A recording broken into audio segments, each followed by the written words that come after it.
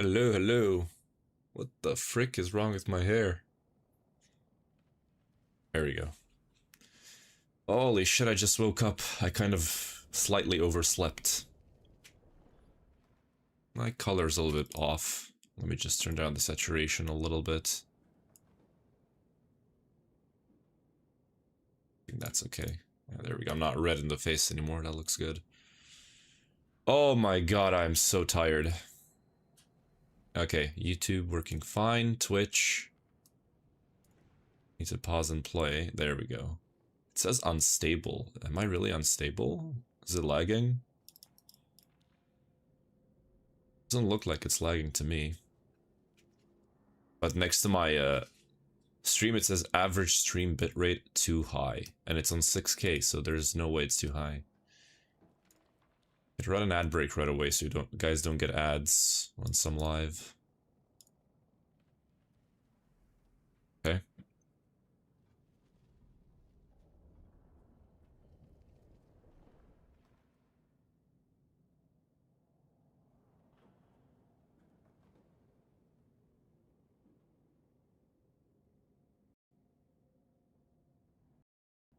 Just check a couple of things.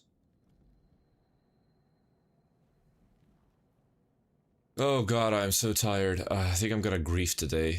Because I just feel so tired, man. I feel like my head's gonna explode from all the freaking pressure that's in my brain. Let me just eat a banana first and sip some tea.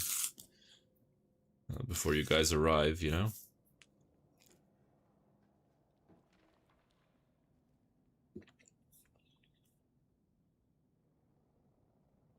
Ray G, Goldie, Rhythm, online on Discord.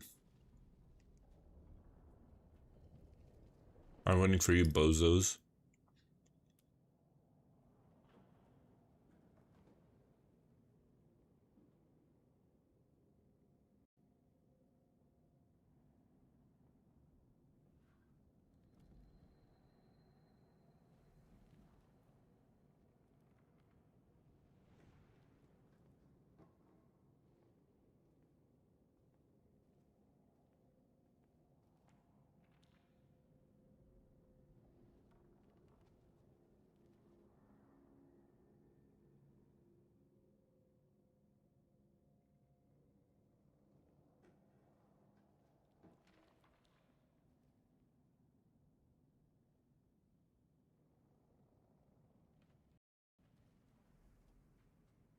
What's up? Where is everyone? What is going on? You guys usually fill the stream within like 10 minutes. It's been 7 minutes, no one's here yet. I know the timing is awful for most of you, but like...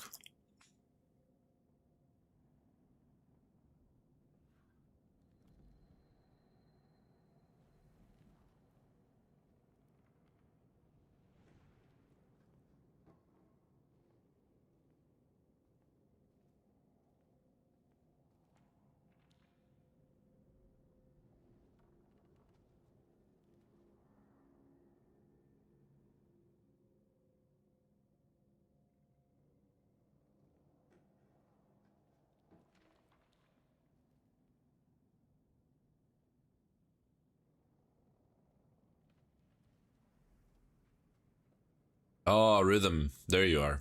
I was like, where the frick is everyone? How you doing, brother? I saw you were streaming, but I couldn't really chat. Don't ask me why I'm on. Sleep schedule? Bro, my sleep yesterday was so bad because I was in so much pain yesterday. My lovely illness made my stomach hurt non-stop yesterday, so I was pretty much sleeping because of the pain, right? When my body can't handle the pain anymore, it just sort of it's like when your body puts you in a coma, right? But my body just knocks me out and I just fall asleep, right? So I'll tell you how my day went yesterday. So I woke up early, very early, like earlier than today. It's like I woke up 9 a.m. today. Yesterday I woke up at 8 because I had driving lessons, 8:30 or so. So I did my driving lessons. I come back home, my stomach hurts like shit. So I fall asleep in like 11 a.m., 11:30 or so, and I sleep for like 2 hours because I can't handle the pain anymore. I think it was a little bit longer though. I think it was like 2.5 hours, maybe 3. I don't exactly remember. So I have lunch and I do my standard stuff, right? I edit some videos, this and that, blah blah blah. And in the evening, I shower at around 9 p.m. I come back to my room and I go to sleep again because I usually go to sleep after like 2 a.m., right? But now it was like 9 p.m. or so, and I straight went to bed because I couldn't handle the pain anymore. Slept for like 4 hours. I wake up, I'm hungry because I didn't have dinner, right? Because I was sleeping. And even though I'm in pain, since I'm underweight, I force myself to eat because, you know, I can't lose any more weight. I'll end up in the hospital. So I forced myself to eat. And then the pain kind of like goes to like 50% of what it was the entire day. So I can actually function. So I finish editing the short. I finish editing the thumbnail. I upload both. And then I go to sleep. Still in pain, but not as much. And I went to sleep at like 5:30 a.m. and I woke up at 9. So it was like an extra 3 hours. So within like 1 day, you know, framework, I went to sleep 3 different times. And I slept less than 4 hours in every single one of those intervals. I don't know what my body is doing, but I know that it's doing it because of the pain. It just can't handle being awake during all this freaking pain. So it just puts me to sleep, you know? It's so tiring, man. And people are like, oh, how are you tired so all the time? What, you know, what the frick? If you don't have, you know, IBD, please don't even ask. It's very rude. Like, if you're in pain 24/7, you're gonna be tired. Your body will be tired because pain exhausts you. It exhausts your body, right? Like, I don't know if you took out your wisdom teeth or something, but I did. And I remember how painful that was because, to take my wisdom teeth out, they weren't able to just, you know, grab them and take them out. They were beneath the meat, you know, and they were growing like, so my teeth are like this, right? The wisdom teeth were growing like this sideways, right? So they had to cut open my mouth basically and then take the teeth out. And then, you know, I mean, of course you had painkillers and anesthetic stuff like that. It just didn't help that much, you know, when the painkillers wore off, or rather the anesthesia when it wore off. Jesus Christ, man. Like, I remember I was like 17. My bed is right here. I spent the entire day lying down and spitting up blood and gunk. Like, it was like yellowish stuff out of my mouth. It was awful, man. It was terrible. Like the entire day, and then the day after as well was pretty bad. And I remembered that during night, I wasn't sleeping like in a lying position. I was sitting down on the floor next to my bed and then putting my head on the bed just so I can switch the pressure, you know, from my mouth where the operation was, you know, to the bottom of my body. So yeah, oh, that was painful. Like, taking out my wisdom teeth was one of the most painful thing ever. And also I didn't take them out one by one. The surgeon took out 2 by 2. He said, like, the pain's gonna be a little bit, you know, higher, but you'll get through it quicker. It's gonna be worth it. I was like, okay, I'll do it. Luckily, you do that once and never again. Well, twice, right? That actually sounds horrible. Is there really no way of dealing with the symptoms? Or is the way to deal with symptoms prevent the symptoms altogether? So, for some people, stuff like Simedicon helps. So for me, the pain mostly comes from bloating and from cramps, right?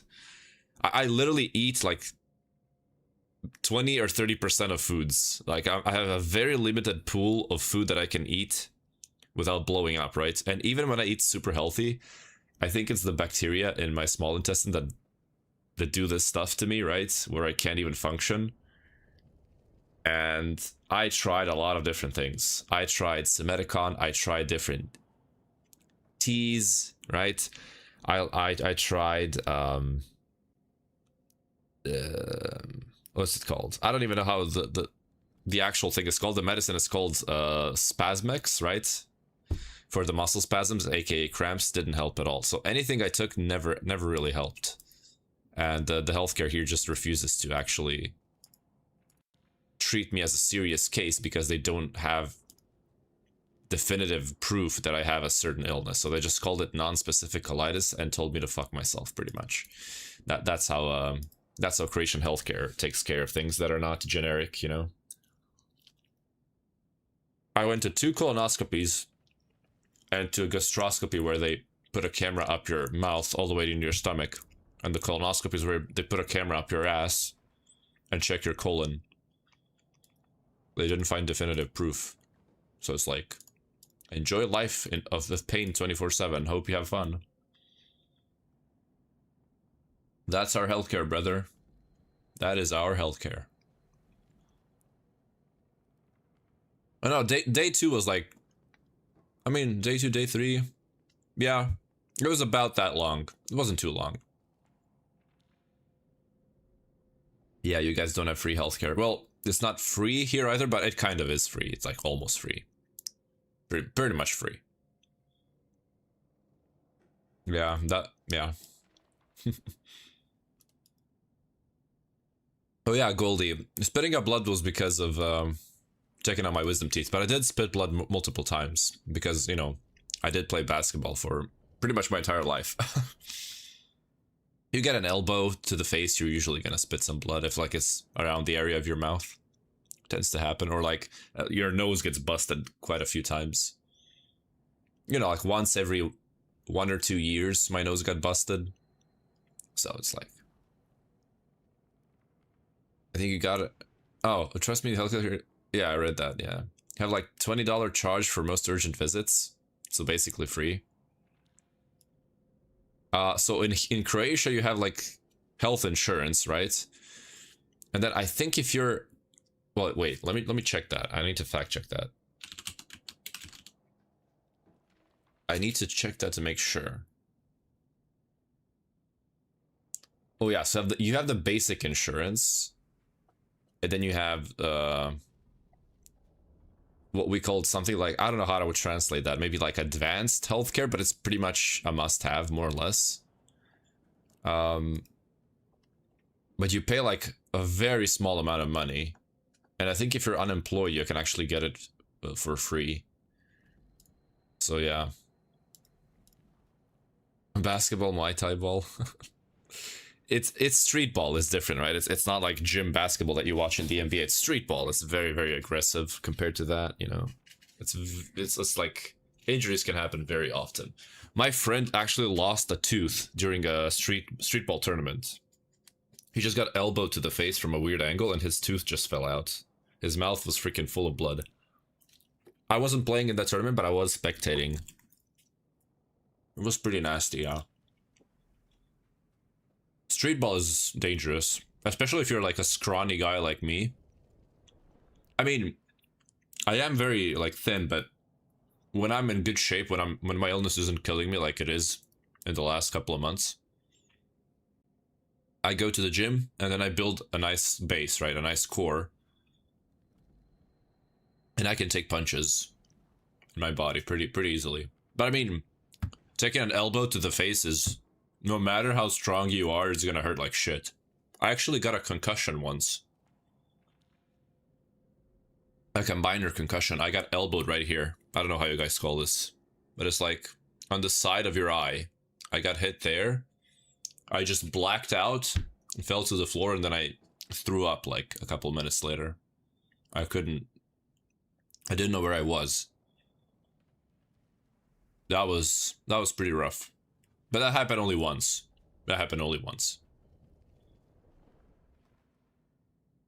And my boys went to actually like beat up the guy that did it to me.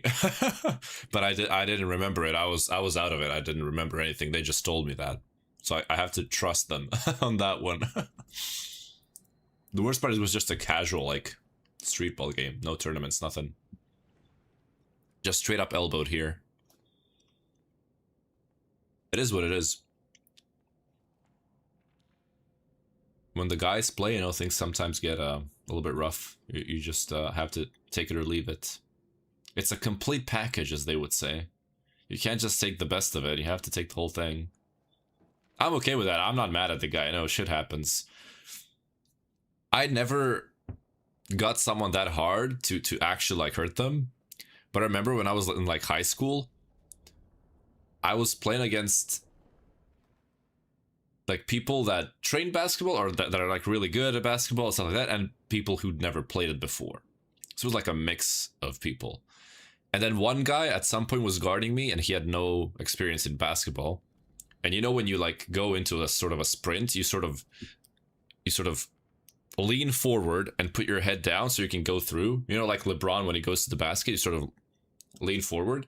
And I lean forward, and then when I was supposed to go up, I lift my head up to you know, get the ball in, and the guy is literally above me with his head. So when my head went up, it hit him in the chin, and his mouth was bleeding because I guess his teeth hit the, I don't even know exactly what happened in there, but he was bleeding from his mouth.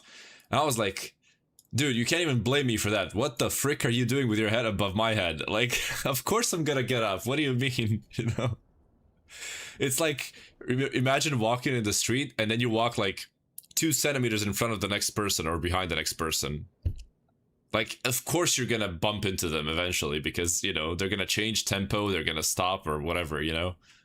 Like, but yeah, you know, the dude didn't know. The dude never played basketball in his life, so I guess, you know, it makes sense. It was pretty bizarre still, though. It was pretty bizarre. Because it's just common sense. Like, you can't do that, man. It's just that simple. You know? It could be John Cena getting hit in the jaw. Yeah. Any headshot hurts the same. I will say, though, if you ever boxed in your life, you can actually train to a certain degree your durability, like your durability of your head by boxing, you know, taking shots. Because let's say, like, I'm not even talking about an amateur boxer, like, you know, Olympic athlete, because, you know, in the Olympics, boxers are usually amateurs, right? But I'm talking like amateur, like for our standards, amateurs. If one of them punched me, you know, and not with like a bare knuckle, but, you know, with the gloves on and all that, boxing gloves, I would still probably get knocked out. I am terrible at taking headshots because the only like combat sport that I ever trained was Kyokushin karate, right? And this is where you can take like real shots. But I was pretty much a kid at the time, so there weren't actual real shots. But I did take some shots, right? And with karate, it's very different because it's bare knuckles. I mean, during training, right? During official matches, of course, you have equipment. And even then, there's a lot of knockouts. If you watch Kyokushin karate competitions, tournaments, there are a lot of knockouts there. There are actually a lot of knockouts there. So even with equipment, you can get knocked out. It's pretty rough. I took a couple of headshots, but, you know, we were pretty much kids, so you never get knocked out, actually. I've done boxing, wrestling, and hockey. They normally train your neck. Yeah. So these muscles, is it called the trap, right? And then also your neck muscles with that to make your head stable, and you can take shots because this is sort of, you know, taking the shots for you, so your head doesn't bounce, you know, all the way back, but the neck sort of absorbs part of it. Yeah, I remember doing neck exercises as well, but that was like not too serious again because we were pretty much kids. Oh, the hockey players are nasty, man. I think yesterday I watched like a YouTube short explaining how hockey players are allowed to fight during games. I watched a little bit of hockey. There is a franchise in Croatia that's really good at ice hockey. Is your head bopping back? Yeah. The essentially the shake that happens. Yeah. Well, that's the problem in basketball. That's how I got a concussion. Because I got hit like this with an elbow, right here. And then my head obviously did this, right? Because I was in motion during jump, and that person was in motion as well, and their hand was in motion. Just like double motion from me and from him, and my head just did this, right? And it was just, oh, and I remember my neck hurting from this side, right? Because my head went like this, and then this part of the neck stretched. Oh man, this part here, the entire line, there was like a line here. It hurt like shit, man. Like for the rest of the day. So bad. But like my head was hurting so much that I actually didn't feel this much. Hit him with that n plus n equals f. Okay. Just about to finish the banana. I have some tea here. With honey.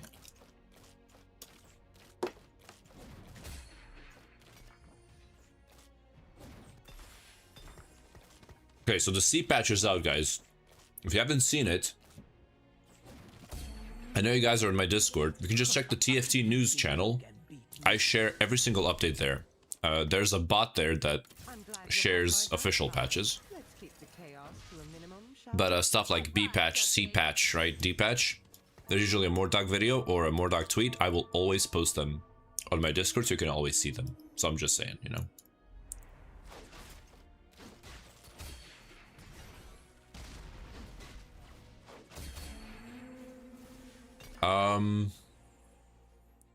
A Nivea pair is kind of good, right?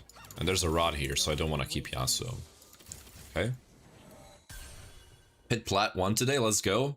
Hey, good stuff, man. Love to hear it. Let me bring my tea closer. I think it's hot enough to drink.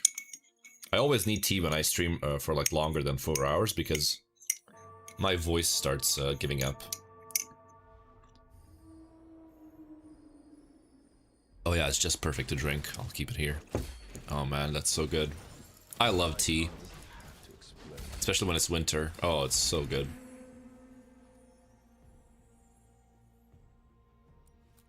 Turn on TikTok stream real quick. Okay. Alright boys, we have Going Long, Band of Thieves, Expected Unexpectedness. This is the C patch, so there are some changes. Let's reroll this. And let's reroll this because we have no gloves on bench. Oh, okay, Living Forge. I'm gonna go for that. Boom. And G. Luden's Tempest. Elisha Crest, Hole Crusher. Wit's End. There's no slammables here. I can only go Hextech, really. Let's go Luden's. Is there anything I can put in here? I can put in another Vi. I'll do that. So Luden's Caitlyn is actually good. I will try to showcase it if I can upgrade her, but yeah. Luden's Caitlyn can actually be good. I got some mint tea right here with some honey. Beautiful stuff to start the day.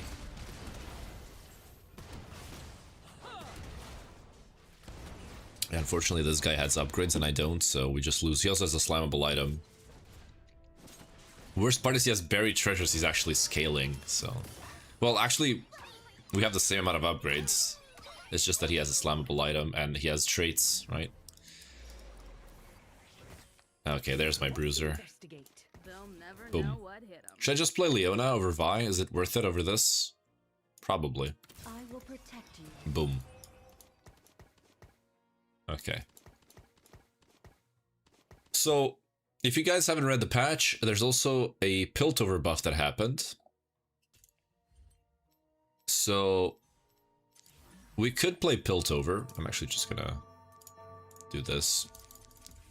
So, Orianna got buffed in damage quite a bit.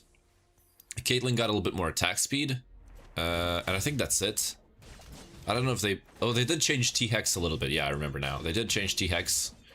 I'm not going to explain it right now. You can just read the patch notes yourselves, but it's pretty much minor changes, but it's all buffs.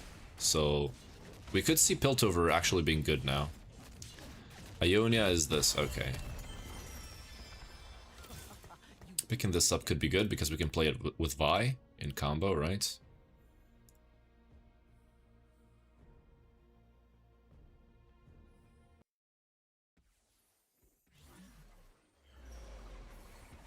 Oh, that's an early Loris, and we can actually just cash out Orianna straight away. That's so good. Also, Sejuani is here as well. I kind of want to get rid of these. I can actually win the round, maybe, with this setup. Okay, she scales mostly with AD, so we can actually just straight up give her this. I don't know why I didn't do this earlier. Okay. I ended up getting woken up by a migraine and a fever, so I ended up calling out of work because I can't fall asleep with a headache. Oh man, that sucks. I never had a migraine before, so I don't know, you know, how I feel, but my my godfather actually had like chronic migraines because story time, he actually got into a pretty rough car crash. He was I think he was a police officer or something like that. It was way back in the day when I was barely aware that I'm alive. That happened before I was born. And because of that accident, he got a pretty big concussion and then chronic migraine issues. And he told me that that's one of the worst things that you can feel as a human being. Like chronic migraines. He literally puts all the blinds on, zero light in the house. He brings like 2 to 3 liters of liquid next to his bed. And he says the only time he moves is when he goes to the bathroom, and he's just in bed the entire day. Like he doesn't, he essentially doesn't live, right? That's how he explained it to me. I don't know if that's similar, you know, to you.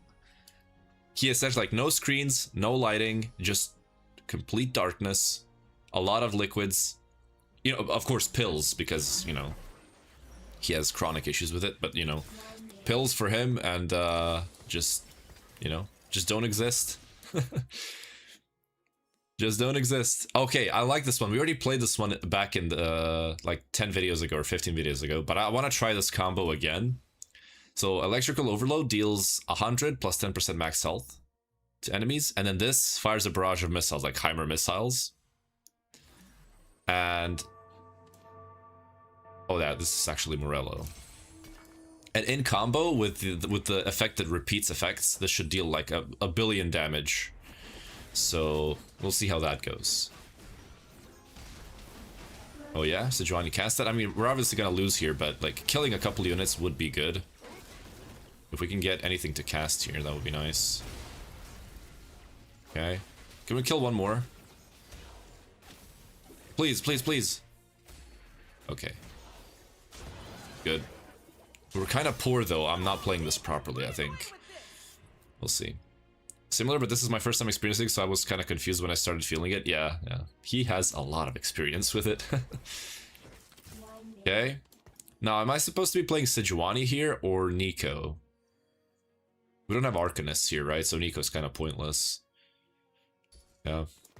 I mean, you usually don't want to play 6 built over, right? You want to cash out the T-Hex, the T-Rex, whatever you want to call it. And then put like 5 costs in and keep the T-Hex in. But the thing is, I got very good modules, so I kind of want to keep it in. And then we'll see from there what we do. But I feel like playing the vertical version, especially now after the buffs. I want to test it out and see how good it is.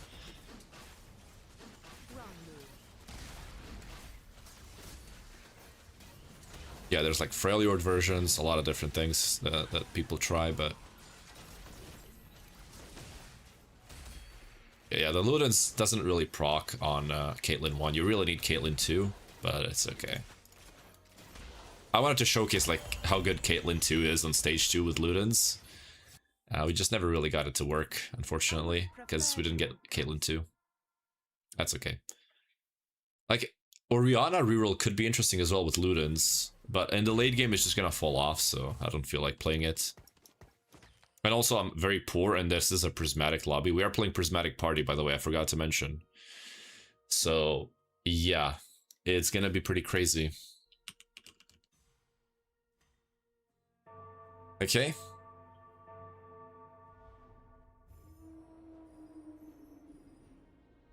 This is ranked. Serious question here.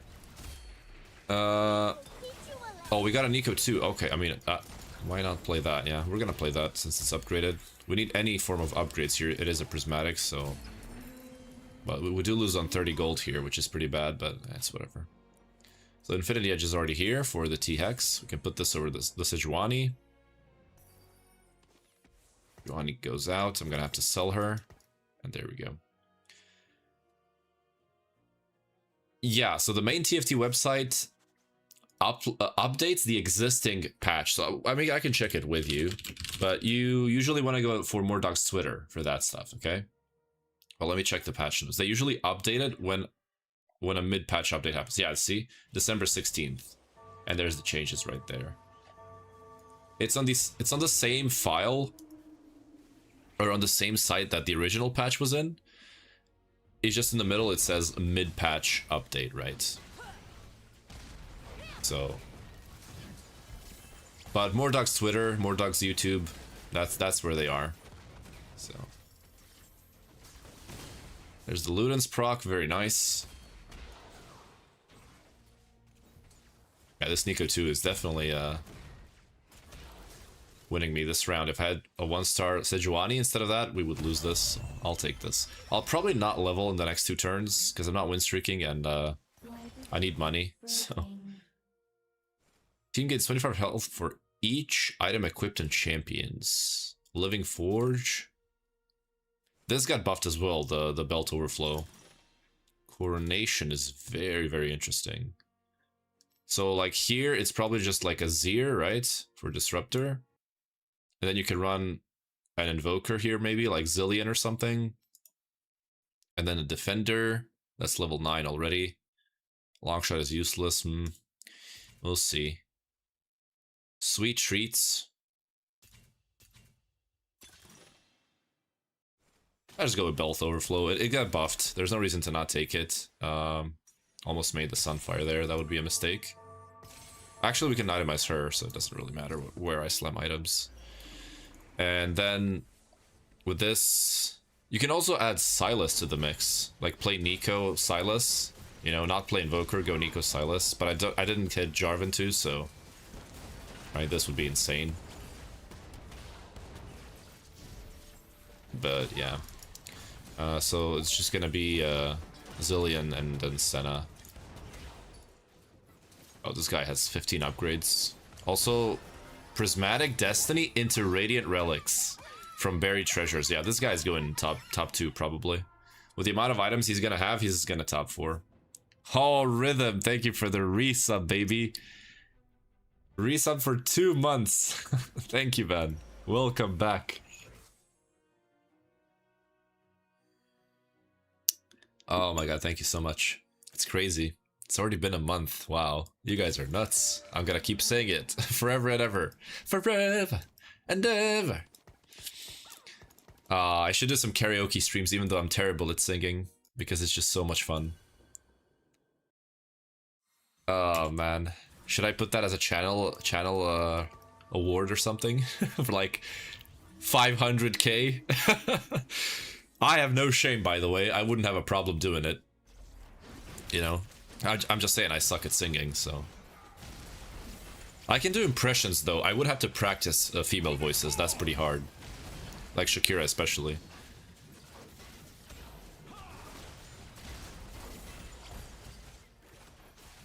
Got a super nasty Hexing yesterday and I lost to Bell 3. Oh, we'll see how good it is now that it's buffed. I am playing from behind. I'm behind in econ, so I had to save up a little bit. And there's nothing really to add here to make my board stronger, so... I'm just chilling for a little bit. I mean, it's not gonna be good here, guys. At the placement, if we get a top 4, we're happy. It's a prismatic party lobby. People are gonna be forcing Void. People are gonna be forcing Fast 9. There's 2 Bilgewater players. This guy already has MF with Hedge Fund. Jesus, yeah, okay. If this is the top 4, I'm a genius, okay? What should I go for here? Bramble? Or just go for Tier? I could have taken Bow for Titans, but the thing is with that is I don't get any value now and I'm super weak as it is. Hey Adrian, how you doing? So I want to slam items right away to make myself stronger. I carry the legacy of the Vasani. Some Caitlyn pair, that's good. So I'm gonna do this now, which might seem a little bit weird to you guys, but trust me on this. And then this, yeah, we're just gonna do Redemption. Check for Caitlyn's. I mean, we lose to everyone here. So Orianna is gonna be really good with all the items, because the Arcanist buffs her as well, and having all 3 items on 1 unit is really good. So she should do a lot of damage. The problem is it's not gonna be enough because she's 1-star. So yeah, we really need to get the 3rd module ASAP. But see, she's doing a lot of damage. We're actually killing stuff. And the Ahri is also helping a lot, but yeah. Can we kill something, please? So that Ludens can actually proc? There we go. I mean, that's not good enough. We only killed 3 units. This guy's giant and mighty. He's also playing like tempo with Freljord. It's pretty nasty. Finally an upgrade. Vi 2. Yeah, I think we just chill again. Not much we can do. Was Rise Portal with Filter plus Warden, so I was set up for success? Yeah, that's... And Iceman, thank you for the follow. Welcome, brother. Alright, this is gonna be a rough one again. Prismatic Party is quite rough to play with Piltover, because it doesn't cap out high unless you have like an Econ Augment, and we just didn't hit Econ, so it's a bit rough for us. It's a bit rough here from this spot, because we don't have any Econ. Or maybe a spot of punching them face. We have decent scaling with the Living Forge, right? We're gonna keep getting artifacts, we just need to live long enough for those to proc. Oh, my nose is itching.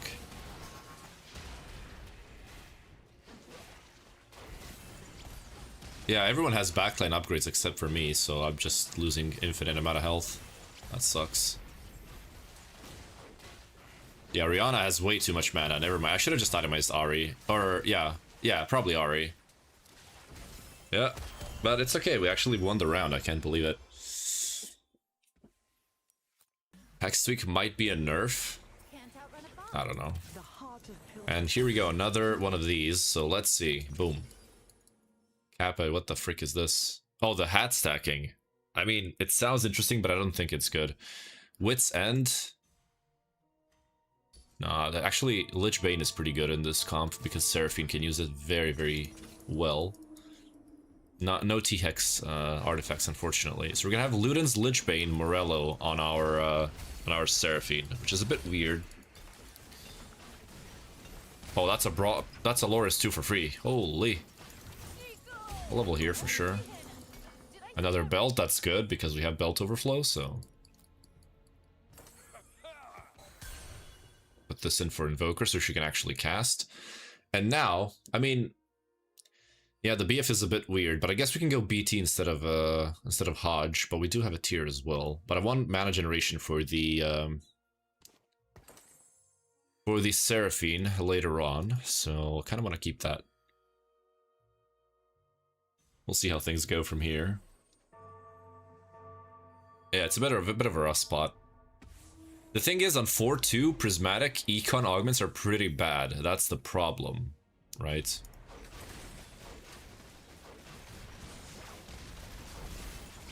This guy already has Fizz too. Jesus, double MF. Yeah, we're not killing Jack here. We're just gonna have to get Econ here next turn and try to all in. We're not killing anything. We don't have damage. Oh, man. Okay, I'll buy the Nico, but I'll sell it right away because I don't need her.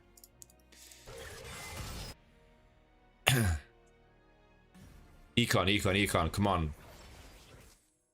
Rascal Gloves, no. I already got this, like, what the frick, man. Jeweled Lotus, we already have Infinity Edge. I guess I have to go Giant and Mighty. 56. I mean, I have to level, right? 36, yeah, I'll have to, because I'm dead if I don't. That is ridiculous.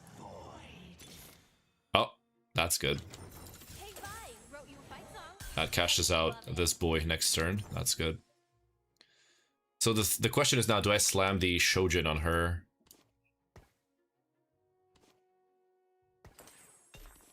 I probably do. Swap the Morellos as well. Then Ludens, I guess I'm gonna keep on the Caitlyn and give her Infinity Edge as well. Sunfire's useless because we have Morello, so keep these items on the bench for now. What is my Seraphine doing, man? And now it kind of looks like we actually have damage, so yeah. Yeah, the Seraphine is a big difference. Hello, someone else. Hello. So now we get the T-Hex, and we get to... Hopefully we get the module that repeats effects. If we can get that, we're chilling. If not, I think we're screwed, because I have 0 money, so I can't really pivot my board.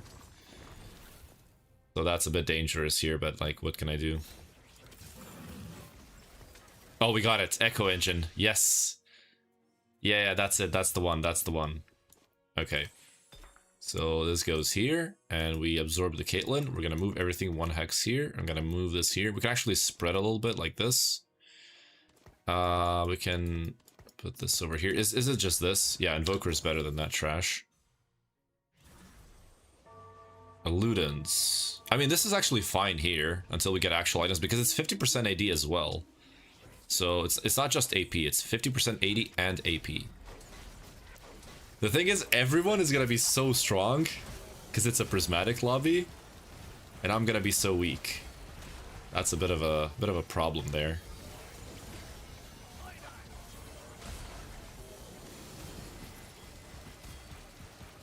Okay. Interesting, but I think I lose because of the Radiant Shojin. Oh, never mind. The modules killed him. Okay. Okay. The modules are doing most of the work. Look at that. That's the combo that I like. Now we just need upgrades, and I think we're good. This is super strong. We can also go Sterak's on this guy. We don't have to, you know, go for best in slot. But if we can get Titans, we can get Titans. That's fine. But if not, I can just go Sterak's. I don't mind it at all, especially because... okay. Because we have Belt Overflow, so it's not too bad. Yeah, I mean, like, I kind of have to go for it, right? It's okay. Yeah, so a Gunslinger would be nice. Probably better than the Milio, although it's a pretty close call. Taric? I don't know how I feel about Taric in this spot. Yeah, like, what defender would you run here? Yeah, it's probably just Nico. I have to, like, what would you take here? Maybe Deathblade? I guess I can keep it for now. We can get Titans as well. Like, Sterix is not good here, actually, now that I think about it. We are sort of playing a Glass Cannon version with Infinity Edge Ludens. So taking a 3rd damage item would be really nice. Or, like, taking Hodge or something. I think Terry's the worst unit this season. I think he's okay. He's a splashable unit, so he shouldn't be too strong, right? Otherwise, every board would play him. Oh yeah, Lux got buffed as well, boys, but this is Lux 1, so it's not too dangerous for us. Yeah, these modules are just doing so much work. Edge of Night? Nah. This is a tank. He's gonna have like 50 billion health. So if I wanted to pick a defensive item, I would go for Sterak's. Something that scales with HP, right? There's the Gunslinger.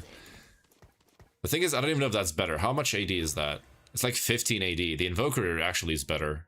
That's a lot more mana for the entire team, so I'll keep this in. Like, this would be better if it's Senolution, but it's not, so I'm just gonna take it out. Heck, usually you want level 9 with this board, but it's gonna be rough. Yeah, these people are already like level 9 with a bunch of 5 costs on the board. This guy's Zillion 2, Ornn, Shyvana, Braum 2. We're so behind in tempo. The only thing that is keeping us from dying is the modules, right? But like board-wise, we are trash compared to other players in this lobby. Okay, that's a very good Seraphine ult. That just hit everything with Morello. Beautiful. Okay, the Ludens is helping out a little bit. Oh wait, he didn't do any magic damage with that? What? Does Ludens not work? That's magic damage, so how does my TX do 0 damage when he killed everything in the backline? Huh? How does that work? Finding Hexer from this spot before dying seems low-key impossible. Yeah, that's because I don't have Econ augments, right? Yeah, the modules are full damage. Electrical Overload, Micro Rockets, and then this just repeats the effects every 7 seconds. So that's something we already played before on a video, like 10 videos ago. And it was super, super strong, so I love this combo.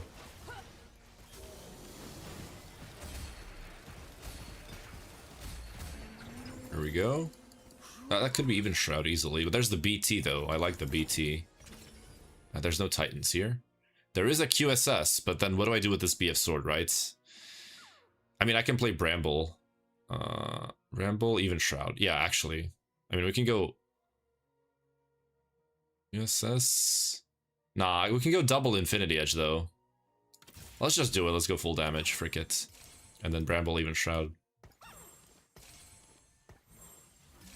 It's overkill damage. He doesn't do burst. Doesn't matter. It's always extra damage because it needs to do 100 at least. Because the item gives 100 base overkill damage. So there's no way he does 0 magic damage. That should never happen. Okay, double Infinity Edge Ludens. Let's see.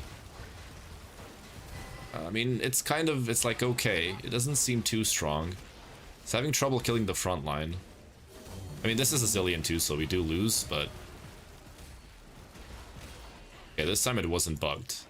Yeah, it did some magic damage. Okay, that's a 2-unit loss. Against this board, I'll take that any day. Okay, 8k damage from the modules, that's pretty good. I mean, this is so rough. Like, I have to go 9, right? I can't sit here on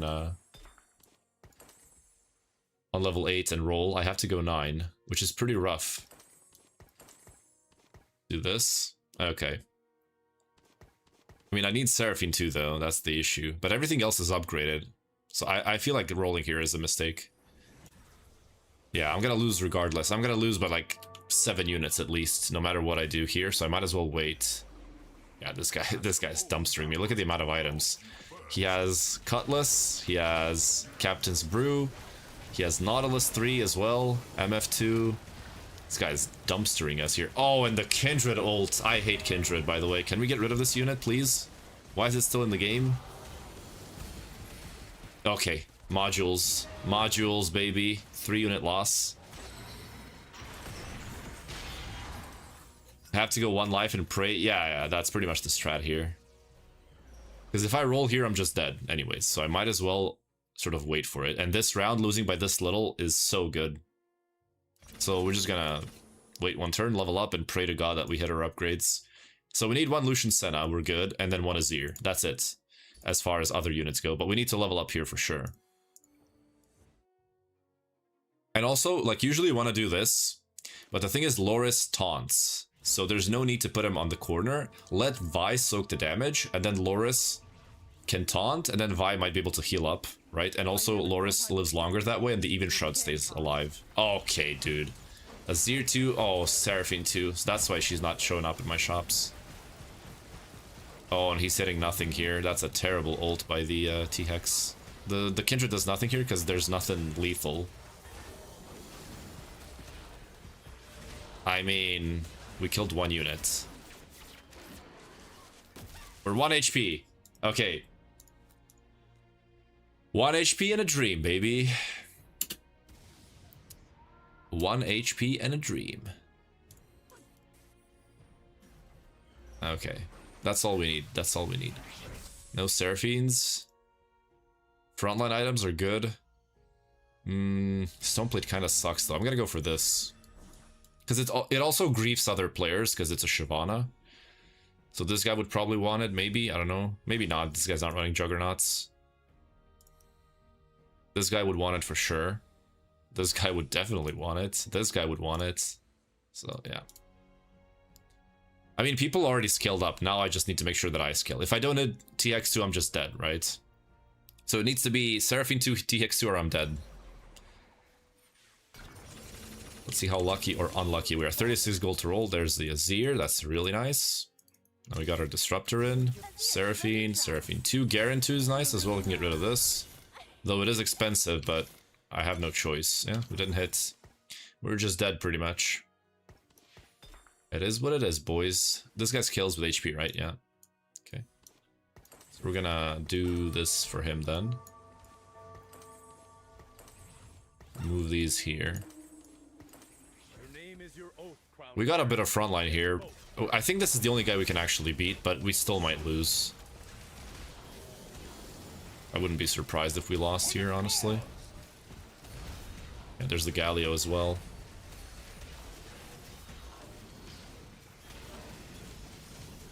I'm surprised they didn't buff Garen at all. That's what's really surprising. Okay, we managed to win. That's good. Seraphine carrying most of the load. We're top 6. Okay. 2 T-Hex, 1 shop. 0, okay. Oh, Azir? I mean, that doesn't really help us. I'll fight if you make me, but we could sing instead. Oh, okay, there's one. Also, like, I've realized that the game is super, super laggy. If I face him, I'm dead. Level 10, Kench 2, Nautilus 3, Volibear 2, Kindred 2. I'm just dead if I face him. Just pray to God that we don't match up into him. The game has been super laggy. When you buy some units, the game just lags for like a second. Nothing happens on your screen. Oh no, his set. Oh wait. Maybe he doesn't ult right away. Okay, we got him. Okay. He didn't ult. We got no Sennas as well. That sucks. Low-key, T-Hex 2 would have won this. Actually, high-key. We would have killed everything here with TX2. Easily. Yeah, okay, it's gonna be a 6th. Yeah, again, Prismatic Party just disables this comp. It's not even a viable option. The moment it's Prismatic Party, Piltover becomes unplayable. Also, I had 0 upgrades, so it is what it is. Is T-Hex equal Baron? Maybe like half a Baron. So I think a T-Hex 2 with like best in slot is about half as, like 50% as strong as Baron. So you would need 2 T-Hexes with best in slot to be as strong as Baron. I think that's about the range of strength there. So yeah, Baron is twice as strong. Especially if you get like a good good mutation, void mutation on it, right? I mean, if I got one econ augment, we'd be fine. We'd be top 4 for sure, because TX2 just clears most of these boards. Yeah, I don't know. League has been super, super laggy today. Ever since the C patch. I mean, I played just one game, but like, it's been incredibly laggy for me. Don't really understand why. Yeah.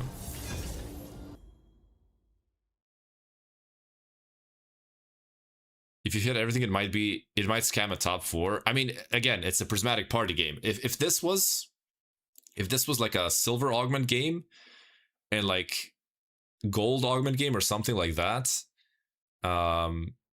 this would easily be a top 4 even with this board, because none of these people would be level 10 with these boards, you know. So yeah, you're going to Paris? Why would I go to Paris? It's like, you're going to London? Nah, this would be a top 4 in normal lobby, but like Prismatic Party. And I've realized I constantly keep getting Prismatic games. I don't know what it is with the game. So the encounters very often give me at least, you know, Prismatic Start or a Prismatic Party. And then if there's no Prismatic realms, I still get Prismatic Augments. It's super annoying. I don't understand why it happens. I really don't understand why it happens. I hate Prismatic Lobby. Yeah, it just... Yeah. My screen is also blitzing. What is happening with Riot Client? My screen just blitzed like 10 times. Like, what is happening? Like, there's some bugs happening after the C patch for sure. I might have to restart the game. We'll see. It's so first rate. Yeah, I mean, the problem with Prismatic Lobby, try going to borderless. I am borderless. The problem with Prismatic is that only a select few comps are viable, right? That's the biggest issue. I want to check Ionia here. Okay, it's bad, so I don't want to play for that. I still want to take the Shen, though, for the front line. But I would prefer taking Blitz, because we can maybe play Void with Cho, and then I need Juggernauts.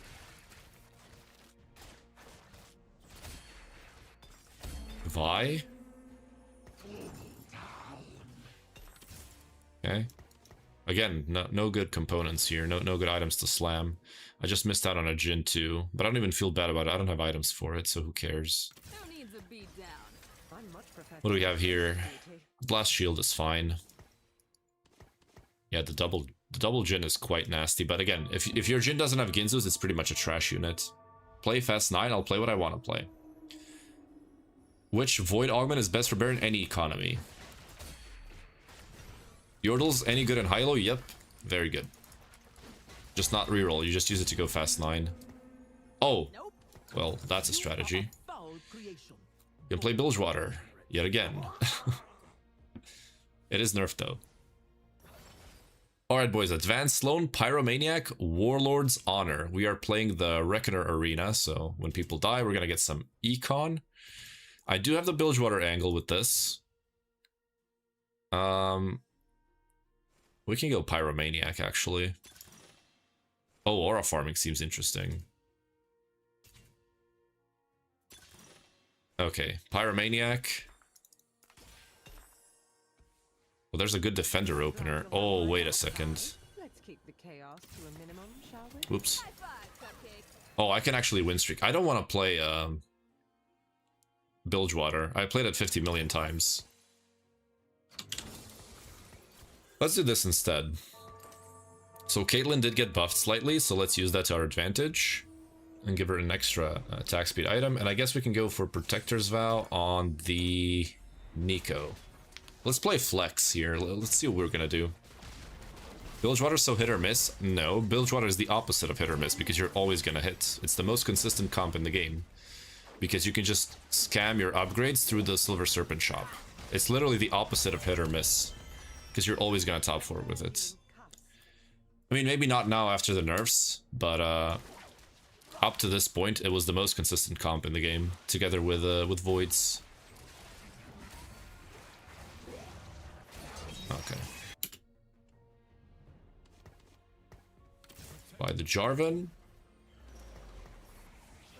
That's a terrible shop right there. 2 Sonas, Anivia, Blitz. I guess Viego is the only actual unit here. What's the best comp so far? I don't know, the patch just came out, so we'll see. But it's probably still the same. It's probably still just like Void and Bilgewater. I always say Gunslingers for some reason for for Bilgewater. I mean, that's essentially what they are. It's just MF and Graves doing the heavy lifting. Diana is also consistent, but she's just top 4. You're never gonna go first with her unless you 3-star her, so... If you're stuck on Bilge 3, you lose, but you're never stuck on Bilge 3. Like, how can you be stuck on Bilge 3? You literally just need Nautilus and GP, which are 3 costs. Very easy to hit. I mean, it's also just not true, because 3 Bilgewater can still scam you upgrades, right? You can still easily get Graves 2 with items, you can get Alawi 2 for free, you can get TF2 for free.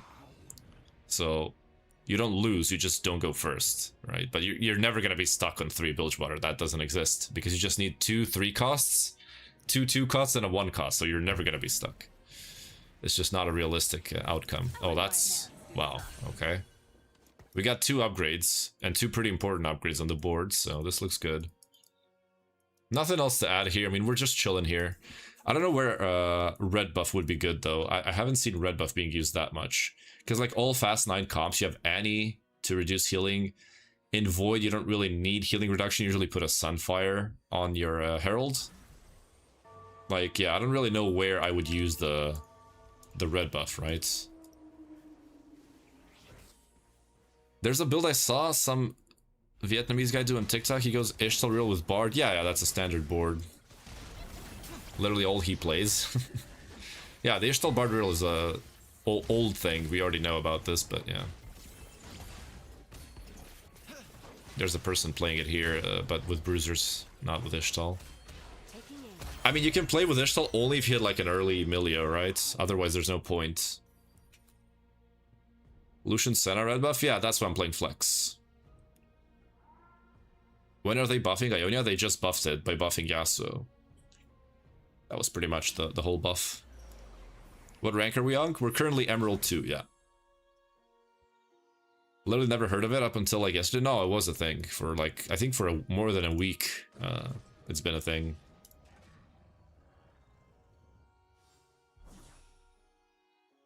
What do we want here? We have a Rodney. So... oh, there goes the Ginzus. I mean, I can just go spell crit. This also could be Ishtal. Like, if I just get a Kiana and shop, I can just rotate to Ishtal. Level up, take out Kog'Maw, and just play Ishtal. And see if I get a good quest. Okay, we didn't get it, so... just sell. And I'm gonna go spell crit here. I think I can win streak with this. So... let's just keep going. I don't think I need to level. We will scout. This guy looks very, very scary, especially with the Jarvan too. This guy's also quite strong. This guy's also kind of dangerous, but not really. And this guy's kind of weak. Zin 2. This guy's gonna level. Yeah. Oh god. Okay. People are scary now. I'm not gonna level. I'm not gonna level. I don't think my board becomes any stronger by leveling up. And if I face the Zin 2 guy, I'm just losing anyways. I think I beat this guy. It's a Kog'Maw 1. Shouldn't be a problem, especially with the Blast Shield. Yeah. Looks good to me. Yeah. Very nice. So we don't lose gold, and we still keep the streak. Thank you for the follow. Soliv. I don't know how to pronounce that. I'm sorry. Please help correct me if I'm wrong. Doesn't Zin item supposed to be absorbed for quest? No. Thank you for the heart me. Thank you, thank you. Again, nothing here, so we just keep it like this. We also play Mel here. Oh, that is true. You do enter Mel from a flex standpoint, right? So we can still run her whenever we want. We can also unlock LeBlanc. LeBlanc has been buffed, so Scion with 2 items, and that's it. This set has too much Fast 9 comps favored. It's not that there's a lot of Fast 9 comps, it's that Fast 9 as a strategy in itself is very strong. That's the issue. It's way too easy to go fast level 9, right? That part needs to be nerfed. I don't have a problem with 5 costs being strong. It's that it's so easy to get to level 9, you know, that makes it broken. Okay, yeah, Caitlyn's just doing a lot. We just got lucky with matchmaking, didn't face the Zin guy, so it's a free win streak. Econ Augment's OP, yeah, definitely.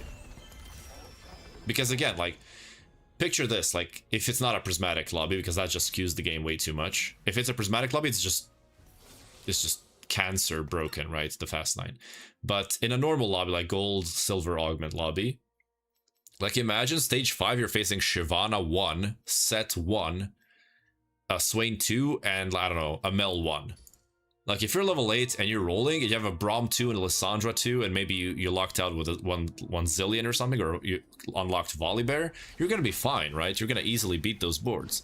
But since it's so easy to go 9 and 2-star the 5 costs, then it becomes unfair, right? Because they're getting 2-star 5 costs way too early, and they just kill you before you can get to 9 because you rolled an 8. So that's where the problem lies, right? So that part needs to be nerfed. It's not the units themselves that are the problem.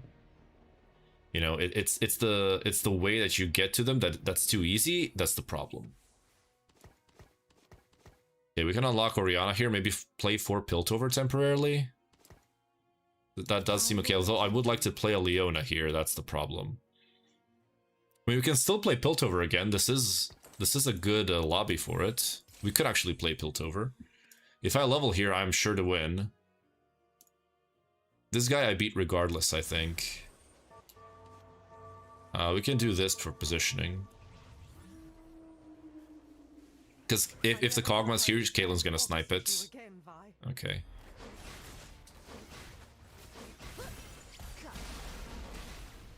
This should be fine as well. I think we win this. There goes the Vayne.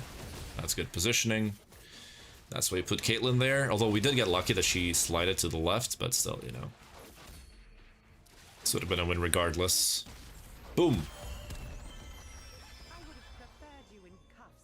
Is it unfair or is it just the meta of this season? I mean, balance is always objective, right?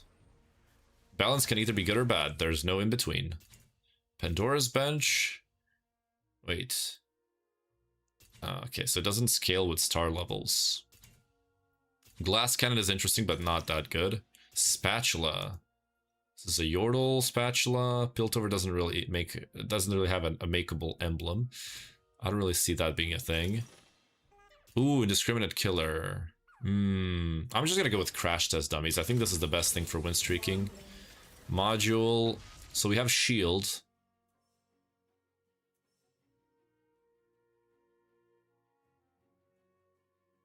Ooh. A lot of resists. I'm just gonna go for this one for more casting. I think that's actually kind of broken. Spread these dummies out so they stun different targets. And now we have a heck of a lot of shields. And we have extra casting, so that should help a lot in damage. Do you like the unlock mechanic? Hell yeah. It's one of the best set mechanics we've had ever. Yeah, and now see how much mana she gains after casting? That helps her cast quicker. This guy already has MF. Okay, we're actually kind of really strong. That's good. 100 HP, yes. As the moment it's not a prismatic lobby, it's pretty easy. LeBlanc is a scam unit, solid play today. I don't know if she's bad. Maybe the player you were playing against was bad. I don't think it's bad at all. We'll see. See? Someone said in TikTok chat, like, oh, what if you're stuck on 3 Bilgewater? How are you ever stuck at 3 Bilgewater? This eventually happens. And not only this, you can also get it from the Silver Serpent shop. You're literally never stuck on 3 Bilgewater. That doesn't exist. You cannot be stuck on 3 Bilgewater. It's just not a thing. There's a LeBlanc 2 player here. That's pretty scary, actually. That is very scary. So here's what we're gonna do here.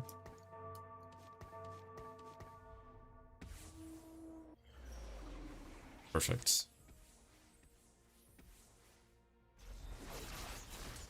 Okay. And now his units move to the left, and now Caitlyn can snipe the backline. There's the shield. There goes the Teemo. Oh, we actually killed the Belbeth. Even better. Even better. Oh, that's gonna hurt. Boom. Oh, man, it's so good. It was a D2 lobby, so he should have been a key. I mean, it doesn't matter what elo he is. It matters what items he had and how good the board was, right?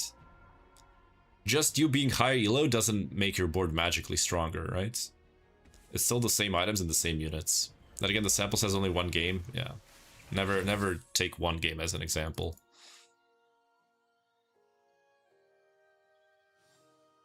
Oh, you were implying it. Maybe you didn't realize that you were, but you were. If you say, what if you're stuck on 3 bilge, you're implying that you're stuck on 3 bilge. Because that's literally exactly what you said. You can correct yourself, that's fine, but don't gaslight people. Like, I didn't say this. Well, you did, you know? Spark? Nah. Oh my god, I have to take it. I mean, can you build Spark in a Piltover comp? I don't think you can. I don't think it's good. Yeah. Just go for this. Can I add anything stronger? I can add an Invoker, maybe. Is that better? Because I already have healing reduction. I mean... Oh, Altrayer, thank you for the resub, brother. Welcome back. Oh my god, you guys are nuts. I go with Leona because it's more frontline. Thank you, man. Thank you, man. So... Thank you so much for the resub. Thank you. Please, Lizard, you cannot copy perfection. Okay. Oh, that's scary. Dark and Bow. This thing did get nerfed, though. This thing lost like 15% AD. Or rather, it's more than a 50% nerf on the AD part of the item. It's quite a nasty nerf. The passive is still the same, though, so... Oh, we actually lose this. The Cho'Gath's just too tanky. Wait. Kog'Maw's not hitting the Kate, so we actually might be able to pull it off. Nah. The cast is way too long. If I slam these items, if I slam Spark, I win. I just don't think it's worth it. It's okay. That was so sad. Oh, if I just had this... If I just had Taric, I win that fight. Because I would gain MR, and then Kog'Maw's damage would just go down massively. Oh, man. It's 10:50 AM, I haven't slept, what's good? Oh, man, you don't want to know. You don't want to know how bad my sleeping was yesterday and how much pain I was. It was so bad. I don't want to bother you guys with it. I already talked about it in the beginning of stream, so...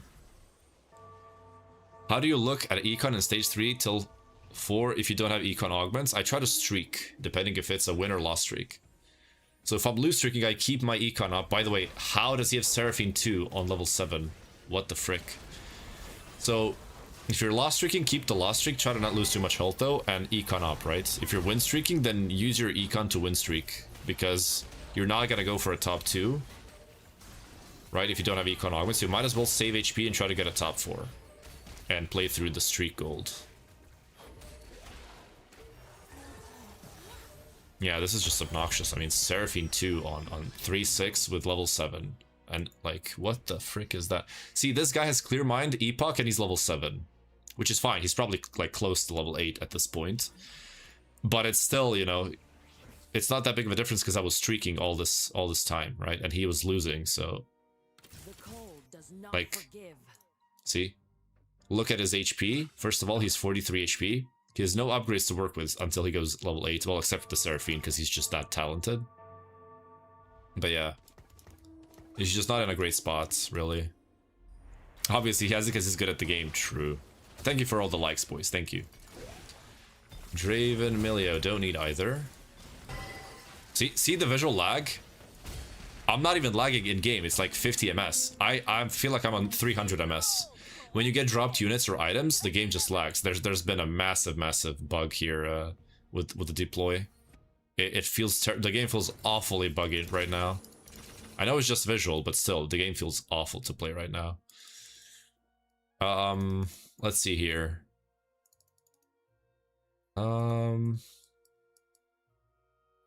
Even Shroud would be okay if I'm playing Piltover, but if not, I mean, I definitely should play Piltover here. I have everything upgraded except for the Orianna, right?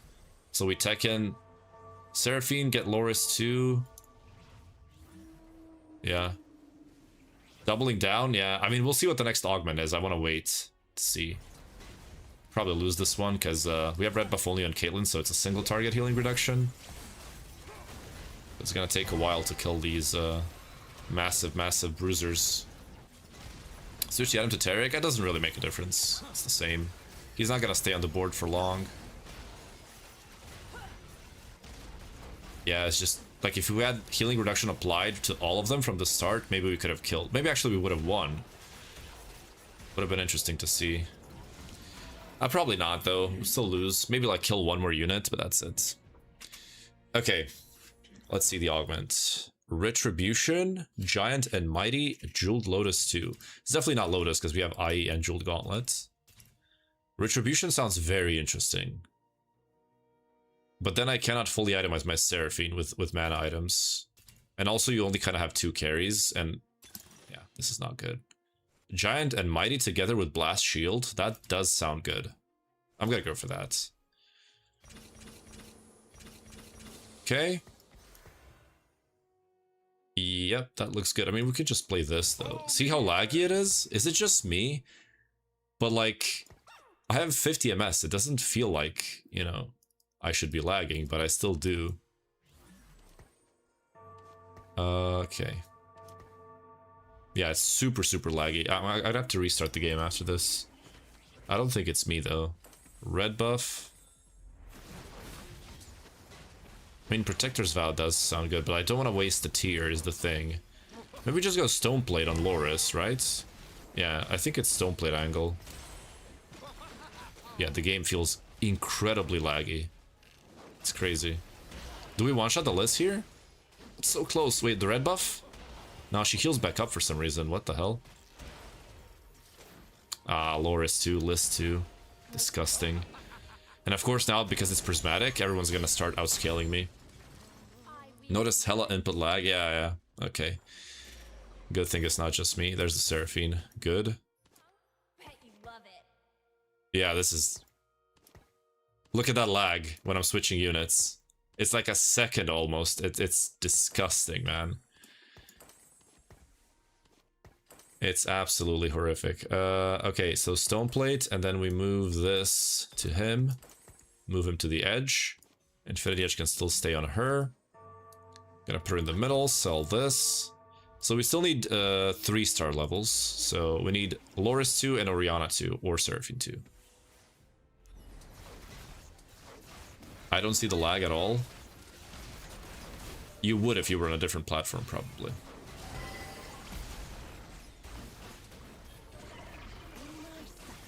No, it's definitely not just me. I just had people confirm that it's not just me. Like, look at even the wave damage. Like, you guys have to see this. I mean, it's... You would have to be blind to not notice the lag here. It's so bad. Jesus Christ, man. It's awful. Like, what have they done to the game? Even the abilities feel terrible. No, it's not just me. You can like rage bait, but it's not just me. Okay, well, this guy was the strongest guy in the lobby, so that's why we lost. Azir would be nice, even though he does kind of have a garbage item, but I guess Hodge would be nice for the T-Hex. Might be EU server? Yeah, it could be. I don't know. Shojin is also out. Come on, man. I mean, do we just go Void Staff? Is that the play? Or do we save the bow and try to go for Titans for the T-Hex? Because, I mean, we do a decent amount of magic damage, and once we 2-star her, it's going to be even more. Yeah, the lag is incredible. Like, it feels so bad.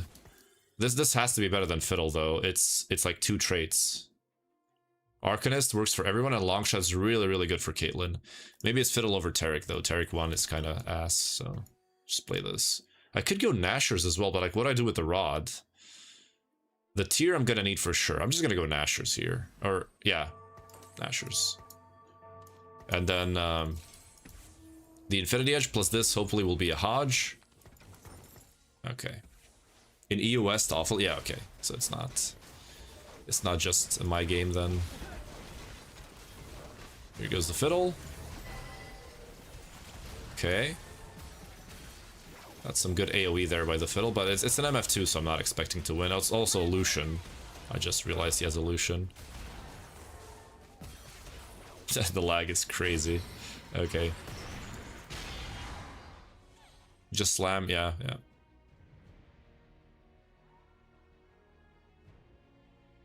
Thank you for the follows, boys. Thank you. Yeah, the lag has been just... Like, look at this. Even moving between rounds is super laggy, like... Oh, okay, buddy. At least we can go 9. What's your peak? 1350 LP. So 1350 LP. Those Seraphine items are actually criminal. I think this is like close to best in slot. I think that's like almost perfect. We have healing reduction on her. We have a lot of casting with these with this amount of attack speed plus Nasher JG. It's like pretty much best in slot here. The only thing missing is Void Staff. That's but like we're not playing a magic damage comp. She's the only magic damage unit, so I'd rather save that tier for a Hodge. There's a Fiddle. The shield is in. The AoE is in. Thank you for the rose. Thank you. Yeah, we're unupgraded here, so we're gonna be losing, but at least we kill a decent amount of units, and we can go 9. I was hoping to kill this Poppy, but this guy's just way too strong. Okay, we're 13 HP, that's good. We have a lot of gold to work with. There's the Ori 2. So 1 more star level, so we need Loris 2, and that's it. Or Seraphine 2, but that's kind of hard to hit, because the guy, yeah, this guy has Seraphine 2. And I think there was another guy with Seraphine 2. No? Only 1. Oh, he pivoted out of the void. Okay. Thank you for the follow, Raka. Welcome, brother. Is Piltover good? Not really, no. We're trying to make it work, though. I made it work once, I think I can make it work again. Although that was a super high roll game, but still. Bro, this lag is driving me insane. Do I just move to NA? For this stream? Okay, we're gonna unlock the T-Hex next turn. No items here. We can reforge this for sure. Oh. Okay. I don't have Titan's components. That's pretty bad. And there's no Hodge either. So it's definitely BT, right? Or do I go Giant Slayer? I'm thinking. It's BT for sure. And then we can go with blue buff. Okay. Ah, yes, Diana. No matter how I position, I would have lost, so I don't really think it matters. She got her 3rd cast off, that's all I needed. Okay, we go 9 next turn, we get the T-Hex. We're gonna take a crap load of damage here, but that's fine. This guy's just too strong. How you doing? I'm doing okay. Not so great yesterday, but for now, we're doing fine. There's the T-Hex. And now, we go 9.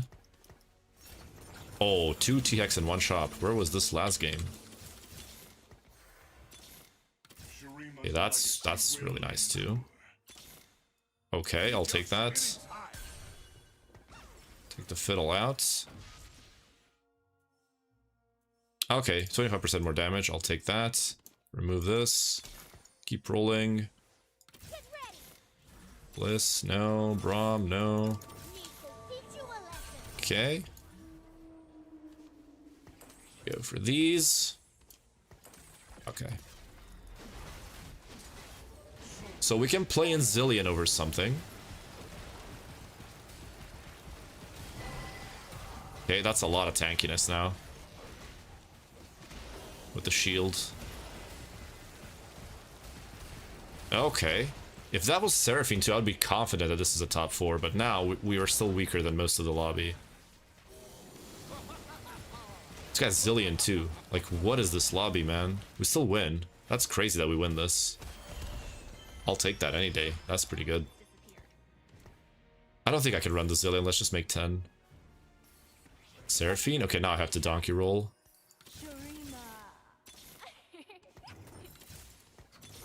Okay, that's big. I'll fight if you make me, but we could sing instead.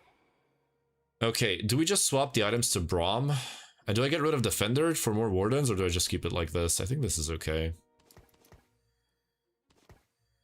Yeah, that's a lot of frontline here.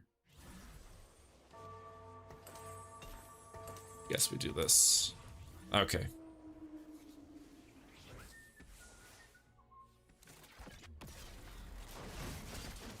Caitlyn needs attack speed? Yes, but I don't need Caitlyn items. Okay, the shield comes in. Yes, see, like, if it's not a prismatic lobby from 2-1, this comp actually does okay. It's not the best comp, but, you know, it can do well. Renekton. I'm not gonna play Shurima in this comp. Even though I could just get rid of 2 Piltover here. I could get rid of 2 Piltover.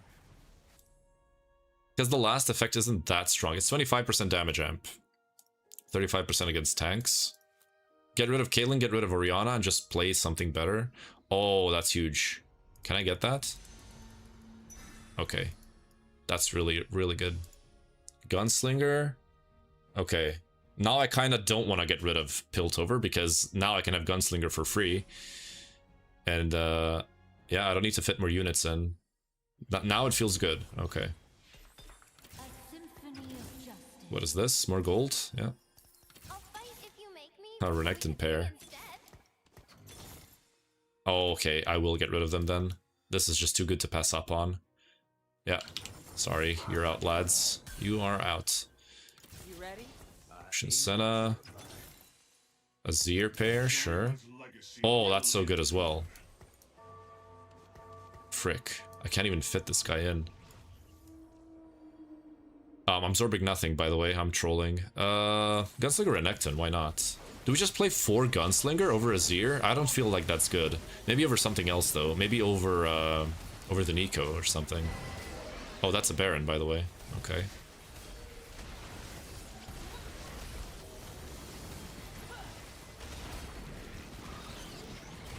I figure we win here. That's a bit too late for Ornn. Yeah, it's 5-5. And Azir is super important for frontline, so... Ah, damn it. There's just no, T-Hex. Lucian Senna, okay. Now remember, guys. The Giant and Mighty says your team becomes large. So this works on training dummies, it works on Azir soldiers, right? This works on everything. So this is why I took it, because I had crash test dummies, and I knew I was going to play Azir. So this is actually a decent combo. Okay. What do you take for last module? Nothing, because I'm going to play 4 Piltover. What is the best build for winning? Whichever one has the best stats. What do you think of new set? Amazing set. Very fun. I just hope they can work around the balance a little bit more, and should be the goated set for sure. Yeah, we have a lot of shields here working for us. The shields are super hard to counter.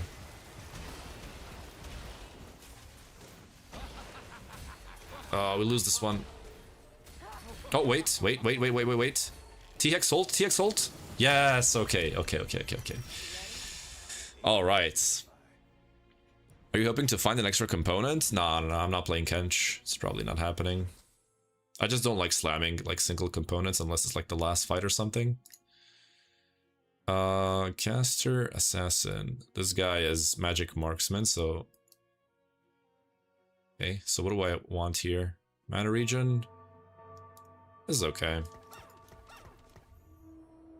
Yeah, this looks stable. Maybe I can get rid of the Nico. Like, the Defender is good, but it's not that good, right? If I can just get Silas over Nico, that would be incredible, but yeah, I don't have a single chance of getting that, so... Warmogs is really nice. Void Staff is, I think, pointless. We mostly do physical damage here. TG Renekton would be fine. QSS is also good. But I feel like I just need more frontline, so I'm just gonna go for this, and that is beautiful. We can actually go 10, maybe. Not really. The game is gonna end too soon. There's the Baron too. Everyone hit everything, so I kind of just want to roll. Try to hit my stuff as well. No? Nothing? Okay. So at some point I could just get rid of Nico, play 4 Gunslinger, because there is a, you know, significant difference in damage. Which one would I like to add, though? It doesn't really matter. Yeah. No secondary traits will benefit me anyways, so... Oh yeah, this Scion's gonna be a freaking menace to kill. Damn near impossible to kill. If we could just snipe the Aphelios in the back with the T-Hex, that would be great. Okay, Seraphine just sniped him with the healing reduction. We have the Braum working with the damage reduction, and boom, Aphelios is dead, and now this guy has no damage, and we just auto-win the round. TG Senna, yeah, you can argue that easily, but look at this Warmogs doing infinite work here. This guy's dead, and there you go, guys. Top 2 with Piltover. We got it. We got it. MF instead of Nico? Yeah, you could do it. I don't know if it's worth it, though. There's the Azir. So I'm facing Baron too, right? Okay, this is gonna be a fight of the ages, because I think I can beat this guy. Like, no joke, I think I can beat that guy. I mean, there's nothing to roll for anymore. I feel like it's this for sure now, because 4 Gunslinger on this is super, super broken. I could even pivot the items here from Seraphine to the Senna, but I think... Well, this is not realistic damage, because it was just skewed from the bruisers. But let's see if this works here. Baron slides in, Cho'Gath does his thing. Braum is in the backline. Renekton is on the Kaisa. She's dead. Are we beating Baron with Piltover? Are these modules just that good? I guess yes, because it's not even close. Okay, I mean, he's just getting clapped here. What is he going for, though? He does have something on his bench. Belveth 3 could be a thing. There's no point. I cannot go 9, so I can just roll for Belveth and just try to grief it.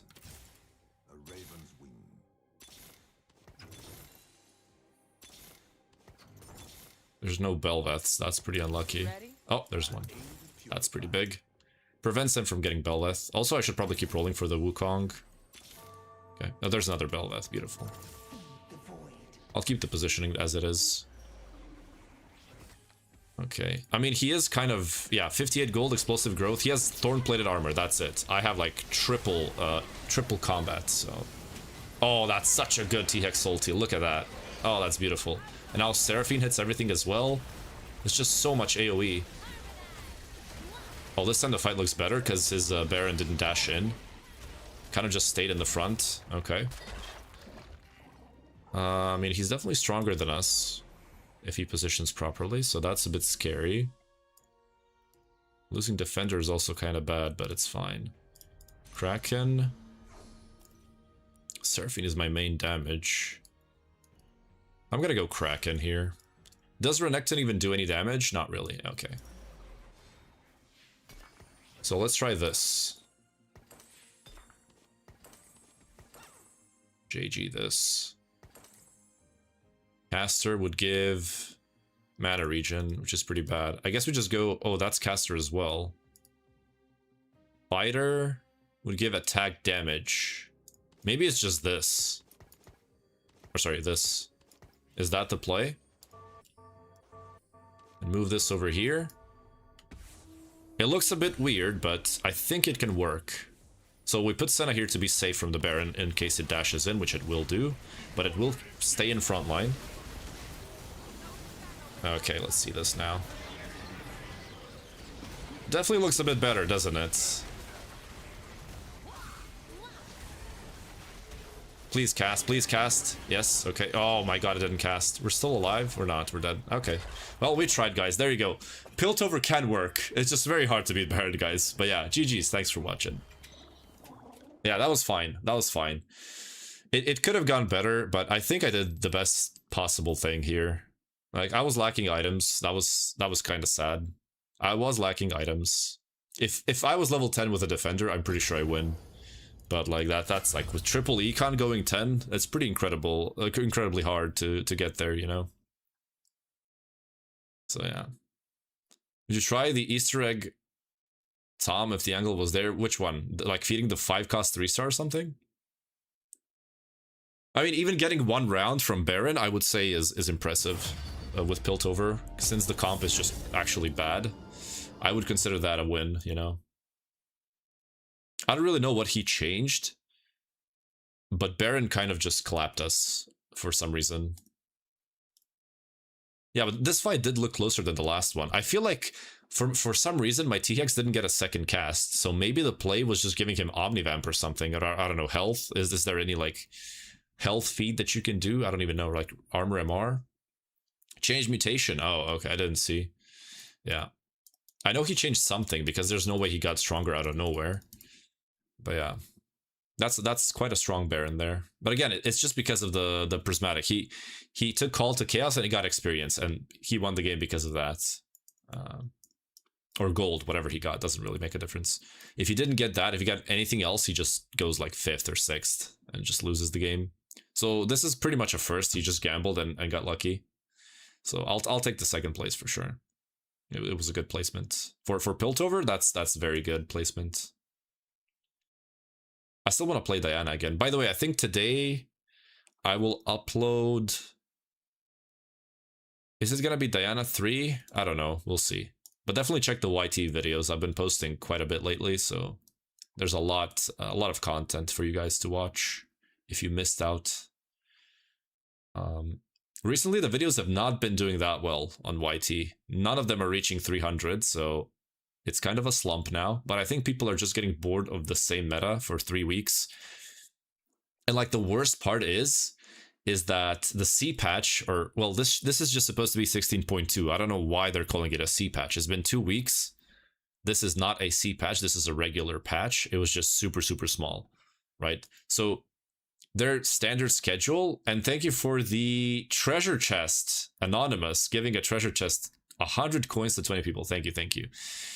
So yeah, this was not a C patch. This is a mask for Riot Games. This is not a C patch. Their standard schedule is an update every 2 weeks, right? And it's been 2 weeks since set release. So this is not a C patch. This is a standard patch. And they changed nothing, right? Those were very minor differences. And Mordog said in this video, now we can go to vacation. So we're going to have another 2 weeks of Fast 9 being the meta. So they still haven't nerfed that.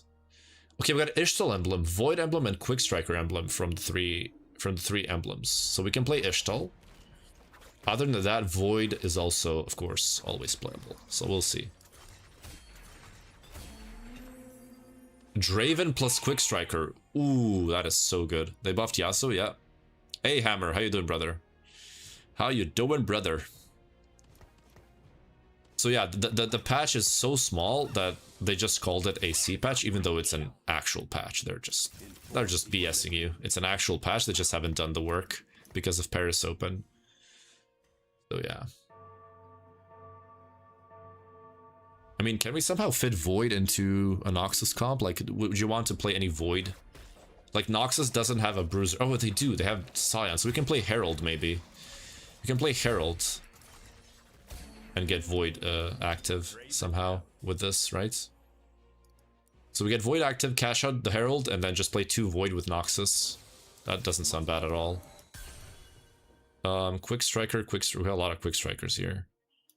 We could unlock the Bilgewater as well, which I actually will do. Let's unlock it.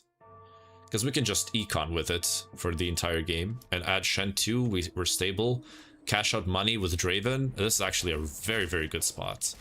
Very, very good spot for us. Belt, that's a Morello for TF. Oh, Ginzu's. Perfect. Ginzu's the Draven, and just go from here. Oh, that's so good.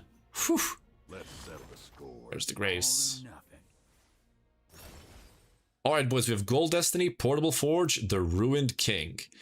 I could take the Ruined King, but we do have a 3 emblem start. We got Quick Striker, Void, and Ishtal. We cashed out the Graves. We do have a Draven as well, and a Shen2 on bench. The spot is very nice. 2 more random emblems. It's not a Rise game. It's not a Rise game. Portable Forge sounds interesting. We could go for that. Yeah, I'm just gonna go for that. Darkened Bow. Didn't get it. Fish Bones. 50% attack speed is very nice.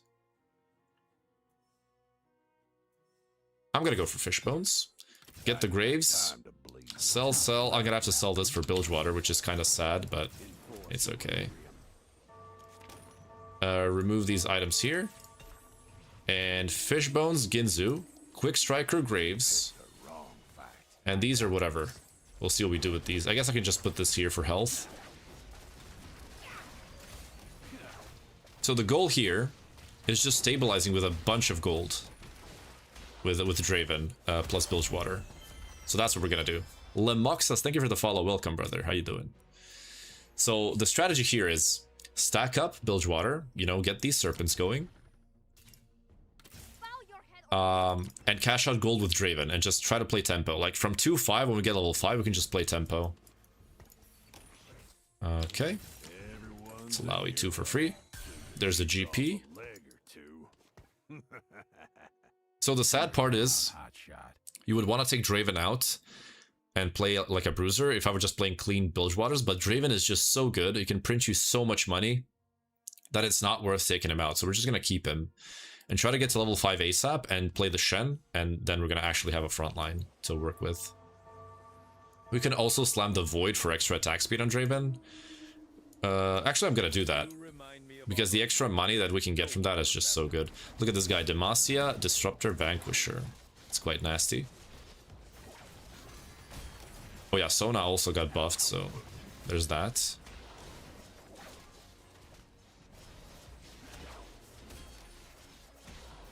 Okay. That's fine. I'm expecting to lose these. Didn't want to try GP real with Mittens, Quick Striker, Hodge. Just want to gold farm. Yeah, I just farm gold.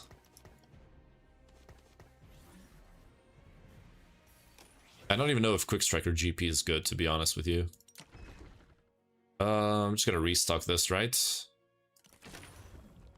Yeah, there's the units.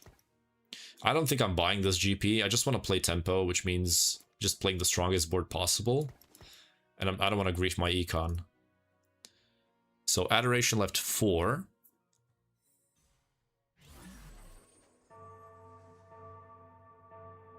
Yeah, okay. Everyone is level 5 so early. I don't understand why. Why are people doing this? Bilgewater Emblem, Bruiser Emblem. Ooh, this guy is... Double Bilgewater... Okay, this guy is going first. Double Bilgewater Emblem. This guy's first. We already know. This guy's going first. Ah, we're not killing anything here. That's bad. Yeah. That's quite a bit sad. Bruiser double Bilgewater. This is just, it's just over. He just wins, no? You just need to get 10. So if he gets like a prismatic that gives him econ, it's just over, right? If he gets invested on 3-2, it's just... it's pretty much over already. It's pretty much over already. Okay, frontline items. We need Warmogs. Of course it's on a freaking 1 cost. And now I get griefed. Are you freaking kidding me, man? How does this always happen to me? Belt is on a 1 cost, so I can't take it. And then the Even Shroud, which is the best item for me, and it's also on a Draven, gets griefed. And of course by a person who doesn't even need Cloak. Like, this guy doesn't need Cloak. He needs Infinity Edge, so he needs a BF Sword. Who's just grief. There's no reason for him to take this. It's just so disgusting, man. Kill him before he's 10, I wish. There's the Nautilus. Sell this. Nautilus pair is okay. I don't mind that. Okay. So I guess I have to slam Sunfire in this case. So now we actually have frontline, and now Draven should start cashing out Adoration, right? He needs 2 more. So we're gonna get 1 gold next round at least. Actually, not at least. It's gonna be exactly 1 gold. I never understood the TFT hoarders. You mean the griefers? I mean, he slammed QSS, but like, how stupid do you have to be to slam QSS here? It's just not. He also has a gunslinger emblem. Like, if you're playing Ionia, who is taking QSS? Nobody, right? It's just, it's so stupid. It's clearly a grief. There's the gold. Okay. 7 more adoration for an extra gold. Orders. I mean, everyone calls them griefers because griefing is an accepted term in gaming in general, right? It's not just TFT. It ruins the game. Yeah, I mean, he makes the game way worse for me, and he makes the game worse for himself. So it's like, you're griefing yourself. You're griefing me, but by griefing yourself. That just makes no sense. Your goal as a player in any game is to maximize your odds for winning, right? Unless it's a one-on-one game, minimizing one player's losing chances is terrible because there's like 6 other people in the lobby, right? So if you're one-on-one, then primarily there's 2 things you should do. You have 2 goals. One is to maximize your chances of winning, and B is minimizing the opponent's chances of winning. But in a game where there's more than 2 players, you know, griefing one player makes 0 sense, especially if you're griefing yourself. It's just, it's so stupid, right?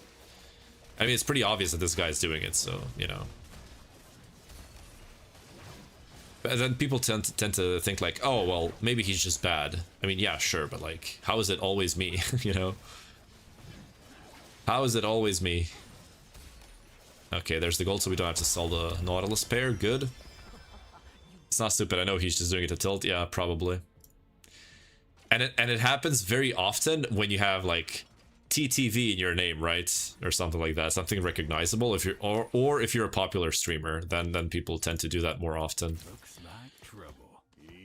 Okay, I don't feel like teching in 5 bilge. I think we can stay on 3.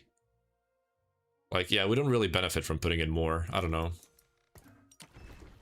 We can get TF2, but we'll wait for the next shop first. We can get both of these. If we can natural a Graves the next shop, it would be perfect. Nah, it's not a sniper. He's just looking at my board and seeing what I need because I have TTV in my name, right? Probably. Stoneplate's fine, I'll take that. Rodney is pretty trash. And I guess we can play for Mel. Like, we can play Draven plus Mel, like just standard 7 Noxus. The problem is Draven usually isn't played in that comp. Get our Graves 2. Or sorry, TF2, not Graves 2. Duplicator is always good to get. And then hopefully we get a Graves natural in next shop, so we can buy this one. Or if not, we can just use the small duplicator, it's okay. Now, I don't mind the Stoneplate here, actually, Stoneplate's fine. I don't even know what I'm playing yet, that's the worst part. We could just play some weird combination of Bruiser Quick Strikers or something like that, I don't know. Like, who's Quick Striker emblem even good on outside of Graves? But I'm not gonna reroll Graves, we're just gonna... Actually, I could reroll, wait. I could reroll Bilgewater Draven, right? I don't think that's bad at all. Hey, good QSS slam, man. It definitely helped you win streak. Oh, wait, it didn't. You lost every single round since you took it. Congratulations. I get an extra gold. See, like, he's going 8th. He's going 8th because of that QSS. But he griefed me as well with it. You know? So that kind of sucks for me. Maybe we can just reroll. I don't even know if these are good on Draven. Like Ginzu, Fishbones, but it's fine. Oh. Oh, okay. Retribution, definitely not it. Tiny but deadly, nah. But this is it. Oh, that's an Ambessa as well. That's pretty good. Okay, so let's buy the Graves. Restock. Okay, there's more stuff here. We're gonna duplicate him to upgrade him. Play this to get 3 Noxus. And now we can remove the Void, obviously, right? And go for Deathblade, Ginzu, Fishbones. And we can even go Deathblade here as well on the Graves. I don't mind that at all. And then we can go for another Ginzu's. This actually looks okay. Ambessa 3-2 is crazy. I mean, she doesn't really do much, right? So here, what I think I'm going to do is I think I'm going to roll on 7. So I can 2-star my Ambessa. And also have best odds for Draven, right? Now, I don't think Draven... I don't think I want Darius in this comp, but we'll see. Oh god, that snipe is so bad. I just need to kill a little more. The problem is Draven doesn't get the adoration stacks here. That's the sad part. So let me see what I can do here. So I guess you would want GP in here and not Graves. So we want GP to get Vanquisher for Ambessa and then play Quick Striker Ambessa. That's gonna be the play. And then, like, what do we have from Noxus? Swain, so we want a Juggernaut. So Nautilus can be run here with Swain, right? And then 4 Noxus, 4 Bilge. What can we do from that spot? Duplicators are always good. Take those.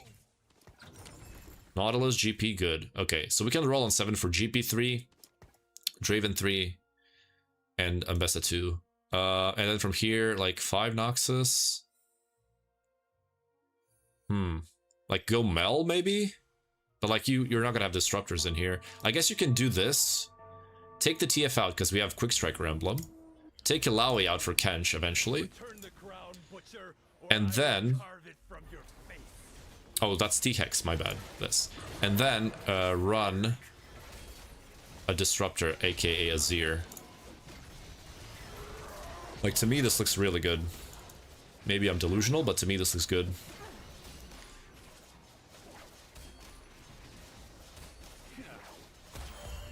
It gives you Atacon, yeah, but like it doesn't matter which Noxus it is, right? I'm gonna probably fall asleep watching your stream. I just popped hella pills laying down. Hey, chill, man. Make sure you feel better. And thank you, Austin, for the... You're awesome. Thank you, thank you.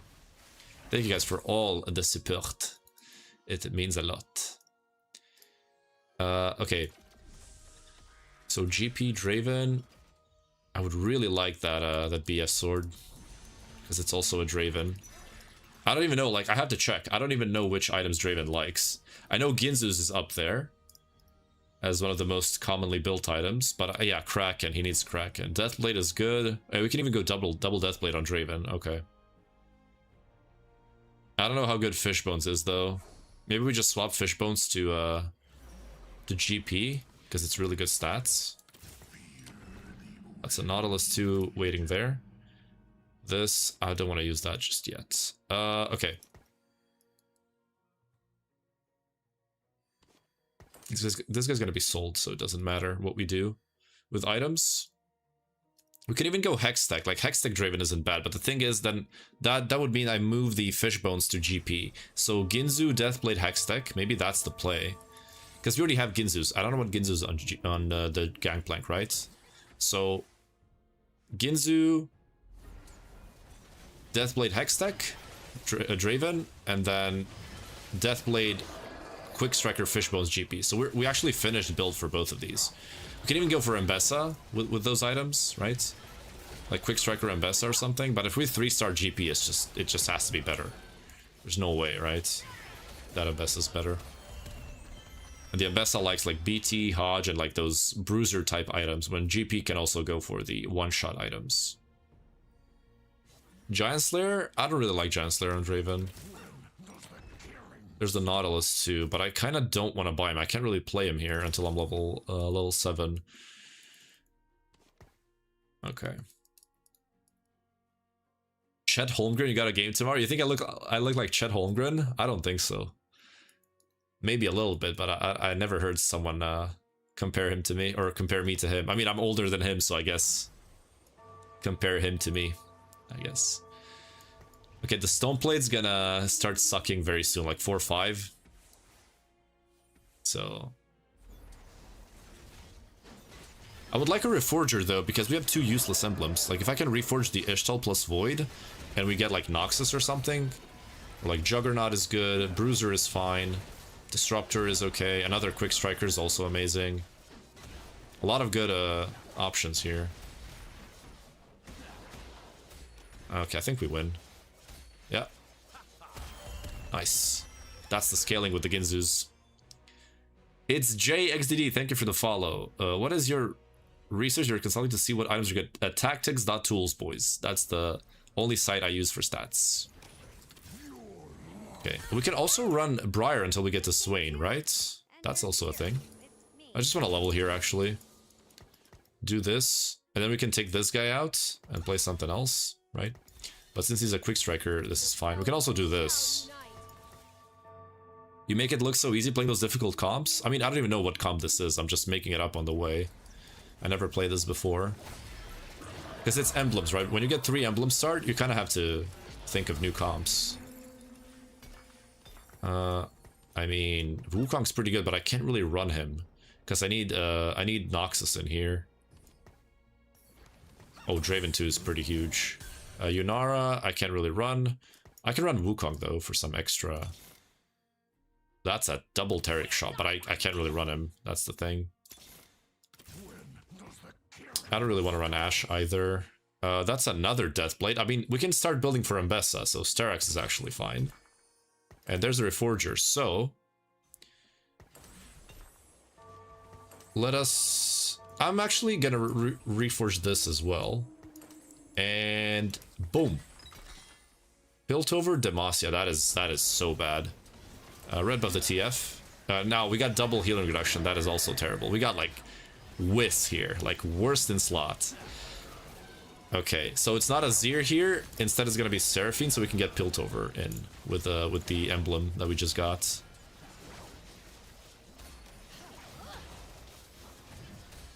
Oh, the snipe from Fishbones on the Sona.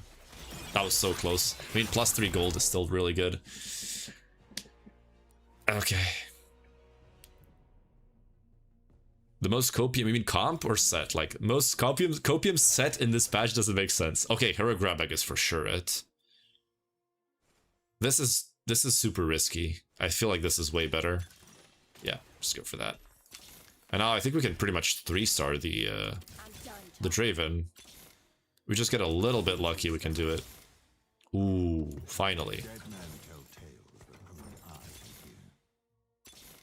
GP2, take the Graves out, GP in, and now we can do the swap that we wanted, which is Hextech, Deathblade Ginzus, and then Quick Striker, Deathblade Fishbones.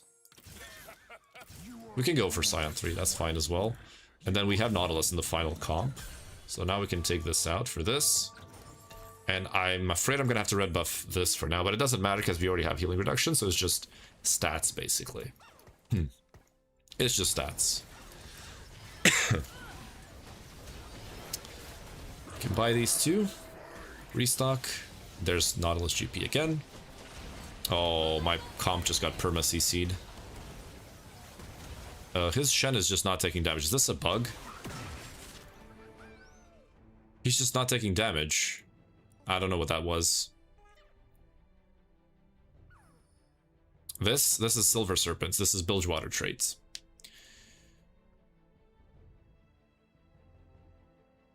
Yeah, I mean, you just have to play around the emblems. The Demacia one is unusable. Okay.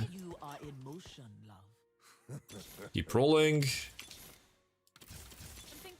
GP. Okay. So let me just organize my bench here. I'll fight if you make me, but we can Okay. sing instead. 2 normal duplicators. Also, why am I positioning like I have stone plate when I don't? I'm trolling, I'm trolling. I am Croatian. He got Piltover as well.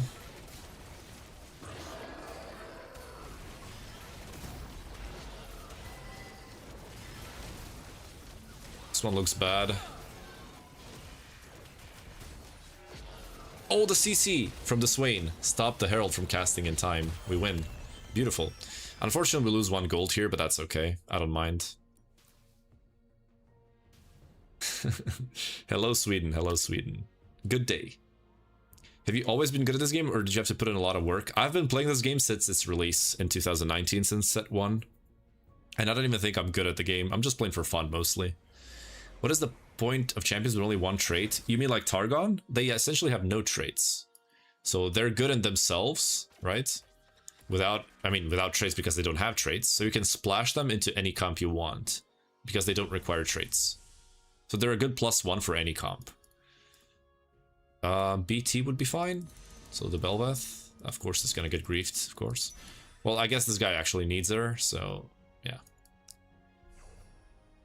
He is gonna have 2 Void Emblems. That's pretty scary. He should have gone for the bow. I don't know why he's taking that when he can slam another Void Emblem, but sure. Okay, let's keep rolling here. GP. We're getting close to the 3 stars. I think I can all in now, like go to 30 gold. Oh, that's big. That is big.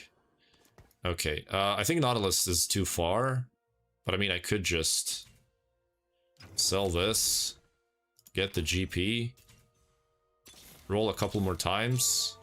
Okay, we didn't hit, so we're gonna just duplicate and BT the Mbessa. Oh, I should have used the Bilgewater duplicator, my bad, but it doesn't matter. We're still gonna be going for Nautilus 3, so we're gonna need the duplicators anyways. It's fine. See the Hex deck? Draven just lives through Fizz. Just doesn't care.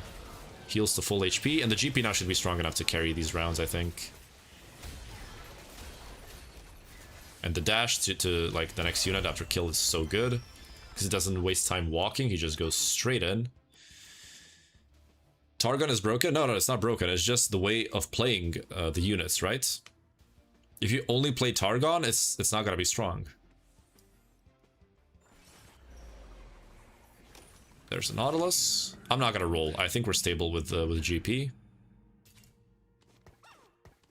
And then when we 3-star the Nautilus, we can start going for some Bilgewater items maybe. But on 3 Bilgewater, I don't even think you can get items, so we're just probably gonna have to pick up stats, which is fine. Yeah, this looks really stable. We just need to get Mel. Once this thing dies, we get Mel, and then we add Mel plus Seraphine, and that's our comp. 5 Noxus. It's gonna be Disruptors. It's gonna be Piltover. Like, Bronze for Life would have been incredible here. Bronze for Life would have been awesome. I think you can get to Masters without a lot of studying, by just simply playing the game and looking what other players in your lobby are winning with. But going for, like, Masters to Grandmasters is relatively hard, and then the hardest thing is going from low Challenger to high Challenger. That's the biggest difference in skill, for sure. And Draven's printing more gold here. So that's good. 14 gold already generated by our Draven. 2 playable Targons. I mean, in early games, Zoe's really good. Aphelios can be nice. He's playable in the Bard reroll. But if you want to play Asol, you just keep the Taric and the Leona, I think, in most cases.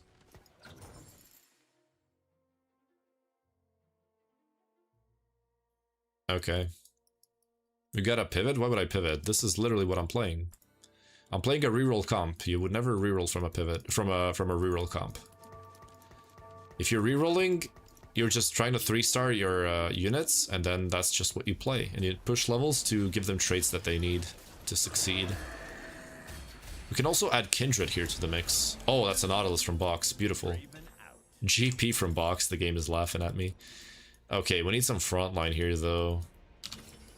That would be a blue buff for Mel, which is like okay. I'm gonna go for it. I'm gonna go for it. Hey, we still need a lot of Dravens. Oh, there's the Kindred. Okay. Okay, we just got like a billion Dravens out of nowhere. I'll take that. That's completely fine with me. We take this. We do this. And now we can start building stats. We should also swap the Sunfire to the Nautilus. Okay, now we slowly push to 9. Oh no, it's not GG's, we're actually still weak. People are gonna start scaling now. Like, look at this. I can't even kill a single unit here. But I'm gonna cash out Mel, so that's good. I killed 1. I guess that's good enough. I think I should sell this. I don't know. I'm gonna sell the Scions. I think that's just too far away. Okay, get our Mel. And now, I guess we can do this. Or this. I don't know if it's worth it though. How much AD? Oh, he's losing quite a bit of AD. Let's move the Sunfire over to the Nautilus.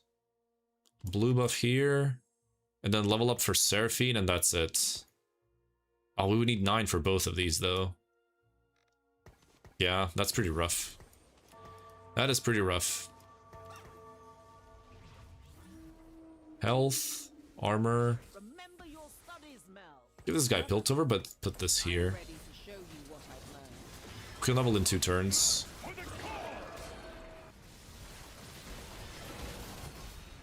Oh god. Everyone is too strong, man. The 3 emblems is not really helping us out here because we have 2 useless emblems. Somehow I feel like Fishbones was better on Draven. I feel like that was a mistake. Maybe Fishbones Raven was the better pick. Is Mel doing anything? She kind of is. Oh yeah, Mel 3. If I got like 200 gold here, I still wouldn't go for Mel 3. It's impossible to hit from this spot. I feel like I have to level here. I'm too weak. I'm just gonna die if I don't play this. Okay, I like Kindred. Like, is this better? I don't know, man. I feel like Mel still does some damage, right? Yeah, Draining Mana is also pretty good, so I'm just gonna keep her. Yeah, leveling up, I guess I put this in. Like, not playing Kindred sounds crazy, but I don't think I can ever play her here. Let's give some stats to our units. Restock this. There's more stats that we're gonna buy eventually. Baron 2 and 5-3. Wow. Okay, we're just gonna get dumpstered by this guy. Also, it's probably Briar over the Swain because GP doesn't get Omnivamp. That's a bit of a problem. Yeah, we're probably just gonna go 7th or something. Yeah, this is horrible matchmaking for us. Actually, this guy's dead. Never mind. Or is he? Holy crap, okay. He's not dead. I think we're just going 7th. I think all of these players are gonna win, and I'm just gonna go 7th. Oh crap, I'm just gonna have to reroll here. Try to find Swain 2 or something to keep me alive. Yeah, Briar probably better than this guy, because of the Slayer. 22, yeah, Briar would be better. Okay. Should have played Briar. Any mana generation here or tank items? We can just go Void Staff, I suppose, even though like 99% of our damage is physical. There's nothing else for me to take. Is it just Hextech, GP, and Fishbones Draven? Is that the play? Like, I don't even know. I don't know what I'm supposed to do here. I'm so confused. But I definitely have to roll now. That's for sure. That's very interesting. Come on, at least give me a Briar or something. No, it gives me a pair of Swains. And another Kindred. Just slam everything here. Pray to God that we get an easy matchup. Although, like, this guy is 10 times stronger. 10 Bilgewater, that's insta-win for him. Okay, we're just dead here, I think. We're just dead. And there's a 10 Bilgewater. Of course, we're going 7th. We killed nothing here. This guy just one-shots our entire board. Even though this did get nerfed quite a bit, it's still just an insta-shot for the entire board. We killed nothing here. Yeah, I told you guys we're 7th. Everyone's gonna win. Everyone on the bottom is gonna win. Okay, well, these two guys are facing each other, so they have to... One of them has to lose pretty hard. Actually, we're 5th. Okay. Or no, we're 6th. Oh no, they both won. Yeah, okay. So it's as I said. And it's barely a 6th. All of these 1 HP players won. So this guy won, this guy won, this guy won. All of them, I should have outplaced. So yeah, MF3 is there as well. It's just over. Yeah, any prismatic trade is an insta-win. We just got horrible matchmaking. You sold so hard, I played pretty perfect here. So, I don't know if you're rage baiting, but yeah.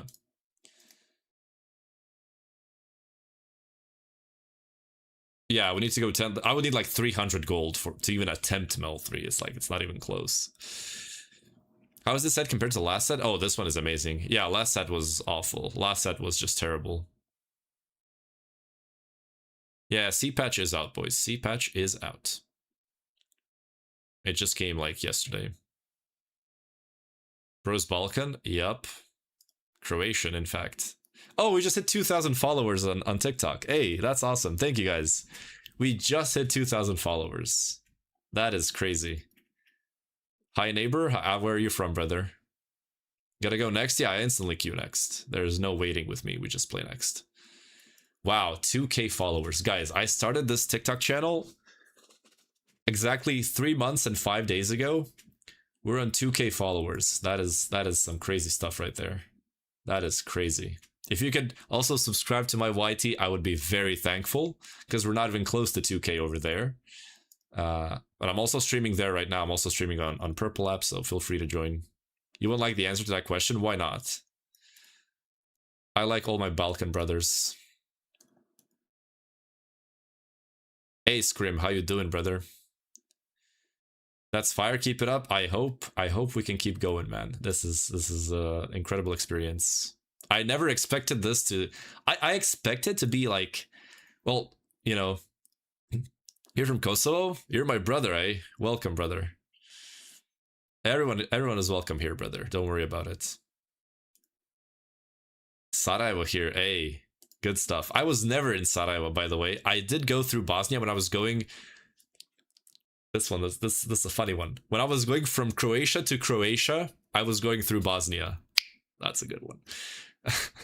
So I did see some parts of Bosnia, but I never really stayed there for long. I was in Serbia twice. Once for a basketball tournament and once for a Rubik's Cube tournament. Once in Novi Sad, right? And once in Belgrade, or Belgrade, however you want to call it. Montenegro. Hey, well, what is this? Like a freaking... everyone is from the Balkans here. That's crazy good. I love Balkan people, by the way. That's just, you know... I feel like I'm at home when I'm with Balkan people, no matter what country. It doesn't matter. I found you through YT Shorts. That's awesome. Charapi and Sarajevo was fire. One day, I might try them. That's like the one thing that my illness doesn't prevent me from eating, which is meat. Like, meat is the only thing that I can actually consume without causing problems for my bowels. Like, yeah, it's one of the rare occasions. Gold subscription, so it's gonna be Fast 9 again. I'm from America, East Coast, 5:48 a.m. Most Albanian Americans that I know are very proud of being Albanian, I will say. That's always be proud of your heritage. Oh, I have, like, most of my online friends are actually Serbian, so that's how much I care about the conflicts. I don't really give a crap. I will tell you a secret though. My grandpa did die from a grenade in the Croatian War of Independence, but like, it's, you know, I don't. It's not that I don't care. It's just like, well, it's not like every single person did that, you know. It's just like it was a command. That is what it is, you know. Okay, let's buy the bruisers. Okay. Did I miss? I missed Kog'Maw. I am a freaking dumbass. I just missed the Kog'Maw. It's fine. Yeah, I hate the government. Yeah, not the people. That's what I always say. Exactly, Nicola. That's my point. I'm telling you, most of my online friends are Serbian. I'm not even kidding. You got cogged? I got cucked. That's the correct way to say it. Oh, double cho? Okay. Why is the game so laggy today, man? It's nuts. Alright, boys. Ishtal Expeditionist, Cluttered Mind Crown's Will. It's a gold subscription game. We got a Viego 2 opener. Decent items for him as well, if we can get his hero augment. It doesn't look like it here. I would like to play Shadow Isles. I still don't have a video on Shadow Isles. I never really got it to work. This is very, very baity. Oh, savings account is so good as well. Cluttered Mind. I mean, this is so win trade. Now, you guys know I'm gonna win trade. You guys know I always do it for you, right? It's so win trade, though. This is in 3 rounds, but this is in 4. This is way better. Just lose rounds and that's it. Sure. And we also can make 20. Okay. Okay. So we just need to lose. As long as you're a good person, exactly. That's my point. My distant relatives are Estonian. That's where my last name comes from. Oh, yeah, because I didn't know that if that's an actual surname. That's interesting. I love learning about foreign languages. Not just surnames, but like words in general. I think We win. How do I win? I literally just griefed my entire board. How do I win? This game sucks, man. Like, how is this a real thing, man? How do I win here? Bro. This always happens when I go Ishtal. There's probably like 5 players open forting. Yeah, this guy is open fort. I have to face him. Like, matchmaking, out of 6 players, or out of 7 players, 6 of them are stronger than me, and I get the 1 in 7 chance of facing a guy that's open fort. It's just, it's so crazy, dude. And like, here, like, he already beats me here. But now he just open forted that 1 turn so he can grief me. It's so disgusting, man. I just freaking hate that. I freaking hate that. It's just so nasty, man. Very small country. I don't know much about it, but hope to visit someday. I don't even think it's smaller than Croatia. Oh, it is smaller. Okay. 3 times smaller in population. Yeah. I'm growing my hair out. I want to have it like Ibrahimovic. Yeah.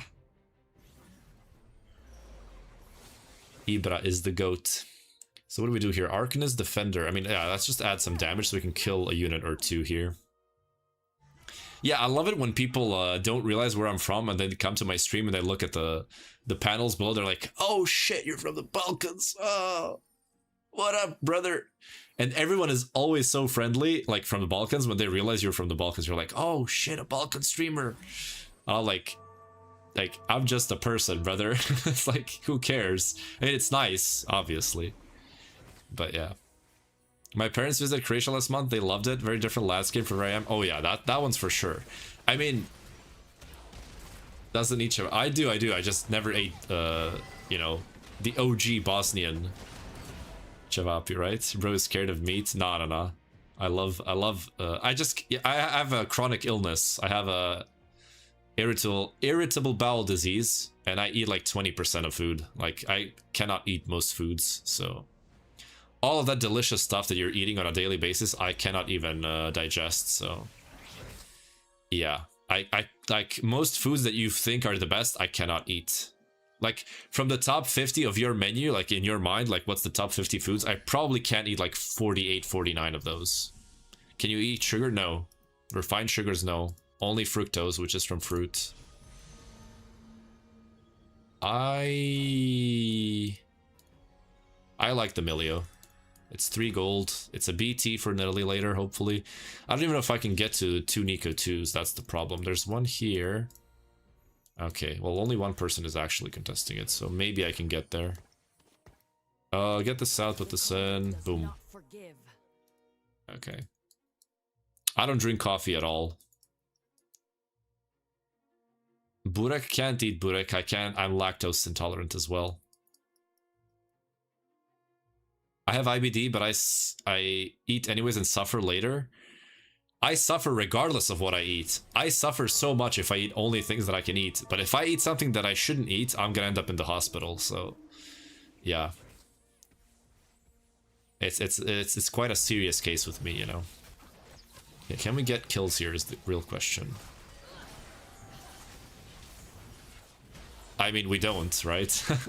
Just because they visited here for like 500 years doesn't mean that we count them. Okay. How the frick that happened? You mean my illness? It's mixed, it's a mixed problem. It's genetics plus traumatic experience, which caused a lot of stress, which then triggered the genetics, right? That caused me to have the illness. But yeah. The triggers were there, the genetics was there. I always had some problems with digestion, but it wasn't anything serious. And then when the traumatic event happened, it just triggered all the freaking genetic markers, and I just ended up getting screwed up. But yeah. Okay, I'm getting creamed here by everyone. In-game, obviously. Should I get the BT slam right away? I don't think so. I think I'm just chilling here. I want to save the cloak and chain for Skarner to get Stoneplate on a backline unit and just cash him out. That's gonna be my front line pretty much, and then we'll decide what we play later on, because we still don't know. Please kill the Shen, please, please. Okay, good. Okay. Sorry to hear that, brother. Lots of respect. Hey, I've been handling that illness for like almost 10 years. Pretty much 10 years. So I actually got used to the pain, but it's just... This is why I want to make this full-time. Oh, I just bought XP for no reason. I should have just went for this. Lose 3-player combats in a row. Buy 24 XP. That's one round. This is way better. Yeah, I should not have bought experience. That's my mistake. This is why I want to make this full-time, because if I can work for myself, which is just making videos, like I can make videos whenever I want, as long as I upload daily, right? So that's good. And then streaming, well, that heavily depends on other things, but you know, I can choose my own schedule, and then if I'm feeling bad, it doesn't matter. I can just do it later, right? As long as I'm uploading daily and the goal is fulfilled, that's what matters. Okay, we definitely build Giant Slayer here, right? 24 XP we can do now. Right? Yeah, that's it. That's gonna cash out. We get this in. We get Invoker in. We're still gonna be losing hard, but that's okay. And then we just slam Giant Slayer. Or do we go red buff? Yeah, we can go red buff. And then this is BT for Nidalee. Actually, I'm gonna keep this for the stone plate. Okay, let's just add the Nidalee and the Skarner here. I might not play Nidalee, that's why I'm not slamming the BT. So, okay. My house is the hospital. Everyone, including me, is a doctor. Legit have an emergency IV supply. Jesus Christ. Yeah, I can explain how I didn't get healed in 10 years. It's because... Absolutely, bro. Working your own schedules ideal. Yeah. So, the healthcare here is so bad that in 10 years, I got 2 colonoscopies, a gastroscopy, I don't know how to pronounce it in English. And they've been so useful that they don't know what's wrong with me. They classified it as non-specific colitis and told me to fuck myself and deal with it on my own. That's pretty much what they did, you know? 10 free shop reels is good because I can get to Nico. Also, if I get a reroll quest, reroll the shop 12 times. So I'm 6, and this should count. Yeah, perfect. Okay, so let's think about what we're getting here. Any Nikos? Okay, Miliatu's pretty good.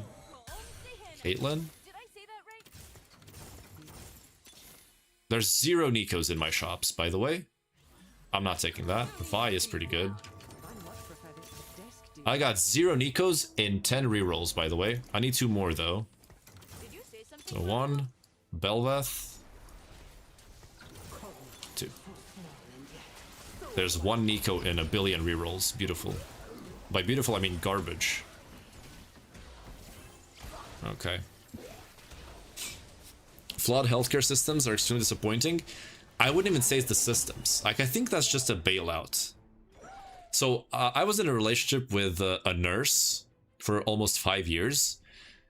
Disclaimer, she's the least empathetic person I've ever seen, and she always claimed to be super empathetic. And she claimed that, oh, I'm a nurse, therefore I'm empathetic. So just to clarify, right? Alternate when you're losing under 14 interest. This is 3 rounds and it's secured. Okay. And so I was with her for 5 years, least empathetic person ever. And she always used that argument of like, oh, it's the system's fault. It's never the individuals. It's always the system. So let me put this into perspective now. So if you are a doctor and everyone in your family is a doctor, you might know what SIBO is, aka small intestine bacterial overgrowth. There are breath tests to confirm that, right? And I did those tests quite a few times. But the first time I did it, it was available in Croatia only in Zagreb, right? The capital of the country. That was a beautiful loss, by the way. And so I was positive for it, for hydrogen. So I go to my gastro, right? Gastroenterologist. I show her the breath test results, and she's like, what the frick is SIBO?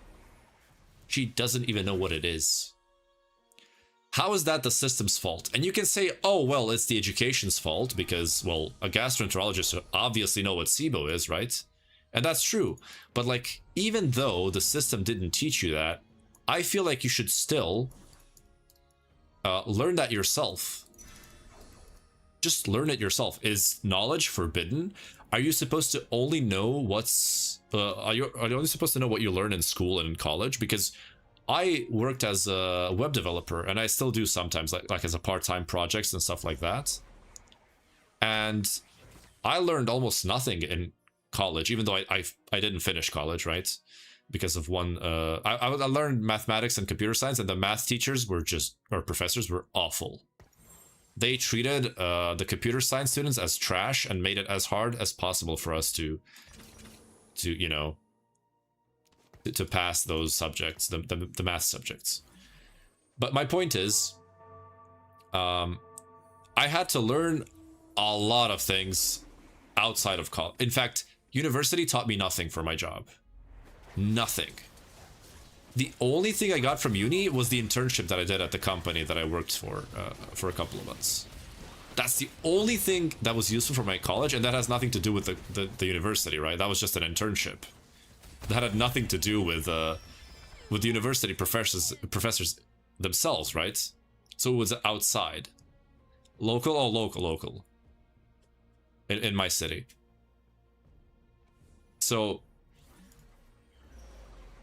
my point is to say, right, you know, you have to learn a lot regardless of your education.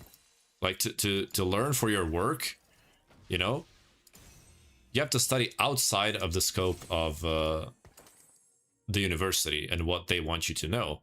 You need more knowledge. So how the frick can I go to my gastroenterologist and she doesn't know what it is? You know, and that excuse is what bothers me. Like, oh, it's the system's fault. Oh, it's never their fault, you know?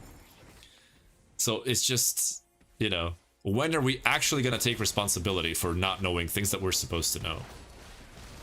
Can you tell me the meta? Load up any website and see the stats. That's the meta. Okay, we're getting a lot of kills, so that's good. So for me, I dislike the sort of evasion of taking responsibility. To me, that's pretty disgusting. I think we should hold individuals responsible. Like, you're supposed to know this stuff. I don't care that it wasn't in your books in university. You're supposed to know it. You're simply supposed to know it. Lose 3-player combats in a row. Have full bench for 4 rounds. Oh, that's not worth it. Ishtal Champion deals 3k in 1 combat. That's 30. I mean, I think we lose 3. I think we can lose 3 in a row. Analog, thank you for the follow, bro. I've been watching, or yo, been watching. YT finally caught you. Hey, I love to see it. Welcome. How you doing, brother? Okay, so we're definitely not going Nettily because we got 0 Nikos on that roll down, so that's pretty bad. It's a Nico 2. 5 Ishtal would be nice, but like, okay, I'm just gonna remove this and play the Skarner. So the Sunfire is pretty useless. We have red buff. So what I'm gonna do is I'm just gonna do this. I'm gonna I don't mind slamming items. I don't think we win rounds with this board, so I'm okay with slamming items.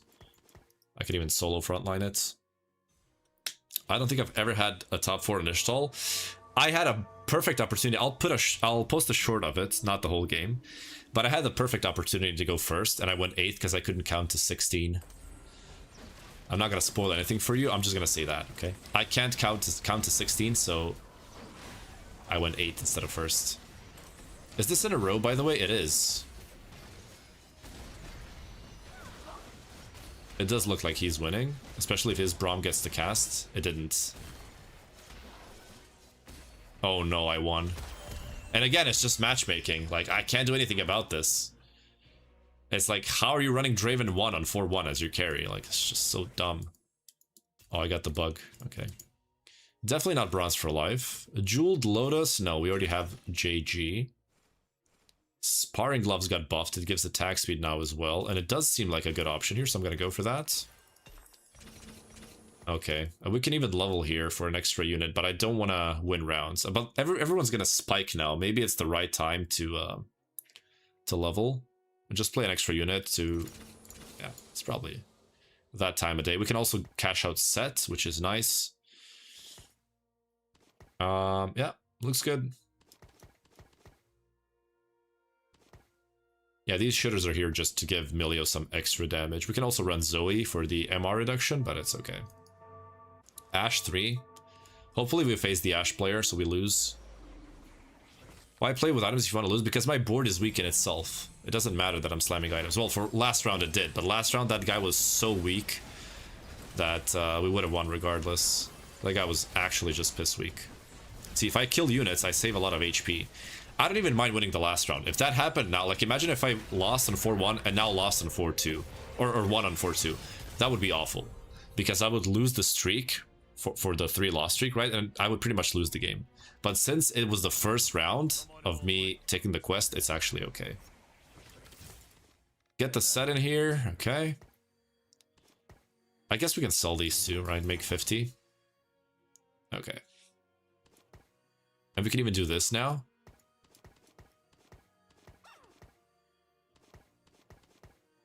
Yeah, let's see our matchups. This guy dumpsters us, this guy clears us, this guy destroys us. Okay, so we lose for sure. And then we only need to worry for one more round. So if you want to lose on stage 2 or stage 3, then not slamming items is good. Because one item slam can change everything on stage 2, even stage 3. But on stage 4, you know, 1 or 2 items, they're not going to change much. Sometimes they might. You might accidentally win a round, but that's rarely going to happen. Because it's mostly about units and upgrades. And since I have only like 1 upgrade, you know, like see, if I didn't slam items, I would lose by like 6 units here. I would take way too much damage. But now it's okay. And by the way, when we cash this out, we get Brock Lesnar. So we're gonna start German suplexing some bitches here. Okay, so what do we need here? A BT would be nice for set, so this MF looks beautiful. I like the Ornn as well. We can slam... Oh, okay. I wouldn't mind Hextech. Hextech would be nice, but BT is better, so I'll take that. So we got BT for set, so we can put JG BT on set, and then Shojin red buff, we'll see. Depends on who we play later on. It could be Annie, could be Mel, depending on what we hit. We didn't get Jarvan, so no Silas in this comp, unfortunately. Okay. Embrace the cosmos. Do this, and now let's see. This guy probably clobbers us. Okay, this guy we could beat. If he doesn't get Kaisar Herald too, I'm gonna put this in over the set. Yeah, this guy got Wukong too, so he dumpsters us. This guy kind of seems weak. Yeah, we're gonna take out set for sure. I want to make sure that I lose this one, so... And I'm actually gonna invest a remover here. The game is still laggy. And see who I'm facing. Okay, it's the Void guy, so we can slam these. If I face someone who's like turbo weak, I wouldn't have slammed these. I would just make sure that I lose. But this guy's super, super strong, so we can slam these, try to kill as many as possible. Get our cash out, and that's it. And we actually killed quite a few because of the items again, right? No way we win, though. The Swain's gonna stun my entire board. The Herald is casting, so... Beautiful. We get our Brock Lesnar just on time. We don't have to cash out now. We can cash out later. But we still get the Brock, right? So let's see what the quest is first, and then we'll decide. If there's a good quest that we can take... We roll the shop 8 times. 30, but that doesn't change our cash out. Okay, yeah, so we have to cash out now. Boom, we go Infinity Edge. We can swap... Oh, I mean, I could have gotten Radiant TG on him as well. But I feel like we can do that elsewhere. Then Set can go in over... I don't think I want Milio anymore. I can frontline everything now. JG... I mean, Radiant TG... Sure, for 1 round, let's do it on him. And let's give red buff here. We can level to 9. Oh, I should not have XP'd, by the way. I'm trolling. I should not have XP'd. Because the quest could be XP, right? Yeah, Brock 1 is not good enough to win you rounds, guys. If someone is strong, you're still gonna lose rounds, so... Oh, my set is win trading. Okay, so I'm actually like 1 life. Which is not that good. Okay. See the quest.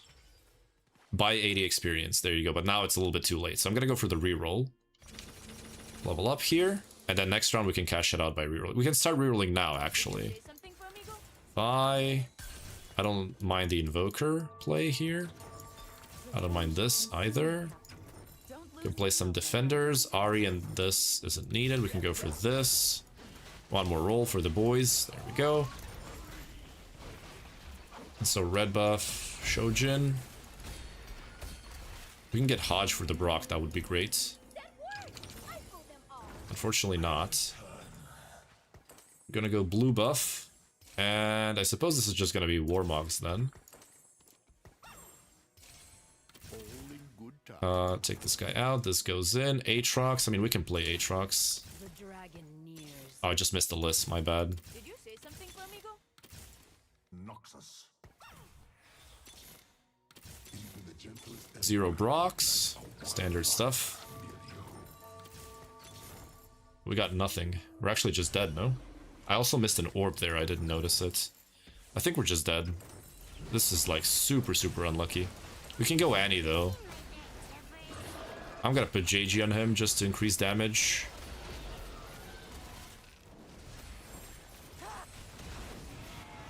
Oh, the Kindred ulti is disgusting. Yeah, I think we win. Okay. Lucky matchmaking, I guess. Juggernaut, we got Shiv in, but we don't have Swain. I guess the Swain would be nice then. We can get Arcanist in here. Oh, why am I moving so slow? Jesus, come on, man. Oh, that's gold. Okay. I don't really need Kindred. That's pretty good. Mother gave me bear as child too. Garen? No. Make haste. Follow So we don't need Annie. This is Piltover. I guess this is better. Infinite casts here. 0 Brocks, because we're just that unlucky. And then maybe we can tech in Freljord with Sejuani. Get Nico out for Sejuani. Yeah, that's the play. Okay.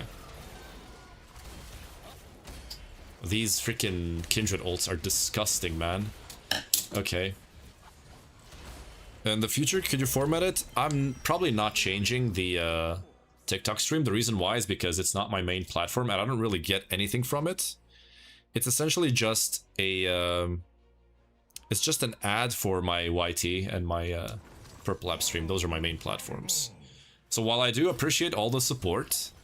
Oh, wait a second here. Win 2-player combats with only 1 unit surviving. Have 20 of your units die. Okay, this one is the easiest one. That's 3 combats. Win 2-player combats with only 1 unit surviving. That's pretty rough. This one is actually the easiest one. So we need Sejuani, right? Over, we said Nico. Let's try to find it. It's actually worth going for. Didn't get it. That's unfortunate. We can slam this here because Ornn gets extra health from items, so this looks fine. The Radiant TG on the set is terrible. So we actually might lose this because of that TG. But I think the Zillion can carry. Essentially we just need frontline, right? I can still take the Skarner out. He's not that impressive. Okay, well. Brock is still carrying. I really want to reforge the JG, but I don't really know how to go about it. Like, JG is really good on set, but Radiant TG is incredible as an item. I don't really want to reforge it. And I can't reforge both, because if you're reforging TG, you're only reforging TG. You can't really slam TG plus something else and reforge it. That's the big problem here. I think Spark is the best one. Oh, of course it gets taken, man. Even Shred is also good, but like BT, a second BT? Or do we just go QSS? Let's go QSS. Brock 2 easy win. Yeah, if we could hit one. We hit 0 so far. This is the one we got from unlocking, but we didn't really natural or like roll a single one, so yeah.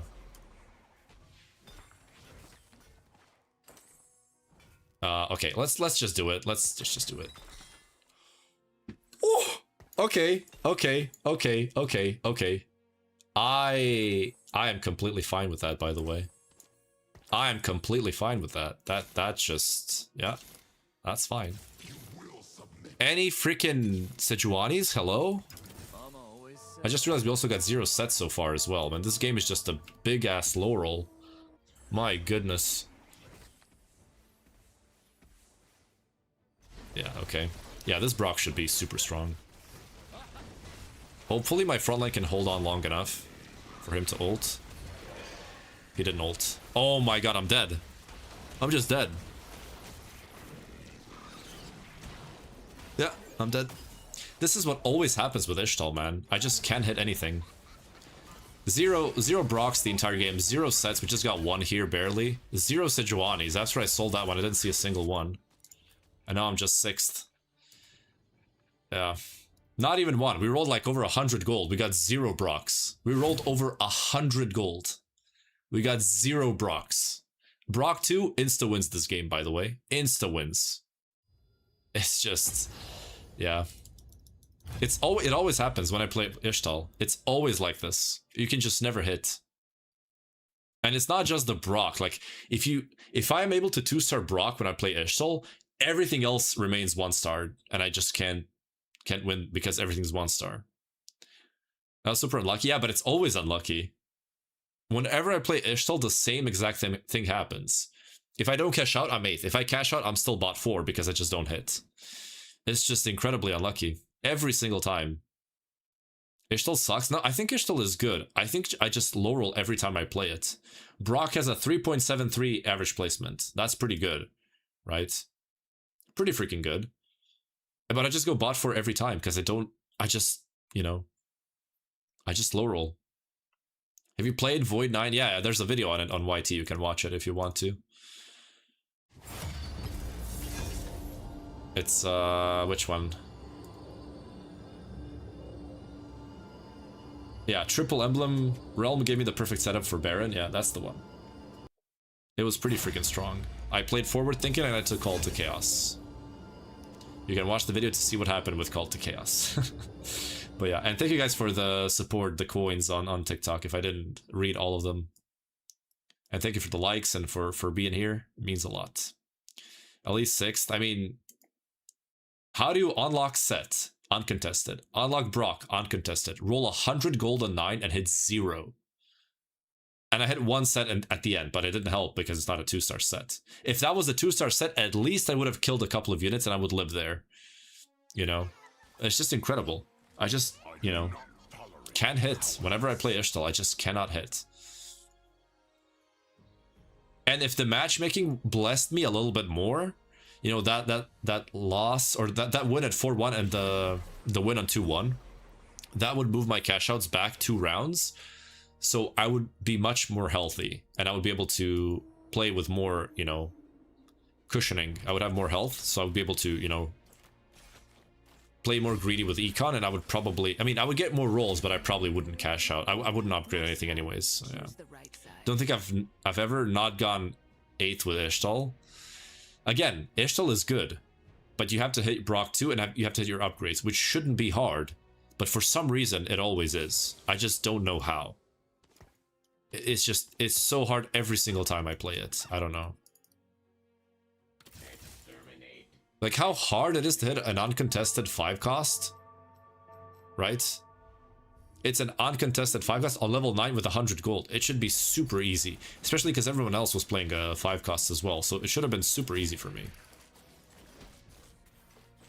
Last time I played Ishtal, I couldn't win 1 round because I generally had Ginzu's as my... Yeah, Ginzu's is not a good slam on Ishtal.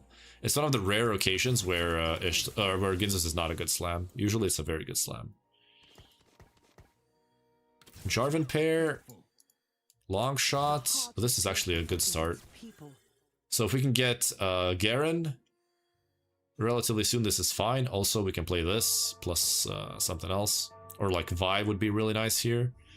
Vi would give Defender and Piltover, and then we just add a random Demacian in, and that's good. I would like to get the Shen pair, though. I might just end up selling Loris.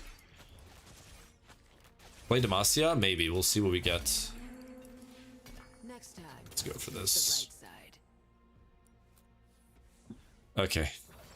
Alright, boys. We have Heroic Grabbag, Epoch, and Gold Destiny. We have a weird little opener here, but nothing special. And 3 cost start, we got Vayne. So... we got an Infinity Edge or Shojin. I'm liking the Epoch here, actually. I'm gonna go Epoch. Yeah. That levels me up, and I'm gonna use all the rolls here and see what we're playing. That gives us direction. One. There's a Sejuani that I couldn't get hit last game in like 5,000 gold. So give me this and give me this. 2. Ooh, we can play Bard with Ishtal. Wait, that's right. I almost forgot about Bard. And 3. Okay, we can't tech that in right away. So we need one more roll. We got a Scion as well. Oh, wait, that's actually a Bruiser angle as well. Okay, so let's wait with items. We can just roll once next turn, cash out the Bard. I mean, I could actually do it now, but I can't sell any of these. If I'm playing the Bruiser one. I never played this so far, by the way. This would be my first time playing it, so it's going to be interesting. And of course, we kill nothing because 10 HP Viego, 100 HP Briar, 300 HP a Cho, so we just killed nothing. So I actually never played Bard. This is going to be my first time playing it. So I don't really know how that works. You guys will teach me. Oh, that's a Kiana too. So I just need to roll once more. There's the Bard, aka Brad. Unfortunately, still no Nico in like 6 rerolls on level 4 or 5. High roll or go 8. Thank you. That really helps me. So we have to remember now that we did sell Jarvan too, so that opens up Silas maybe. So we can still play the Ishtal version. It just depends if we hit Nico next round. I really want to hit her next round or just not play Ishtal at all.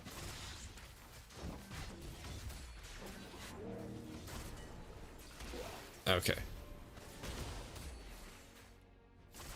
We win this, that's good. Want to save HP. I mean, we can still play Ishtal from 2-5. Like, if you get Nico on Carousel, it's not too bad.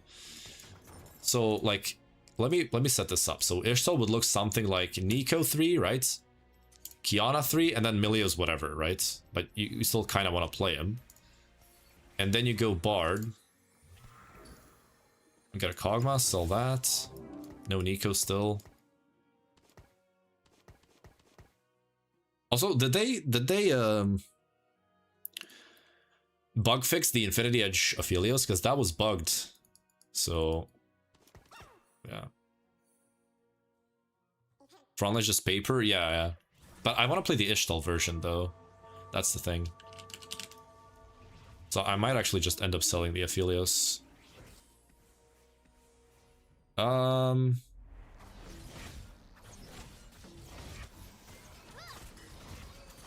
Yeah, Nidalee, Skarner, Orianna. You also go for Orianna, okay. So the Ishtal reroll goes for Orianna.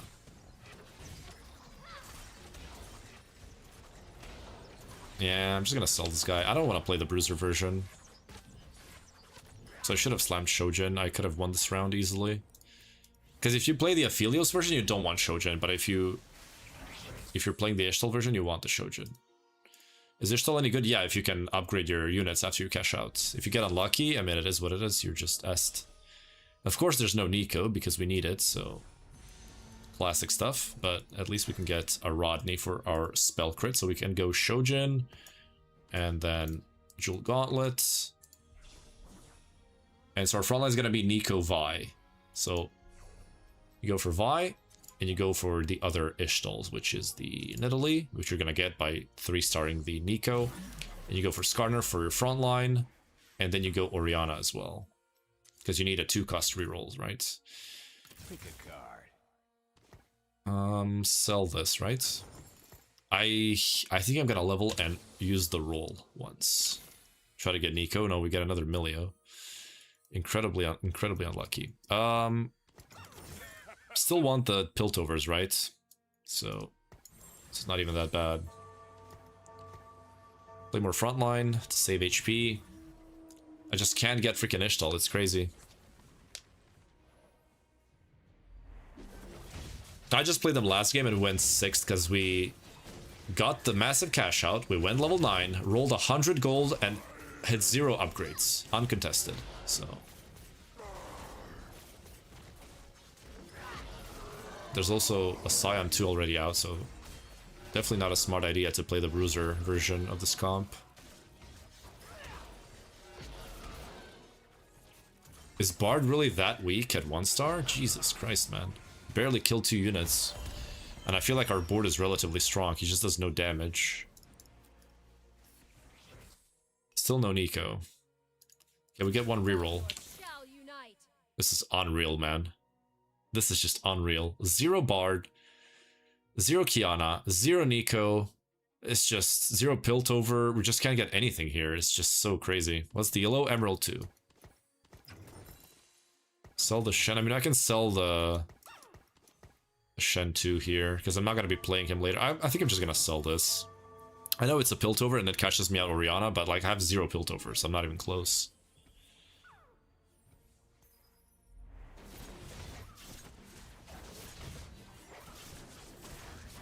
We'll see. Nico's going to be our main tank. Let me just check.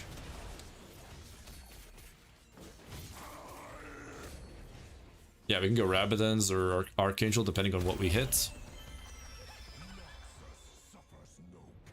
Actually, 8. Yeah, you cannot play Aphelios from that spot. There's no way. This guy has Darken Weapon.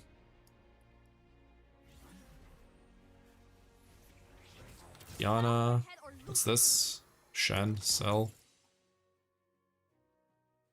There's a Piltover, at least. I mean, you kind of want to unlock Orianna on stage 2 is the thing. If you're not playing Ishtal on stage 2, if you don't get it, then you want to unlock Orianna and then sell the other Piltovers and start rerolling. But I actually just got neither. I got no Piltovers and I got no Ishtal either. So I'm like, I'm drawing dead pretty much. It's just, it feels so bad. I might have to sell the Kiana for gold because I'm pretty broke. Balkan Econ. Come on. Okay, I just had to sell. Yeah, we get more rolls. No Piltover here. How I got like 50,000 Milio so far. I got 0 Nikos. How am I getting 0 Piltover and 0 Nico? Bro! I feel like FFing now. If I wasn't streaming, I would FF straight away here. Because this is just BS, right? This just makes 0 sense. This makes absolutely 0 sense. 0 Bard, 0 Piltover, 0 Ishtal in like 10 rerolls. Our last like 12 or 13 shops were 0 Bard, 0 Piltover, 0 Ishtal, 0 Nico, right? It's just nothing. A bunch of nothing is what we got. Absolutely insane. And the worst part is I can't even use the rerolls here for an Ishtal quest because I don't have Ishtal. Because I hit 0 Nikos. I'm gonna roll to 0 next turn if we don't hit Nico, I'm FFing. I'm not playing this. This is just BS, right? I'm not playing this. Yeah, I can't even sell for gold. Yeah, so I'm gonna take whatever here, roll, and if I don't hit Nico, I'm FFing. Missed connections. That's not even bad for Econ, right? I mean, this is just better. Yeah, let's go for that. Level up. Scurry back to your shadow, ninja. There's the Nico. Okay, that's a reasonable time to hit. Also, the lags are making this unplayable. I'll let my hands do the talking. I mean, these two are my front line, but I need Ishtal in, so goodbye. Buy 68 XP, bench full. Have 15 of your units die. That's 3 rounds. This is 4 rounds. This gives more, so there's no reason to go for that. Since we want to die, let's just do this. Okay. And then we just wait. I guess I can slam the tier to kill more units. But yeah, this is the comp. Okay. Too late for Ishtals? It's never too late. If you're playing the Bard version. Yeah, I don't know. I don't know. It like spawn, it feels like that especially for reroll comps. Sure, like I lower last game by going Brock fast 9. But that's like an exception. Like most of the time when I go fast 9, I hit most of my stuff. I don't know. I never feel like I'm like super low rolling or something. 6, yeah, we cashed that out in 2 rounds. Perfect. Put Caitlyn in for Piltover. I mean, over frontline, I don't think that's worth it. This is better. Oh my gosh, who are We got 2 rerolls, okay. Oh, a bard. Holy crap, it exists. Who would have thought? Jesus Christ. We can slam the Piltover to get it, but we're not gonna keep it. Yeah. So I need a 3rd Piltover. The problem is I have to keep Ishtal in, right?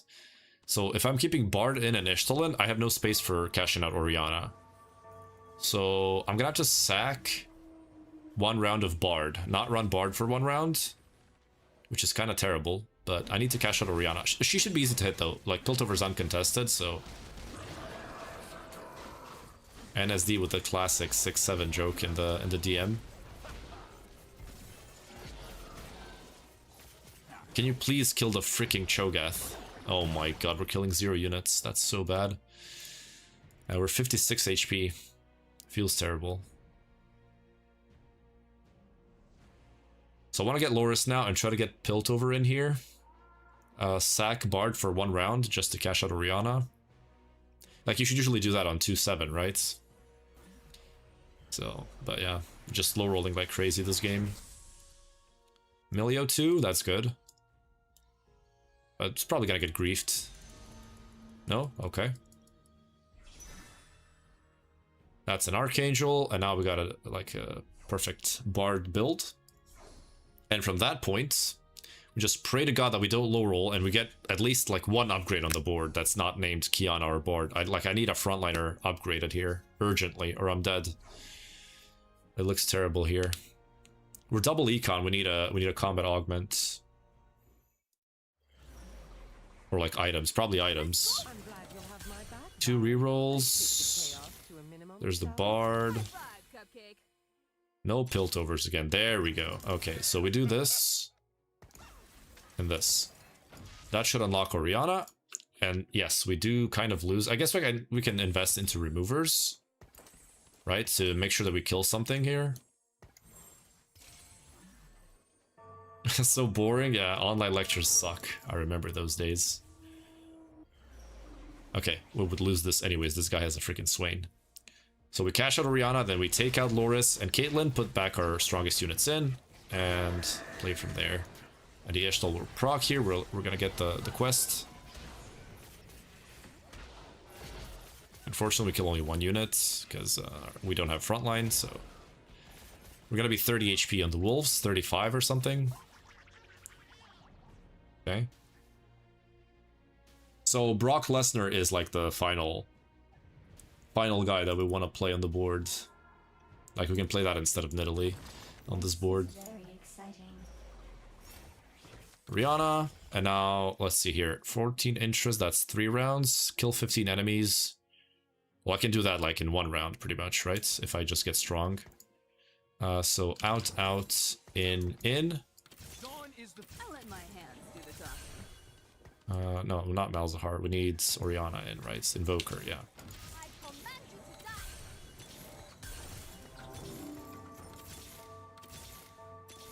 die. Okay, no upgrades, of course. Like, Oriana 2 would be nice. Bard 3 would be nice. Just put Belt here.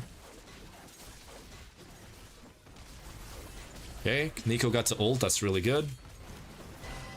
There's the shield. Oh, that's a freaking Wukong. Oh god, that's gonna take forever to kill. Why did it bounce there? Just bounce on the Jhin and we win. Oh my... Oh! Oh! I don't even know what happened there. I'll take the win, though. I'll take the win. Doesn't Bard do more damage than Milio? I don't think so. I think that was a bug with Darken Bow or something. That looked so buggy. I guess Jhin randomly doesn't do damage. Yeah, that was a bug for sure. That was so bizarre. I'll let my hands do the talking. Yeah.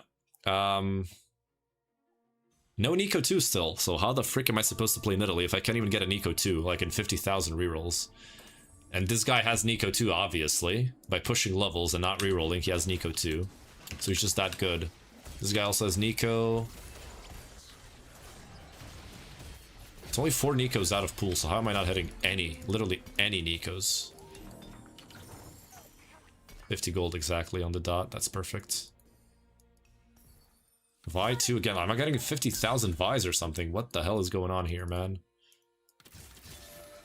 Finally! Holy crap, she exists. I cannot believe it. Ori 2. I'm gonna go a little bit deeper because I want to make sure that I kill units, you know? Okay. Can't go deeper than that, really. We can go Spark Redemption, but I kind of want... I mean, its Void Staff is... Is Void Staff better than... I don't even know. I know I want Redemption, that's for sure. I guess I just go Spark, because I want to kill stuff. And then this can be, like, Shojin for Orianna, or it can be BT for the Nidalee. Definitely lose this one. How many kills do we need? 7? Ah, if she cast it. I mean, we still win, right? It's freaking AD Lissandra. There's no way we lose. Yeah. Okay, so we're cashing out now. That's 215. Okay. Any combat or item augment is good. Pandora's? Okay, I'll keep that. Plot armor? Nah. Spears will trash. Artifacts. I don't even know. I don't think there are good artifacts for this comp. I'm just gonna go Pandora's. Buy 48 XP, that seems easy, yeah. Have no items on your bench for 3 rounds. This I can do in 1 round. 48 XP. I still need to hit these first, though. So it's gonna take a couple of rounds, but it's okay. Morello. Well. There you go. That was pretty easy. Yana. Okay. I don't think Milio 3 is happening. Spark Sterax? Nah. Need frontline. Why have people been doing interest at 40 instead of 50? They haven't. I'm doing it because I'm close to hitting.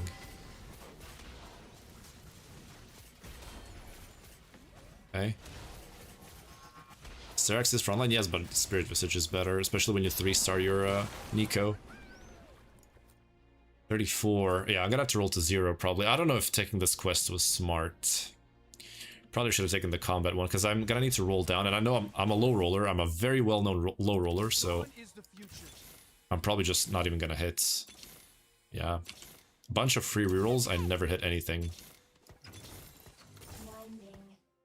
I mean, I'm gonna go a little bit deeper here. It's just incredible, man. How do I have only 4 Oriannas? How do I still not have Kiana 3? How do I not have 2 Nico 2s? I mean, it's just incredible.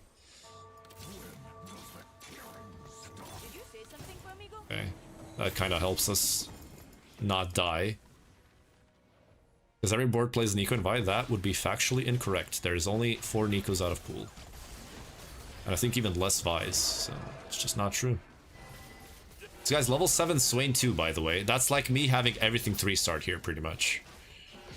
I mean, he does have duplicators, but like, he also has a 0 and 1%. So just putting that out there. Okay, well, the Bard is actually taking over now. Okay. Yeah, this game looks not so good. This guy FF'd. Zir. Yeah, I'm gonna cash this out like 5-1.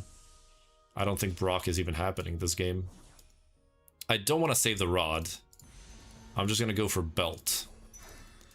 I need more frontline, so Warmogs would be nice. Sterax is okay as well. If I get it now, I have to slam anything that I can get at this point. Because I'm kind of low.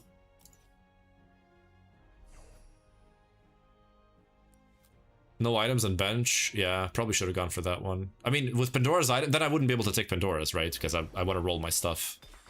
But still. So I'm going to sack for 1 round. To get Nidalee. And like a second redemption is not good. So I'm just going to slam the belt. Sell the Draven. And just wait here. I mean, I could level, but I really want to get Vi 3 as the thing. And Nico 3 as well. So let's just wait.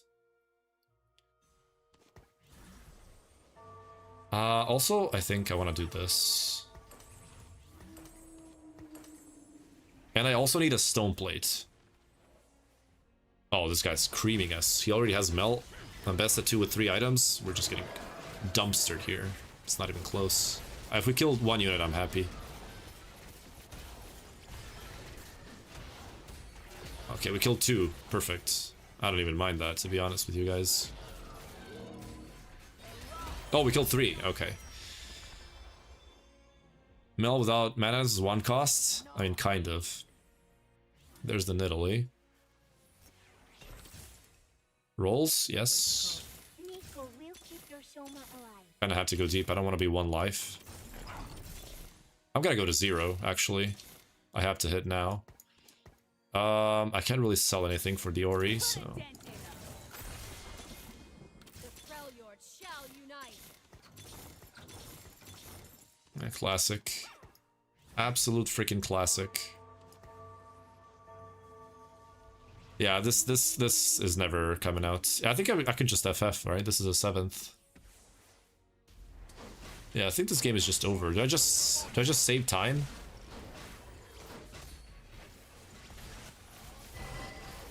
I think I just saved time in FF, no? I mean, I've never seen back-to-back low rolls like this. Like, last game was incredibly low roll, this one is even worse. I think I rolled around like 200 times, and I still don't have Nico 3. Like, it's just insane. I have 4 Orianas. Like, 100 something rolls in, I have 2 Orianas. That is just ridiculous, man. I'm generally just wondering. I want to see how far this can go. Oh. Okay. So I have to sell half my board to hit Nico 3. Yeah.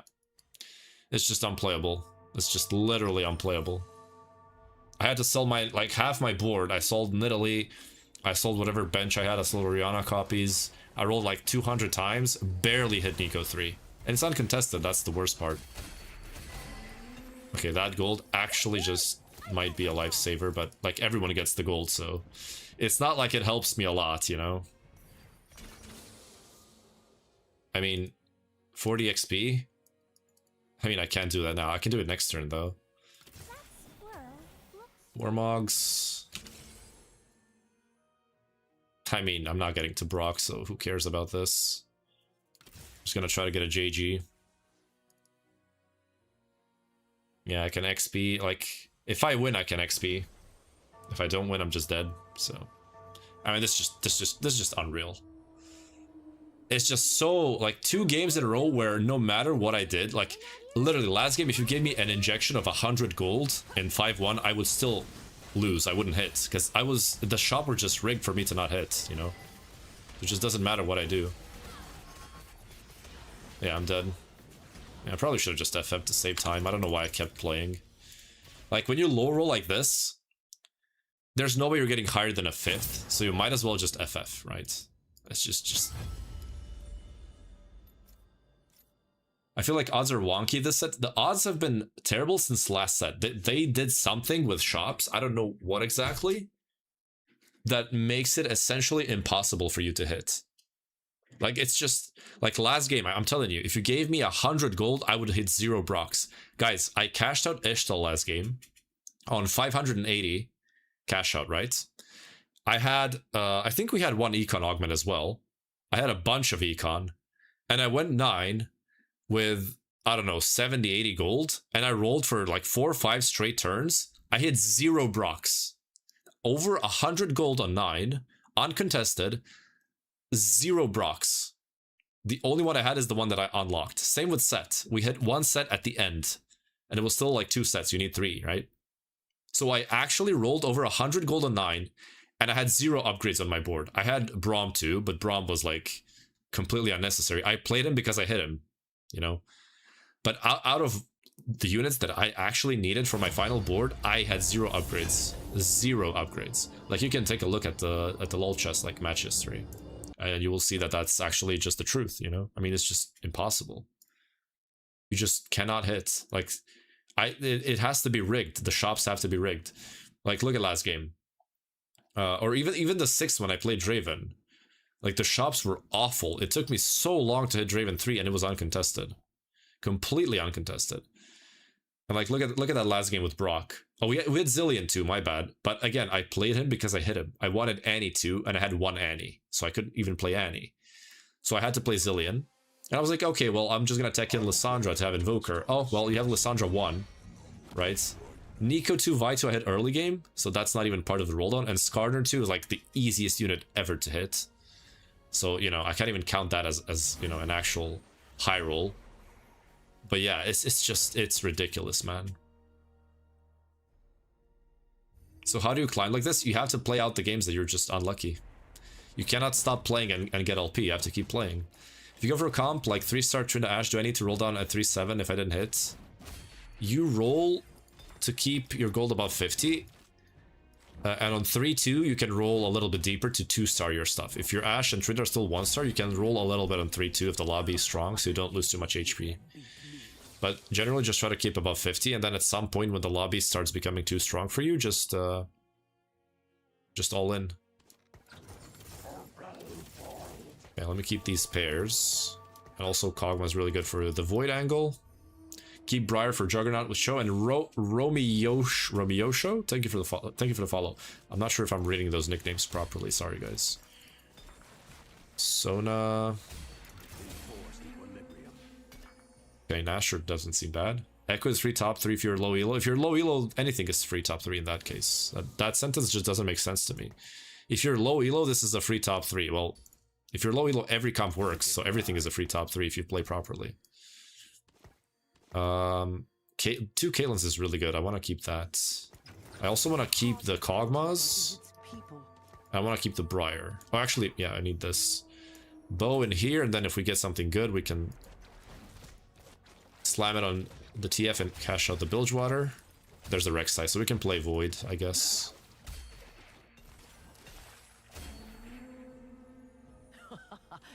Frick it. Let's settle the score. Just do it. All or nothing.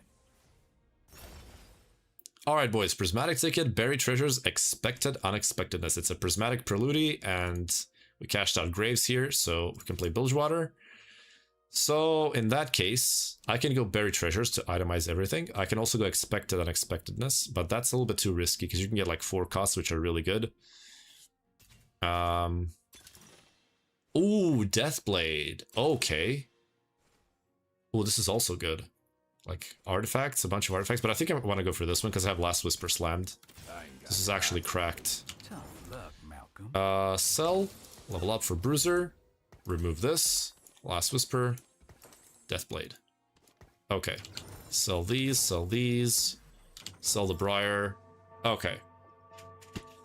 This is looking cracked. 5 shadows with 5 quick striker? Oh, that's never gonna work. That's never gonna work. You need frontline with that comp. You always want to play Wardens with the Shadow Isles. Oh no, my Shen doesn't cast because of the Cho ult. Also, this guy's level 5, so killing 2 is already incredible. Early game Azir? No, that augment is trash. That's straight up like you go 8th. Oh, there's 9 lives player. Ionia? I guess he's trying to play that. Oh, I didn't take this. I'm stupid. It wouldn't really change anything, but still. Jinx is fine as well for Gunslinger. Yeah, so we have Graves here in the build shop, so just getting another Graves would be awesome. So I'm going to buy out the 2 costs to increase my odds for the Graves.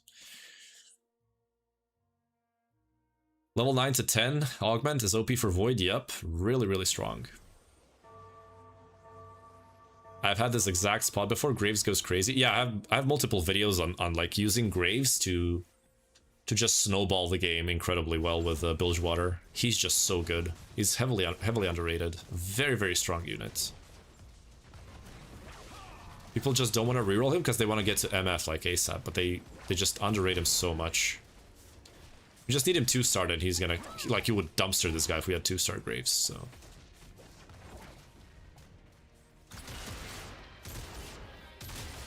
I was swinging around. Hey Val, how you doing? I was swinging around with the quick striker build with Shadow. I'm trying something that no one goes. Oh, okay. But like still, if you're 5 shadows, 5 quick striker, you have no frontline. Like, where's your frontline units, you know?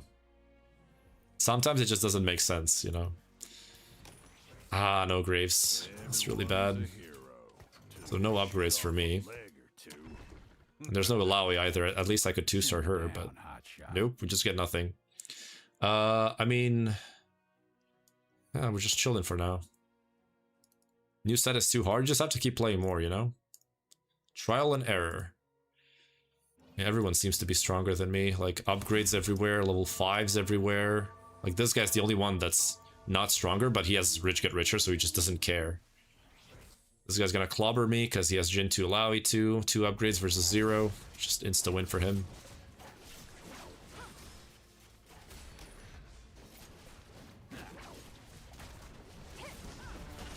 Okay, it's 3 kills, I think. Yeah. Actually, we win. Wait. Oh, okay. Well, I did not expect that. I'm gonna pre-level here to get better odds. Ah, I'm not first pick. Frick. So Sterex would be really nice here. For the Graves. Oh, that looks good.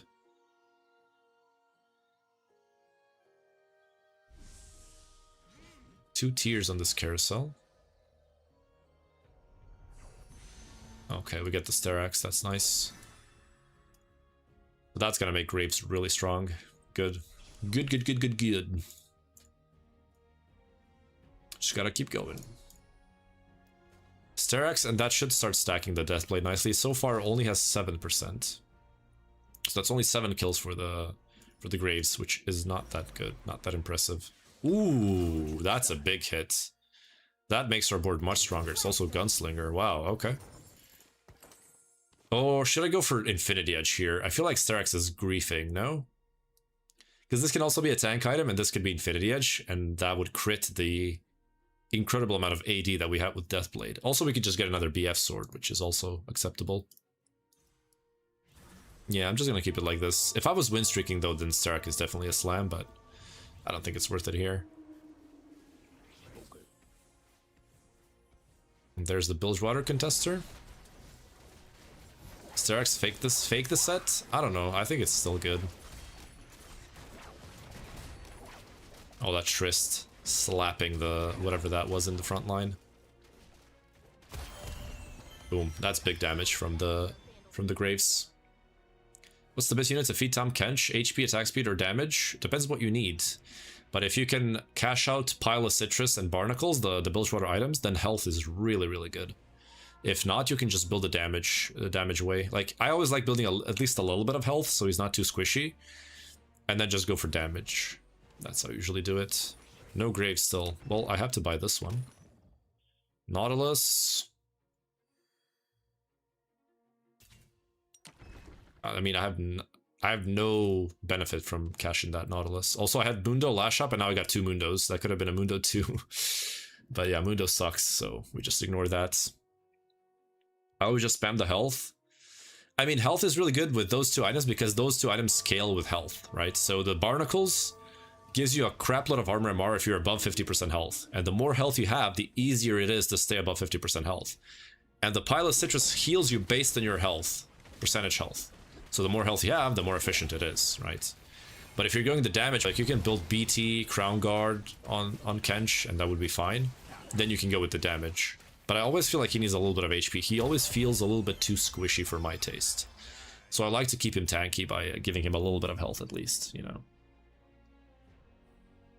So for me, that's sort of how I look at it. Not saying that's the only way to play it, but that's just how I play it. Big win, yeah, we can transfer to a win streak easily. I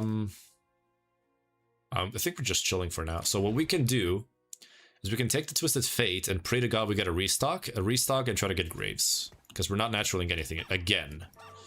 Like, these shops are just against us today. We're just not playing with upgrades. It's crazy. I just can't seem to get upgrades. It's just so nuts.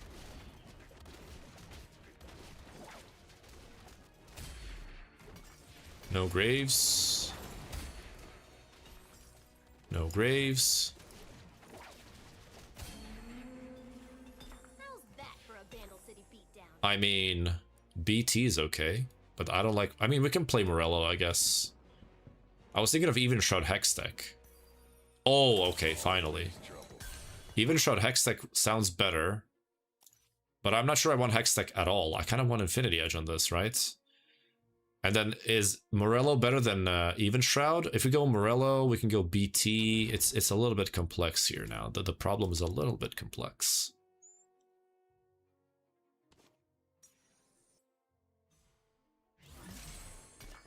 I'm gonna go for this just because I have Wukong. If I didn't have Wukong, I would not slam this, but Wukong gets the clone and then the Even Shroud effect stays active. So, and I guess I shouldn't have done this because I have Last Whisper. But we can reforge the Last Whisper because I don't actually like Last Whisper. I think it's not a good item. I think you always want to go for Even Shroud plus full damage, especially if you have the Deathblade augment. So,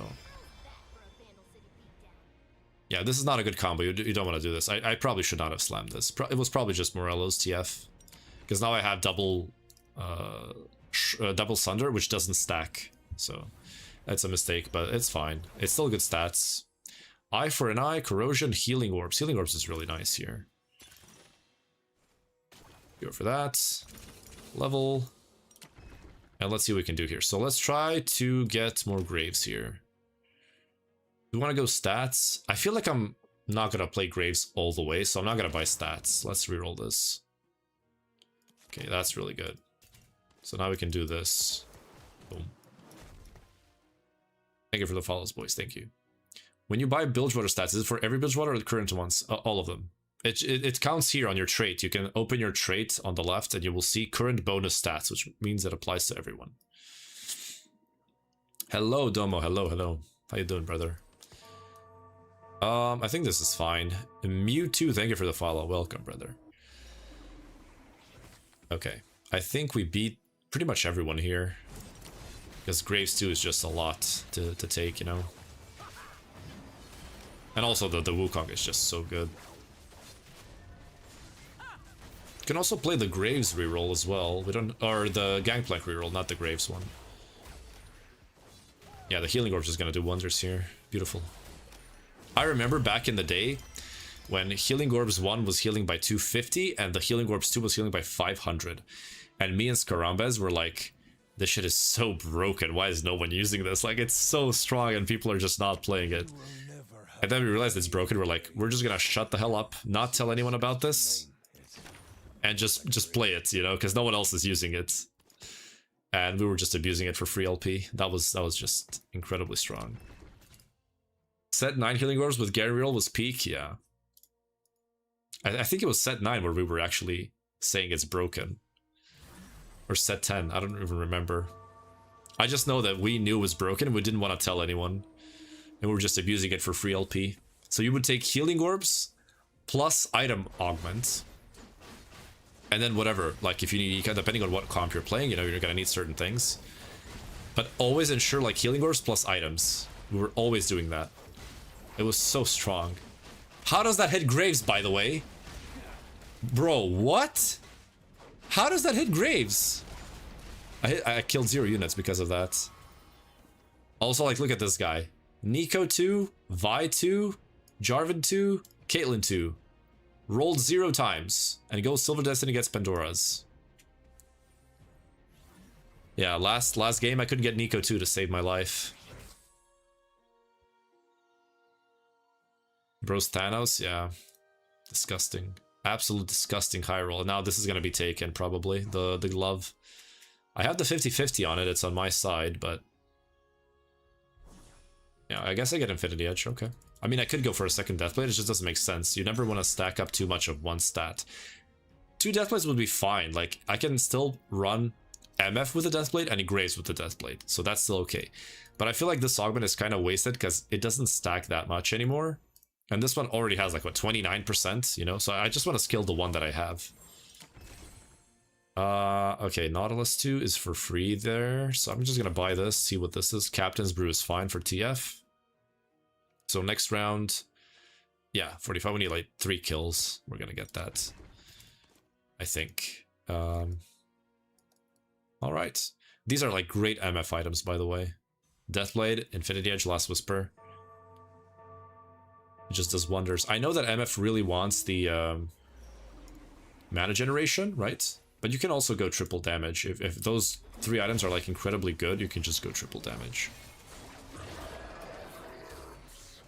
Look at that damage from Graves. If we just had Nautilus 2, I think we win this, but we're gonna lose. Oh wait, maybe not. Oh, the Wukong clone is still up. Never mind. It's gonna be a close one though. Oh, that's a one-shot. Oh, we lose. Okay. Yeah. That was to be expected. It's fine, we got enough stacks for Nautilus 2. If we just had Nautilus 2, man, I could have just duplicated it. It's fine. It's fine. Okay. Nautilus 2 is there. Do I roll for Graves 3 or do I just push levels? I feel like I can just push levels, right? We can get Graves 3 without rolling. We already have 2 duplicators.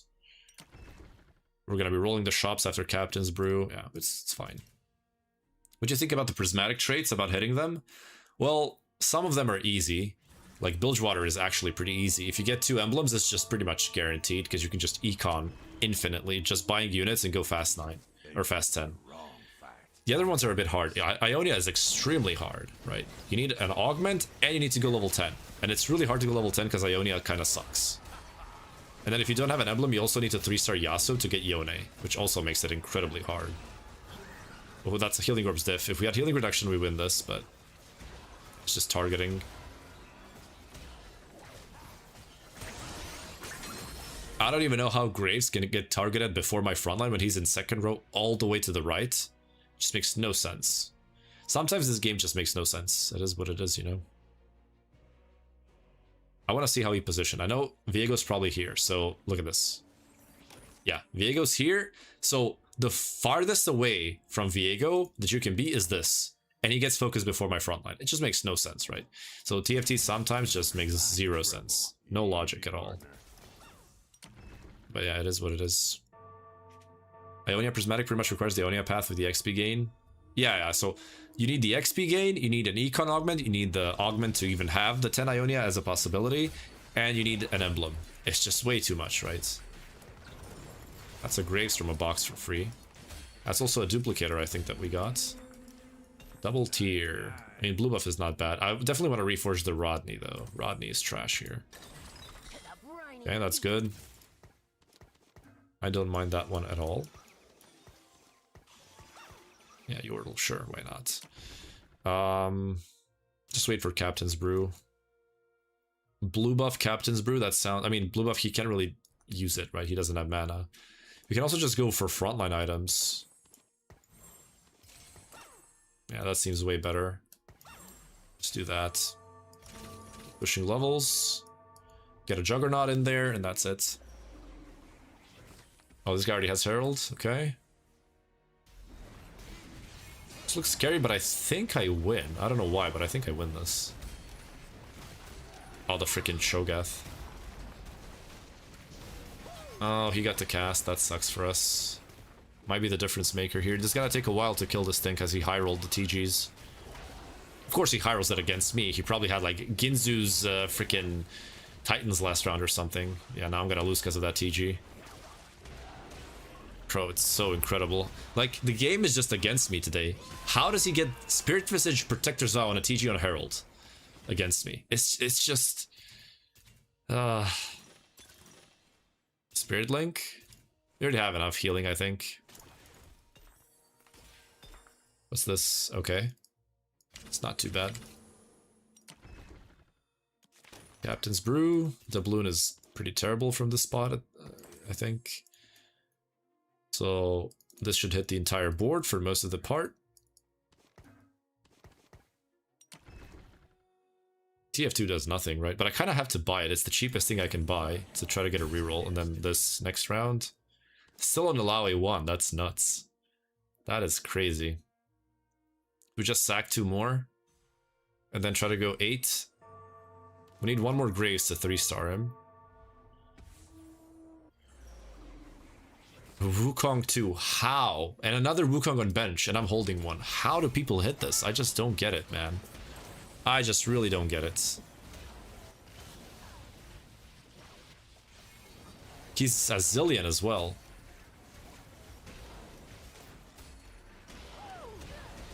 It's just so ridiculous, man. These lobbies are... It's just not playable. These people have Braum 2. I am still in Alawi 1 with Bilgewater shops. I am still in Alawi 1. Like, how is this a thing?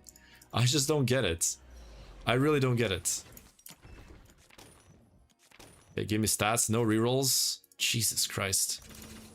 I just have to level. I'm gonna be dead if I don't level. It's just completely insane. Like, look at this, man. What are these shops? What is this? Where is MF? It's uncontested. Fishy here. How is this a thing? Bro. It's just not real. It cannot be real. I just refuse to believe it, man. I refuse to believe that this isn't rigged. 3 games in a row, I'm getting garbage freaking RNG with shops. I just cannot hit anything. I just don't believe it, you know? I just refuse to believe that this is not rigged in some way. Like, how is this real? How am I low rolling 3 games in a row? Yeah, C-patch is out. C-patch is out. I don't know what you're referring to. Definitely not. How should I call you? I don't even know. Caught? I don't know. Back-to-back games turbo. Yeah, I mean, this is just like 3 games in a row. It's not even 2. It's like 3 games in a row. We're getting the same stuff over and over again. I just want to go for Ginzu's. Or should I go red buff, actually? Yeah, we don't have Sunfire, so we can go red buff. I know you guys are gonna be like, oh, this already burns. But it doesn't wound. And also, like, red buff gives instant attack speed. So it's just better for proccing this thing. I like, come on. Oh my god, she exists. There's no freaking way. And then I want to get rid of this and try to play something that's actually gonna keep our board alive for a little bit at least. I need a Graves, that's it. Just one. It's just not showing up. Sure thing, I guess. Can't hit 1 Graves. More frontline items. Swain pair, Alawi pair, MF pair, Wukong pair.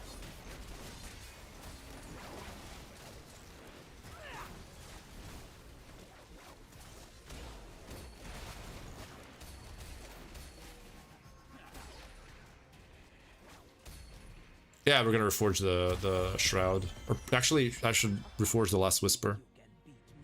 I don't know, the Last Whisper stats are pretty good. If I put it on MF, it's not even that bad, right? I don't know which one.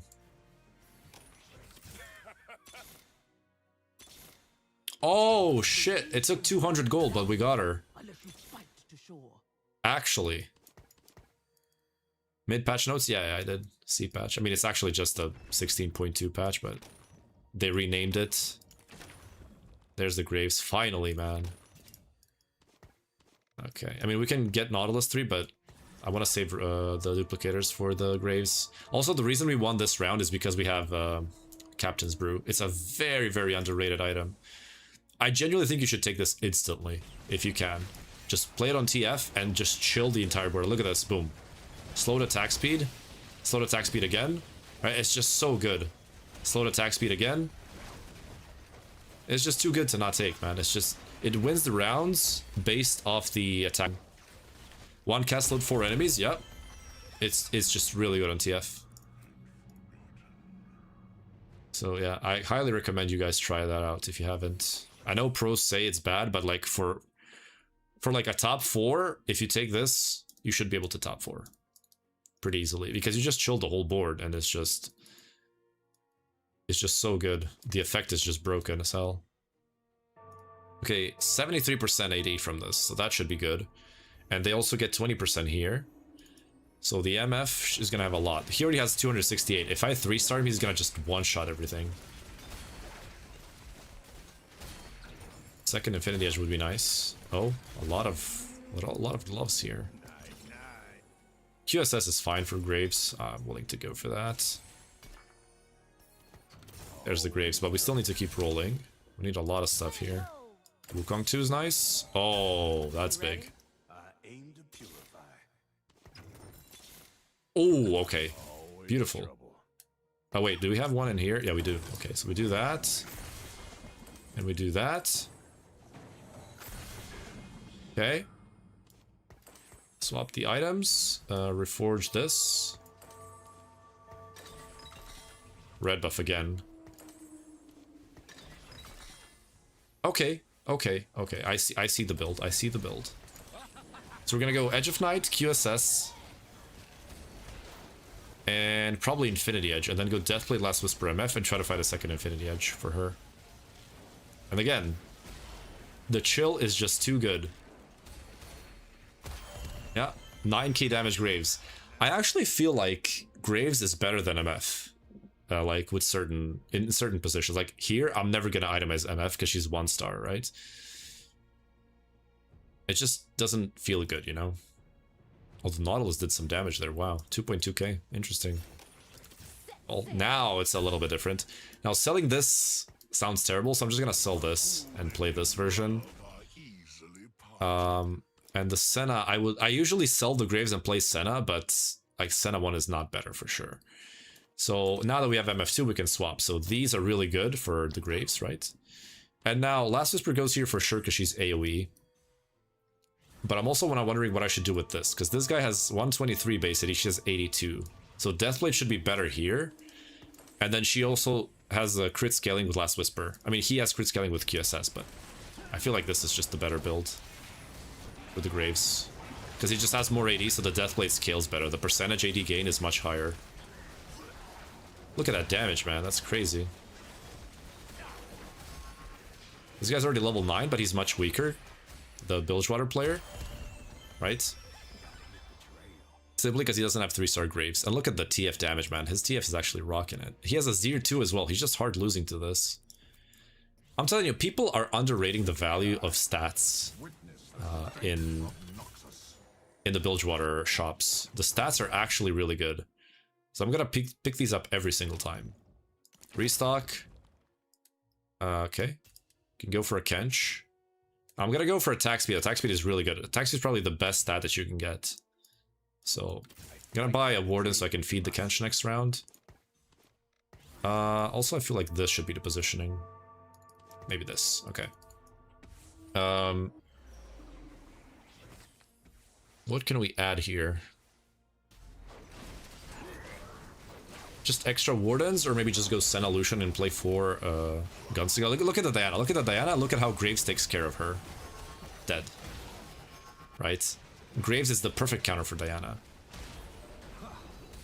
Because he's like 2 hex ranged, so once he kills the frontliner, he rotates back into Diana and never stops focusing her. And he just kills her. He just one-shots her. Right? So he's actually just cracked against Diana. Oh, we're actually... Yeah, I guess I just have to play Bilgewater every game to go top 4. It's just crazy. It's just so crazy. Okay, so here I guess we can just go Shojin for MF. Like, Deathblade would be fine, but again... Oh, this... Okay, well, this guy took it from us. This would also be an Ornn, which is a good insert, so... Over Dolores.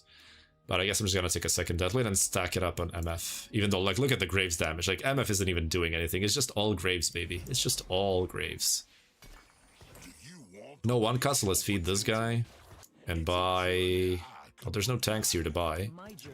I don't like to feed the high cost when I want to go 9. So I'm just gonna keep it like this. Graves partners in crime stacks. I mean, this doesn't permanently stack, right? Or does it? It does. Wait. Is it permanent attack speed? I don't even know. I hit 3-star Callista last night. One-shots half of board. I can't even get to Callista 2 because I always low roll when I... Oh. Okay. I think we win this. It might be cap. I might be just dead wrong. But I think Graves just deals with Baron 1 so easily. I think he just one-shots it. Yeah. It's just gone. It's just gone. Right? I mean, it's just so good. Yeah, you're right. He does gain attack speed permanent. Oh, wait. This is just... Wait, why is this going up?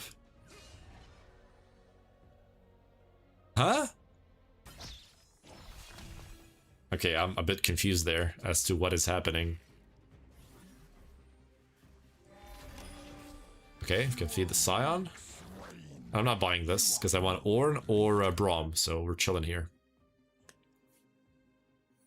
Yeah, it's not stacking. 1.79, yeah.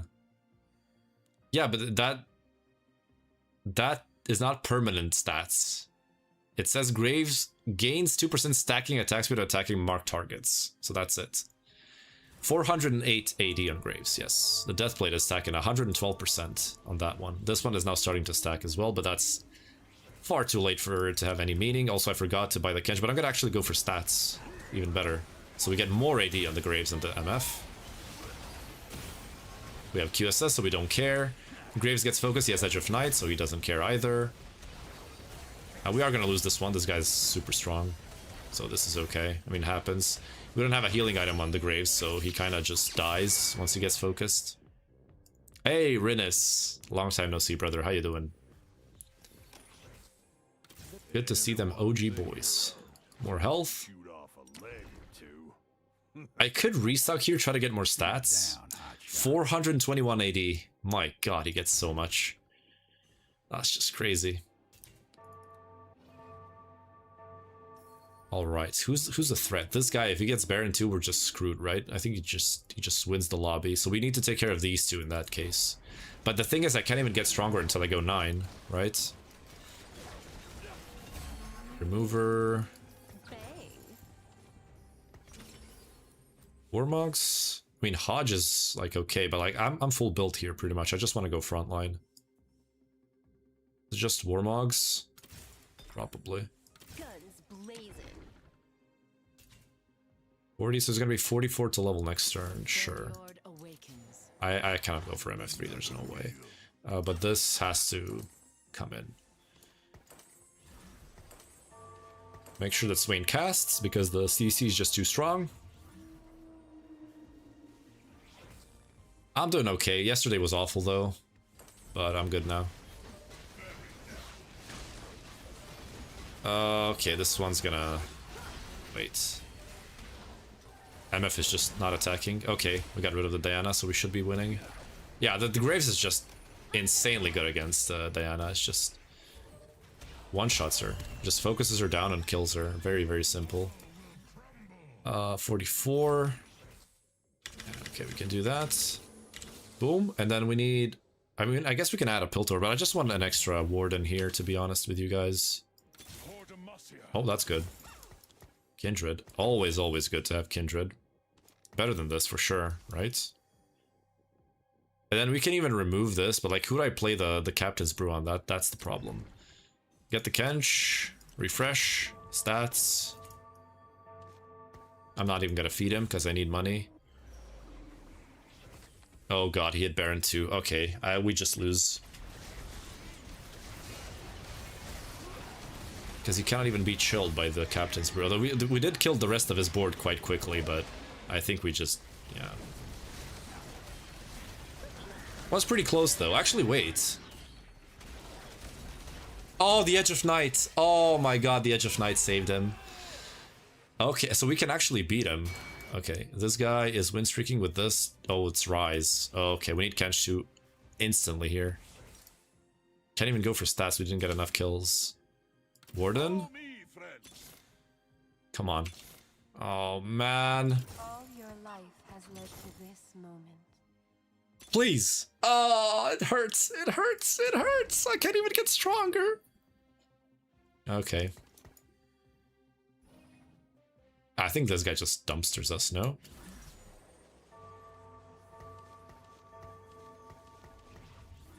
Okay. I think this is better positioning. I think the TF actually hits the... Yes, he hits the Yunara with a chill, so that's good. But I don't think it's enough. Wait, maybe it is. Oh my god, the Kindred ulti. Oh, you beautiful beast, you Kindred. Come on! Come on! You can do it, you can do it, you can do it, come on! Oh my god, we got him! I cannot believe we won that. This guy lost? Oh, he has 9 lives, he's still... Wait, this guy lost? What? What is the spatula here? Zon, that's pretty useless. TG's out. Maybe like a frontline item? There's no frontline items here. I guess Sterax is fine. Yeah, just go Sterax. It's also a 5 cost, so... Okay, I don't know how we won that. I guess it's just a chill. Like, I'm telling you guys, the chill is just so broken. Come on. Come on, man.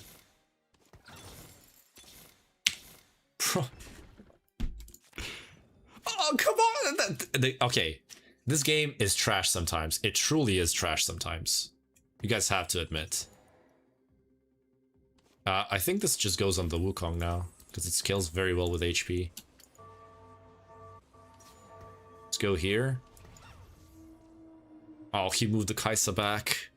Oh no, guys. We're gonna go third, because now the guy's gonna... Wait, actually, we're guaranteed second, right? Pretty much. Oh wait, the Baron is getting focused. Oh, wait. Kindred, please. Please, Kindred. We got him. Okay. Okay, we might get a first. The Baron guy's dead. So it's all about this guy now. I don't know what he cashed out, though, so it's very dangerous. We get the Kench too, that's good. Kindred, next shop. Please, for the love of God, give me Kindred. I hate this game.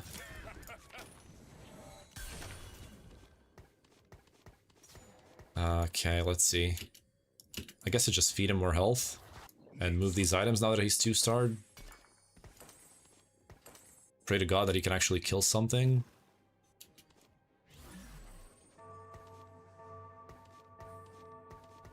I think the secret was the TF being here to hit Yunara. I think that was the juice, but he did move. Oh God, I think we're dead. I'm pretty sure we're dead here. Yeah, he had both Liss and Yunara, so that's good, but like, I don't know if it's enough. Oh, the Swain stun. Yes, baby. Oh, the Kindred ult saved him. We're dead. It's okay, guys, we tried. It's fine. The Graves did a lot of the carrying. It's fine. There you go, guys. Another Graves reroll, proving you that Graves still is quite broken. So GG's, guys. Thanks for watching. Yeah, I should have checked the Graves AD. That was pretty nuts. I should have checked it once more before the end. Yeah, I think the positioning of the TF should have stayed the same, but I should have positioned everything else to the right side, like flip it, mirror it, right? Because we were killing the Wukong first, and Wukong had stone plate, so he was getting maximum value out of the stone plate. And if I just reversed everything, like mirrored everything, and kept the TF on the left side, he would still hit the Yunara and Liss with the chill, but my right side would wrap around to his backline and potentially kill everything. So yeah, I think that was my mistake. I think I should have. I think I could have won it. I'm not sure. So yeah. How do you feel about Bruiser Invoker? It's a consistent comp, but you need to 2-star everything to top 4, so I don't recommend playing it. Like, we can check it, like, Liss, 2-star, let's go, let's say 4 Bruiser. It's a 3.88, right, with Liss 2, so it's not too bad. Like, if you can get to 6 Bruiser, though, oh, that's actually worse. So 4 Bruiser is better. 4 Bruiser, 4 Invoker, I'm guessing. So let's try to put that in the planner. 4.24. Oh, so you're better off playing 2 Invoker, 4 Bruiser, and just go for 5 costs. Okay. Yeah, Volibear is the key there. So yeah, 4 Bruiser, 2 Invoker, and then go 5 costs. Poppy grants you 2 component anvils. Okay. What's the OP build? Check stats. Rumble. Okay. Hopefully no prismatics this time. Yeah, I feel like... So, my full, like, honest opinion. If I just played Graves reroll every single game, I think I would be, like, GM right now. I think I'd be Grandmaster. Like, no joke. I genuinely think I would be GM. Like, no joke. Woke up, sorry for breakfast, went to the gym, did some shit, came back, you're still grinding. Yeah, so, like... 2 more hours, like 3 more games. This one and then 2 more games, and then we're out. Okay, defenders. I mean, I can get the Sona up here. Sona was buffed slightly, so she could be okay. But I kind of want to go for Arcanist as well. Kog'Maw's, I think, is a better pickup here. So you can just play Graves reroll every single game that you have Bilgewater and just go top 4. Like, this was a lucky second. I probably should have gone, like, 4th or something. But, like, you can get top 2 if you high roll pretty easily. And then if you low roll, you can still go top 4. He's just super consistent with the Bilgewater shops. Sona 2. Oh, that's a really good opener. Now we just need a 3rd Demacian in and that's it. Yeah.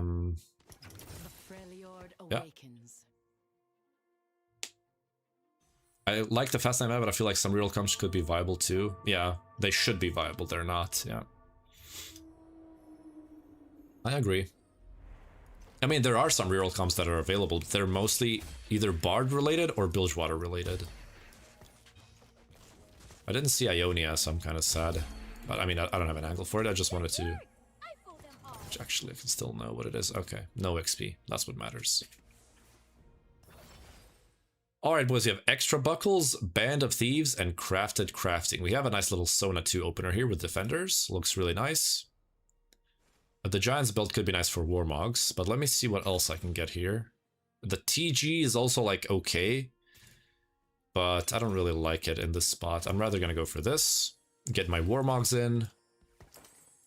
And now try to get some items, like Blue Buff, for example.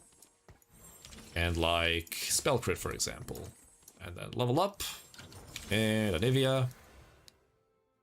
And sell this for the Jarvan pair. And we can also sell... Or, well, actually, when we win, we can get the Rumble. If we get Rumble 2 next round, sell the Nico, play Rumble 2. And thus, we're playing AP. So what do I want to play here? We can go for some Zillion type of comp. We can go for Annie. If we get a Jarvan too, especially, like, we can go for Silas, which I'm never able to make it work. I just don't think Arcanists are good unless you like super high roll and have infinite resources to work with. Yeah, the Sona buffs are doing their thing. Definitely win this one. Okay, get the Rumble pair. The Trend one works pretty good. Oh yeah, you're right. I forgot about the Trend reroll. So Bard mixed with like Ishtal or Bruiser, and then Trend Ash or Bilgewater rerolls. Any forms. Like Graves reroll is super good in my opinion. I think it's super underrated. The Draven one is also good. So yeah, there's actually like 3 rerolls. I guess you can play 4 maybe. There's the Poppy. Is this better, guys? I always get in this spot and don't know what's better. I feel like Invoker is just always better. I don't know. Maybe that's just me. Okay, Jarvan pair here, Anivia pair there, and then we could put this stuff in the middle. Like, Sejuani is better, right? She's a better tank than Nico.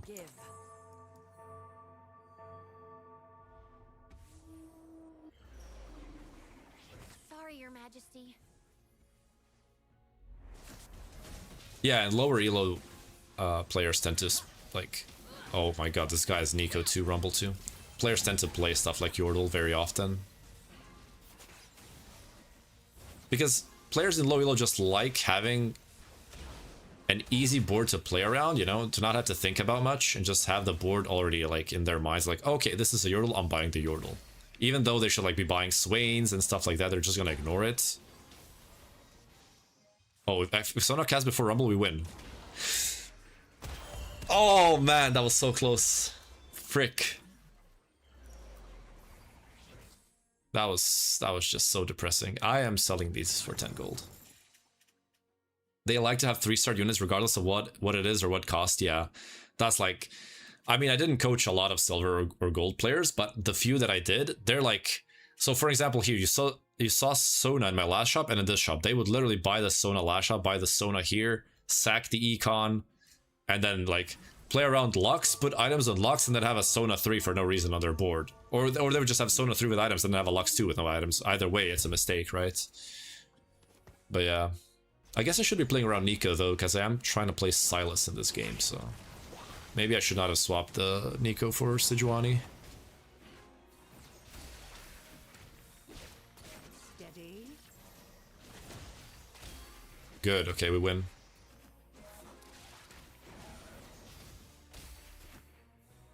Ishtal is pretty hard, but for me it's hard because I always low roll when I play it. I don't think it's generally hard to play. Like, it heavily depends on the quests. If you get quests that are easy to fulfill, you know, you just play it and that's it. But if the quests are not as easy to play around, then lower elo players have trouble with it, even higher elo players. But for me, I never have a problem cashing out Brock. My problem is that I play Ishtal, I cash out, and I just don't hit anything. Like the game earlier today, I rolled over 100 gold on level 9 and had 0 upgrades on my board. It's just like, well, I can't do anything here. It's just, you know, that's just what it is. I'm taking this, by the way, because I need defensive items, and also Zen is a Demacian, so I'm gonna level here to play him. It's a really sad thing that we lost this round. It could have been so free, but it is what it is. boom, and then Freljord can go in, like a Braum would be super nice. It'd be beautiful, but, you know, can't really expect to hit that just like that. I'm just comfortable with Bilge. You're comfortable with Bilge because Bilgewater is consistent, right? Bilgewater is the most consistent comp, I think, ever in TFT. Like, again, I always say this. There is no way you don't top 4 with Bilgewater if you hit it on 2-1, if you played properly. There's just no way you bot 4. Unless, like, you're getting, like, 4-way contested. Right? And even then, like, you can top 4. It's just too strong. It's too consistent.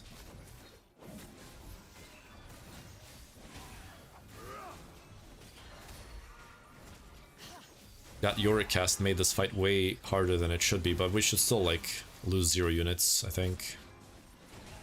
Yeah.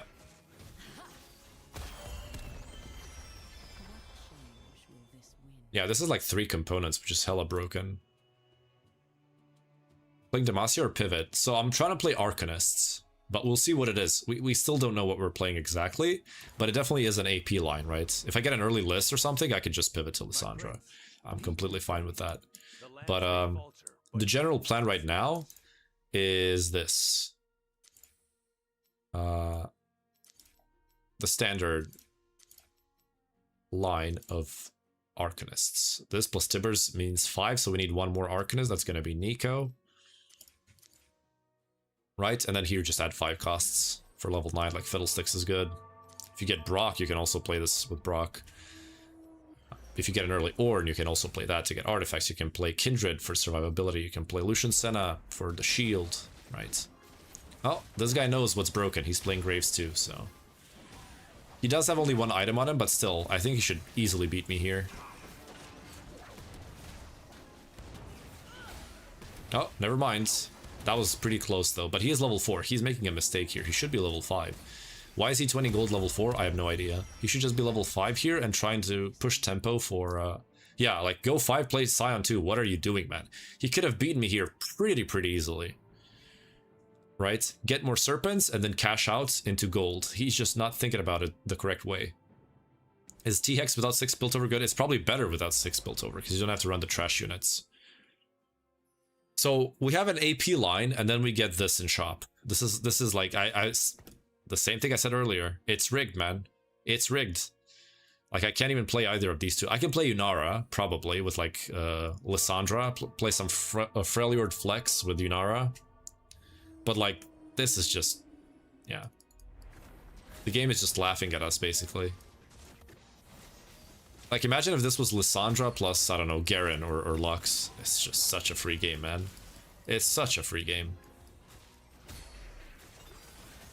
I'm telling you guys, they should remove these odds where there's like 2%, 1%. Those things should not exist in the game, but they still do for some reason. Okay, small problem now. If I'm playing Arcanists, which I'm trying to play, red buff isn't that good, because when you get Annie, you already have healing reduction. The thing is, however, is right now, up until probably 5-1, I'm going to need that healing reduction. And also, it's a lot of attack speed, which helps Sona cast a lot more. So this should work well. Even though, you know, people are going to be like, oh, why are you slamming red buff if you're playing Annie? It doesn't matter. Why so many players using Swain? Because he's a good splashable unit, and he's a very good frontliner. So, Bilgewater uses Nautilus, you just use Swain to flex it in. Arcanist, they use Swain, right? So, they're obviously going to go for Swain. Any comp that uses a Shyvana is going to like to have Swain as well. And just that CC ability is just too good. It's just very strong. I'm gonna lose because he has Declaw, so... Also, he's level 6, so... just stronger. Yeah, if I was level 6, I win that with Freljord easily. But again, I'm not win streaking, so there's no reason for me to sack Econ for wins when I can just save up and then level. This guy's also 100 HP, which is impressive. Pandora's Bench, Heavy's the Crown, Warlord's Honor. Definitely not this. Grab Bag is nice. Jeweled Lotus, we already have spell crit, so let's just go for more items. There's the Jarvan too, that's a big hit. This goes in, and now we can go for Adaptive Helm as well. I actually prefer it over red buff. Adaptive, blue, JG, and we can red buff whoever, it doesn't really matter. And then I would like to switch these as well to this guy, because he's 2-starred and his attack speed gain is really, really good. So here I'm actually not leveling. Why? Because I'm potentially sacking 2 gold, because I'm going to be 39 if I level. And I can't really place anything here to make me stronger. So I can just do this and level next turn, you lose 0 gold, and get stronger, right? So no reason to level here. Ash Trinda killing the Plat Diamond Yellow. Yeah, so you mean Emerald Diamond. There's Emerald in between. Or if you mean like Plat, Emerald, and Diamond. I mean, I don't know if it's killing it. It's just super consistent as well, because it's very uncontested. No one plays Ash most of the time. And Trinamir is an unlockable, so you're not going to be contested on that. You can just go for 1 Econ Augment and you're good. And there goes the Teemo. He's dead, and now we just slap everything all the way. Looks good. Yeah. 7k damage almost on the Sona. Guy lost the streak. That's very good for us. So we want to save as much HP as possible, because with Arcanist, until you 2-star Annie and Silas, you're actually kind of weak. And now again here, there's nothing to add. I'm just going to pre-level out, because I would lose gold here, and I wouldn't get any stronger, so there's no reason to level. Just chill here and wait. And then we get auto level up next turn, and hopefully we hit any Freljord unit, but like Braum would be disgustingly good. Lysandra would also be decent, but like Braum would be super, super good. Also, I want to put Garen in the planners, just in case so I don't miss him, because I'm going to need to sell a 2-star Garen. Hey, Plux, how you doing, brother? Do you go 3-star Graves or GP with Bilgewater? In my opinion, Graves is just giga broken. I would always go for Graves. He's just so strong, man. I don't remember the last time. I don't think I ever bought forward with a Graves reroll. He's just too good, man. Just try it yourself and see, you know. He's just so good. And also the boards that you can play with Graves as a carry are stronger than the ones that you play with GP as the carry, right? Also, this Vi just isn't dying. Like, please die, man. Jesus, taking forever. Okay. This guy's gonna start losing, right? Yeah, he loses this. No damage left on his board. I mean, he's going double econ, he's going fast 9, so he's actually doing okay. GP better? Nope.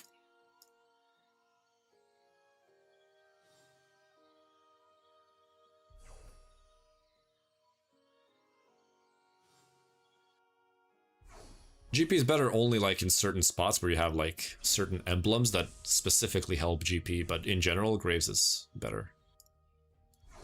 Another spell crit would be nice. I do want to grief this guy because he is very, very dangerous with the 6 Yordles. He is pushing tempo, so... And for me, I already have my items. I'm already, you know, prepared. So I don't really need any specific stuff. There's no Wardens in here, unfortunately, and no Freljords either. If I was win streaking, I would actually roll a couple of times here to try to hit something. But unfortunately... I will protect you. I am not, so let's just chill with this. So the Leona is just an extra frontliner. I mean, you can also play Rumble or this guy, doesn't really matter. Just any frontline is fine. Leona's also decent CC. Might help beat this thing, although she's gonna stack the Titans really fast. What is this, by the way? Armor MR? Oh yeah, that's pretty disgusting. Oh, we're never gonna kill this thing, are we? Oh, she stunned her. There you go. Healing reduced, stunning applied. Yeah, we do lose, though. I mean, she's just too strong.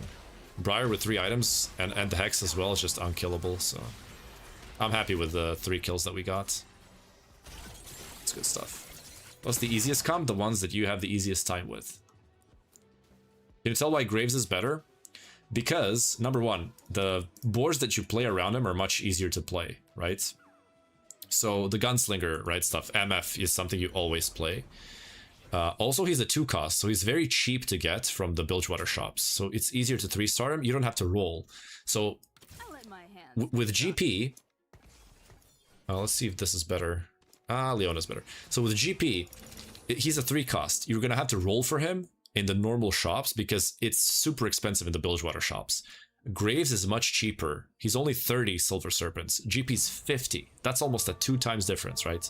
So you're using a lot of resources, a lot of Silver Serpents to get GP. While Graves is almost free to get. Also, Graves is an unlockable. So no one else is going to be playing him except for you, unless you're contested, of course. But I mean, that applies to everything. So Much harder to contest Graves because he's a locked unit, you need to unlock him first. Cheaper to get with Silver Serpents. Spikes earlier because you're gonna 3-star him earlier, and uses less resources. Also, later in the game, he's very easy to pivot from. If you have very good items for, let's say, Lucian Senna, you can literally just sell the Graves and pivot your items to Lucian Senna 2. And just not play Graves in the end, right?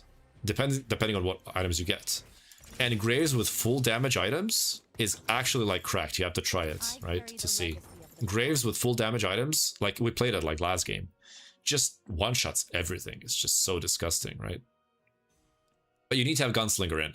So, you know, if you don't have Gunslinger in, Graves is going to be a little bit weak. And people are like, oh, I don't want to play Gunslinger until MF. Just put Gunslinger in, put Tristana in. Who cares? And watch Graves do his thing. But always keep Bilgewater in whenever you can, right?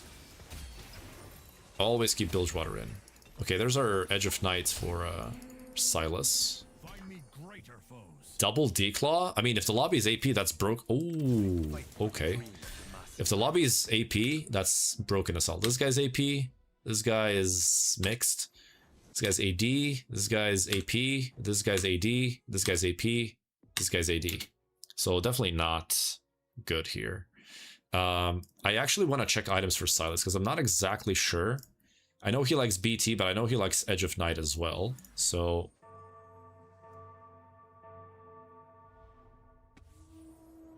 Ground Guard. Oh, people don't even go for Edge of Night anymore. I think it's a must-have on him. BT is way better. Okay, so let's go for BT in that case. And then these, I mean, I guess I could go Steadfast, but I really want the Jewel Gauntlet on him. Even though I actually already have it here. I can just run blue buff, adaptive, +1 on Annie. That should be okay. Should probably put red buff on the Kindred here.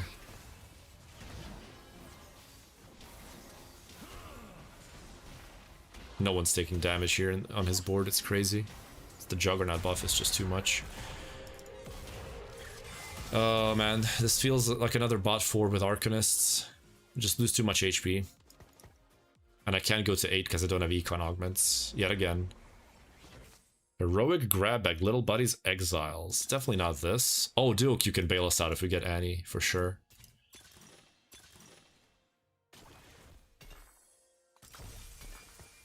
Okay, I don't mind that. Shyvana's really good. Lysandra is also really nice to have here. How much stronger would this have been if I just got it in a reasonable time? I would be like 90 HP right now. It's crazy.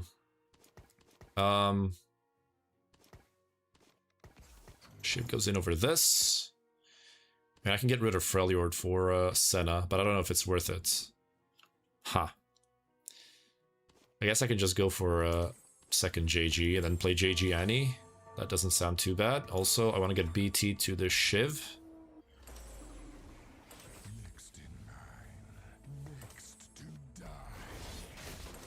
And we can go for Spark. Because we don't have Void Staff components, so this should be okay. Oh, this guy's MF2, okay. Yeah, that's the Bilgewater balance, guys. Oh, that's reinforcements, never mind. Okay, so look at this. Graves did only half of MF's damage. He has no items. 0 items, and MF has 3 items. He only did 50% of her damage. That's actually really good, right? That's what I'm talking about, you know? It's just incredibly strong. So yeah, like I slammed AP items, and then I got Belveth Yunara on my 2/7 shop, and now I'm getting Kindred Senna.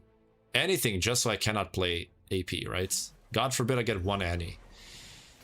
It would just be the end of the world if I got 1 Annie. Belt, so Warmogs again? I mean, I don't mind that at all. That's from the first augment that we got extra buckles, right? Thank you for the follow. Exy? Exy? I don't know how to pronounce it. Lysandra is probably doing... Oh, yeah, she probably would do more damage. Do I just level here and sag gold? I need to do that. I need to do that to save some HP, guys. We're way too low. And I'm gonna sell these two. So we sack 2 gold. Well, actually 3 gold. Oh, of course. Level 8 Annie, 50 gold. Standard stuff. So he has more gold than me. So, which means He just got giga turbo lucky with the Annie. I think we still win. Not sure though. Yeah, he just... Annie 1 with these items is not gonna be enough. He actually kills 0. He's dead in these next 2 turns, yeah. I should just wait for him to die and then roll. Thank you, Nikos, for the follow on TikTok. Welcome, brother. How you doing? No Annies on Carousel, naturally, but I mean, I wouldn't get them anyways, because this guy would pick it up. He's gonna go for Void Staff, so my tier is out. I have to think in advance what I want here. I mean, Edge of Night is so good, man. Edge of Night is too good to pass up on. I know Crown Guard is also good on him, but I feel like Edge of Night is just a must-have. I feel like my Silas just gets one shot. I don't know. Oh, PC won't explode. Yeah, probably one more game on TikTok and then 2 more on other platforms. But yeah. Okay, sell this. Edge of Night. G. This guy got Swain 2. He's level 7 Swain 2. I swear to God, today, every single game, someone has Swain 2 on 7. This guy's Siobhan on 7. Fiddle on 7. I guess Duoq he just high rolled the exact 5 cost that he needs. Listu is always here on stage 4. Is this guy playing the Fast 9 thingy with Yordles? Where is he? I can't find him. Oh yeah, he's playing Annie as well. Oh god. I have 0 Nikos, by the way, I just realized. I have 0 Nikos. How do I put that hand mouse? You just enable the legacy cursor in the settings. Okay, the Van has 1 star, so I'm not afraid of that.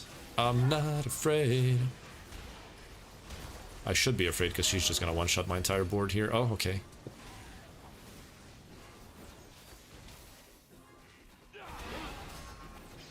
That's barely a win there. Wow. Sona and Nivea doing the work.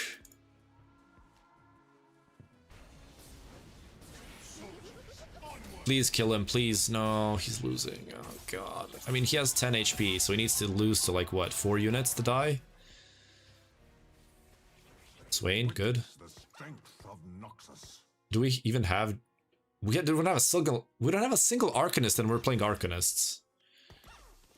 Okay, that's a bit bizarre. I'm getting rid of Freljord now, because it's not worth it anymore, and also I can play the Swain and give these items here to Lysandra.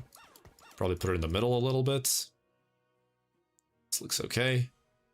Yeah. I mean, yeah, I don't even think it's doable, guys. I don't think we can get to Silas. It's extremely hard from this spot. And Rasa, thank you for the follow if I didn't call you out. Yeah, that's perfect positioning for the list. She's gonna pretty much hit everything here. Boom. Senna shield. Zen heals back up. Lysandra's gonna come up with another red buff. AoE proc. Fizz is dead. Lucian Senna ulting there, clearing stuff. Nice. Lysandra. Boom, boom, boom, boom, boom. Good stuff. Yeah. Liz is doing work here, boys. Liz is doing a lot of work. Swain abilities OP. Yep. The CC is truly incredible. Okay. We're so far away from this. We got 0 Annie, 0 Silas because we didn't unlock him yet. We got 1 Shiv, 1 Swain, 1 Tarek, 0 Lux, 0 Nico, 0 Fiddle, 0 Garen. So, okay, this guy died. That's really, really good for us. There's still the other guy playing the Arcanist, this guy. He's gonna pivot from Yordle, I'm thinking. But maybe he just stays on Yordles, I don't know. Maybe he's just playing for something else, for Mel, or I don't even know. To me, it looks like Arcanist. There's the Nico.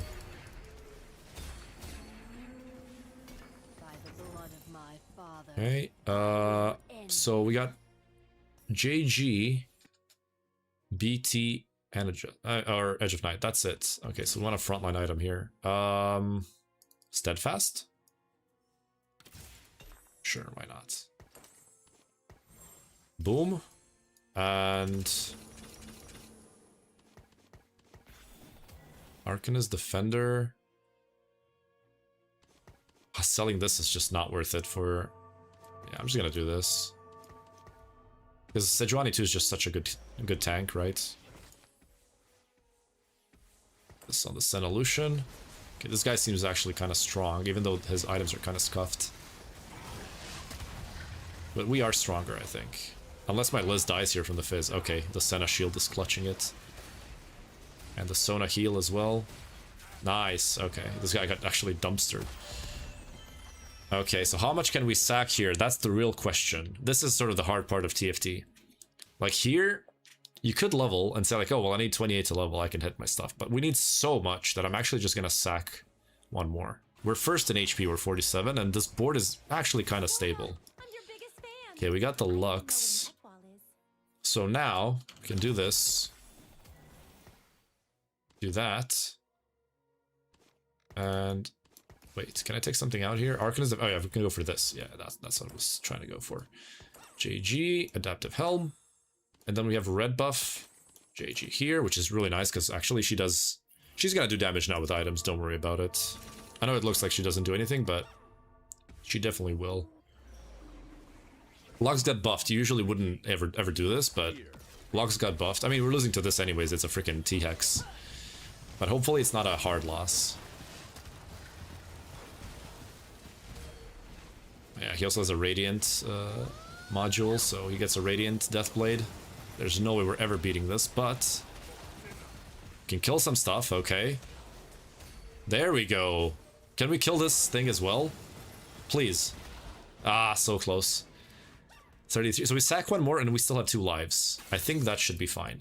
Now let's check for contesters here, because there should be contesters. There aren't any. There's 2 Bilgewater players, okay.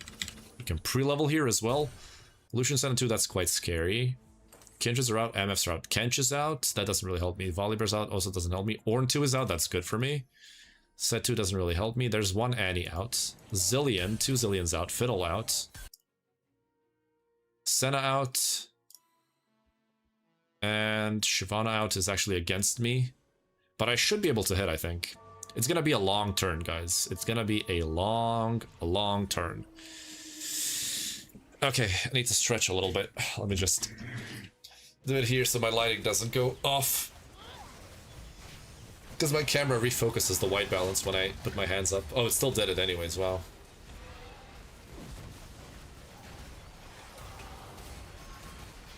Those are some good one-shots by Lux, I like this. Okay, that's a 4-unit loss, so we're gonna have 2 lives. He printed 1 item from us. That's acceptable. Yeah, see the Lux damage and the Senna Lucian? That's what kept us alive. 5.8k Lucian, 3.5k Shiv, 7k Lux. That's how you're supposed to do it. Okay. Oh, there's the Annie. Okay. Oh, this guy's gonna... oh, he's going for Annie too. That's so bad for us. That is so bad for us. I'm just gonna go for more frontline.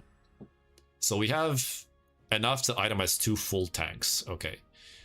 So it's gonna be Shyvana and Swain, or Taric Swain, depending on if we 2-star Shyvana or not.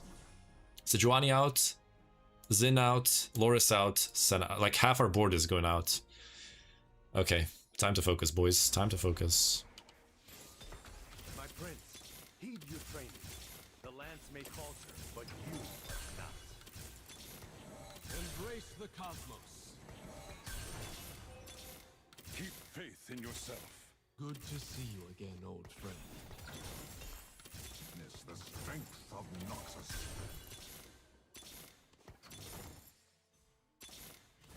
Okay. I mean, it's not that stable, but it's not bad either.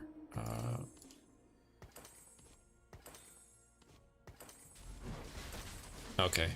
We have Taric 2, right? Yes, we do. Swain 2 still not here. Still need Garen 2.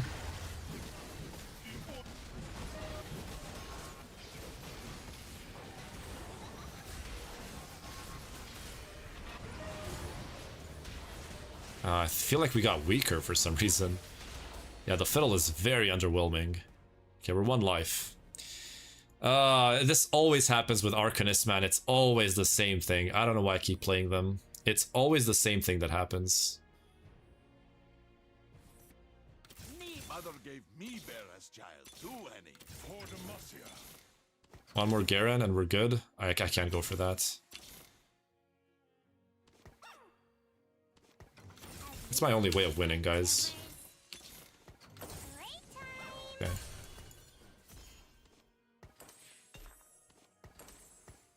I had to sell the fiddle too. I know it sucks, but I had to do it.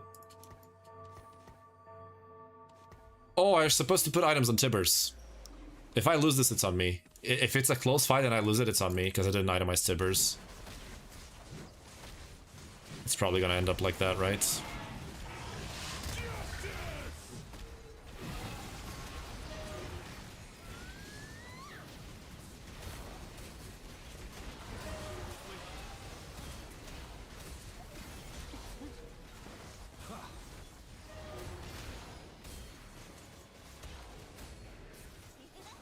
Yeah, that's on me.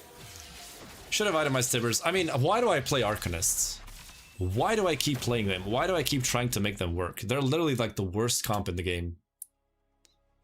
And I can't hit Garen. Like, it's the same thing, like 4 games in a row with an incredible, incredible low roll. I just cannot hit Garen 2. Uncontested, no one's playing it. No one is playing Garen, and I hit Annie 2 while this guy has Annie 2, which makes absolutely no sense.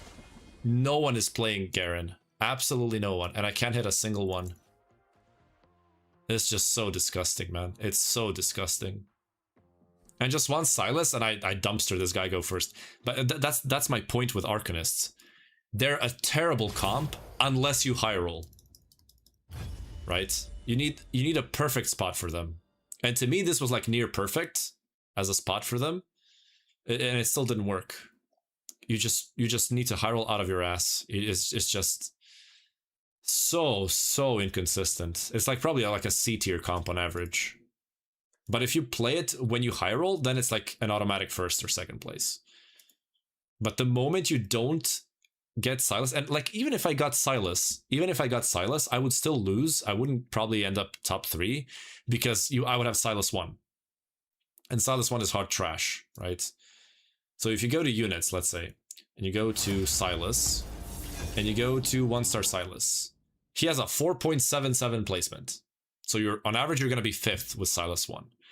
And then Silas 2 is like at 2.68, right? So even if you get to Silas, you're still going to lose because you cannot 2-star him. So here, the play was probably get Lux 2. If I took the Lux 2 and stopped rolling for Garen, I probably could have kept going. Right? So if I took the Lux 2 or itemized Tibbers or actually did both, I probably lived there. I'm not going to lie. I did mess up there. That's one part. But still later on, I would get outscaled because Silas 1 just doesn't do shit, right? And like, the crazy part is how insanely hard he is to unlock. He should be strong as a 1-star. You shouldn't have to 2-star him for him to actually be a playable unit. But to me, it always seems like it's the same thing. It's whenever you get Silas, you just die because you're using a unit slot to play a bad unit. Silas 1 is a bad unit, right? And to get to him, you're rolling a crap ton and selling key units to your board, right? I mean, Garen doesn't matter, but you're getting rid of Lux 2. And then Garen 2 is someone who can be a tank. Like, for me, it should have been the Tibbers, obviously, so I messed up there. But there was so many things to do in one turn, right? I can't really do everything perfectly. Oh, well, time to get some LP back, boys. It's time. It's time yet again. Let's see what Ionia is. Okay, it's not experience, so just get that out of here. And let's get our LP back. Play some Bilgewater as usual. I can maybe demonstrate the Graves reroll again, if we get good items for it. I can maybe try to go for TF reroll as well. Because TF is kind of underrated as well, and people just don't play him enough. Also, Trist Vi. That's a Vi pair. Oh, wait a second. Isn't this just a better opener? Go for Caliber Nets, okay. I'm gonna keep this in, so I can try to cash it out. I guess I'm getting rid of this. I'm keeping Ishtal in. I'm getting rid of this. And I can maybe sell the Scion if I get more gold. This feels like a gold opener, though. We're probably gonna get another component, and that's it.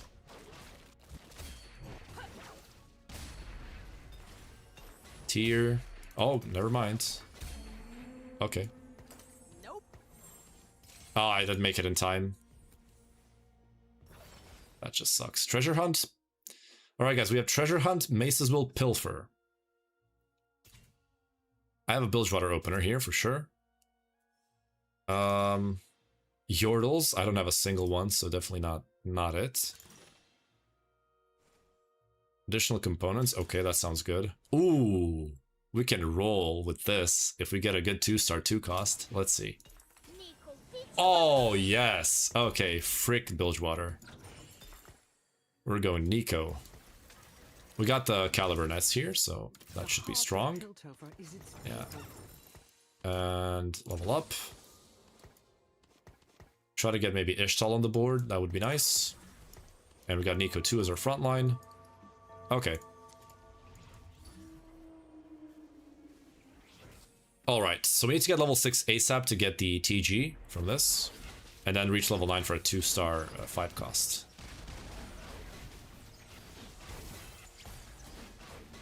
Caliber Nets. Nice. There's the Ash reroll. Ashtrind is coming against us, guys. I have to take care of that. Oh, the Darken Aegis. He didn't take the bow. Interesting. Long shot? Is this better? Oh, wait. That's a lot of damage. And also the Vi can tank a lot. I don't know. I feel like Vi is better. Teemo without items? If it was 2-star Kaelin, I would go for the Teemo. But if it's a 1-star, I'm pretty sure this is stronger. I can also slam the tier, but I don't want to waste a remover. If I get a good tank item here, I don't want to remove it. Yeah, it's definitely one of the best sets. I agree, yeah. I think if they balance this properly, it's probably gonna be the best set of all time. We lose this one for sure, no matter what we play. This guy's way too much frontline with the item. And also the Piltover bonus that he got is super good. Oh, my Caitlyn just switched aggro because of Loris' ability. But my Nico didn't. How does that work? Oh, everything's just gonna be 1 HP at the end of the fight. That sucks. Low-key, if I put Tyr on, I'd probably kill one more unit here, because she would cast in time to kill the Vi. It's fine. Can't really win streak with a 1-star carry, you know? You need 2-star. Oh, now you give me this. Yeah, now you give me this. Where was this last turn? Could have win streaked if I had this. Yeah, okay. The game is just trolling me today, man. I swear to God, I haven't had a single good game today outside of the Bilgewater one, which Bilgewater is sort of a counter to low rolling, if that makes sense. Bilgewater is a counterplay to low rolling because your Bilgewater shops are always going to give you some units and you can always upgrade stuff, right? This is why I love Bilgewater. It's a counterplay to low rolling, right? So this is why it's so good, so consistent, so easy to play it, you know? Because you just always have upgrades. You always have upgrades. Yeah, exactly. It's just super consistent. You know what you're getting every time. And if you low roll these shops, the standard shops, okay, I'm just gonna top 4, right? If I high roll, okay, I'm top 2. Who cares, right? It's just that simple. It's that easy. I could have gone for Zon, but I think Zon sucks. The pathetic Mundo buff that they gave him is just, yeah, doesn't really help. There's the Milio, but someone's gonna take that. What's high roll or low roll? It's a term from, I think it generates from poker. It's definitely used in poker. I don't know if it generates from poker. High roll basically means getting lucky. Low roll means getting unlucky. It's as simple as that. And I'm gonna go for Piltover. Wait, I can actually play Piltover. I like Zon Piltover. Piltover is okay, Zon is garbage.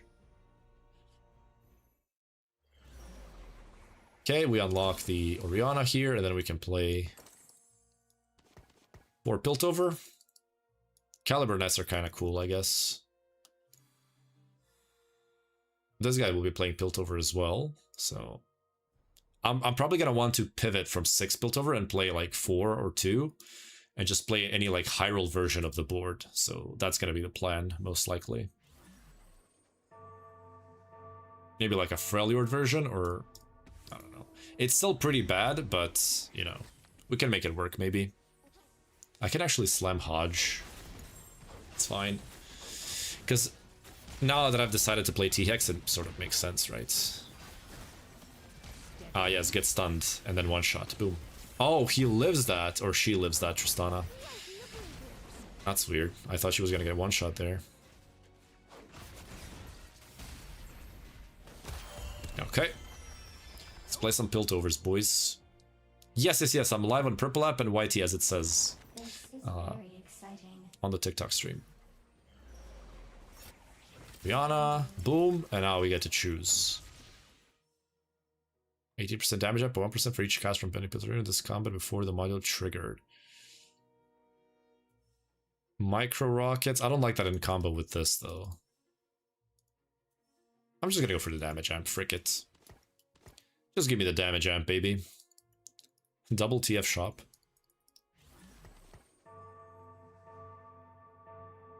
Yeah, long shot doesn't give as much. It gives more to the long shots, but this works on all Piltover. Or actually, I think it works on all units, right? Oh no, Piltover units. Okay.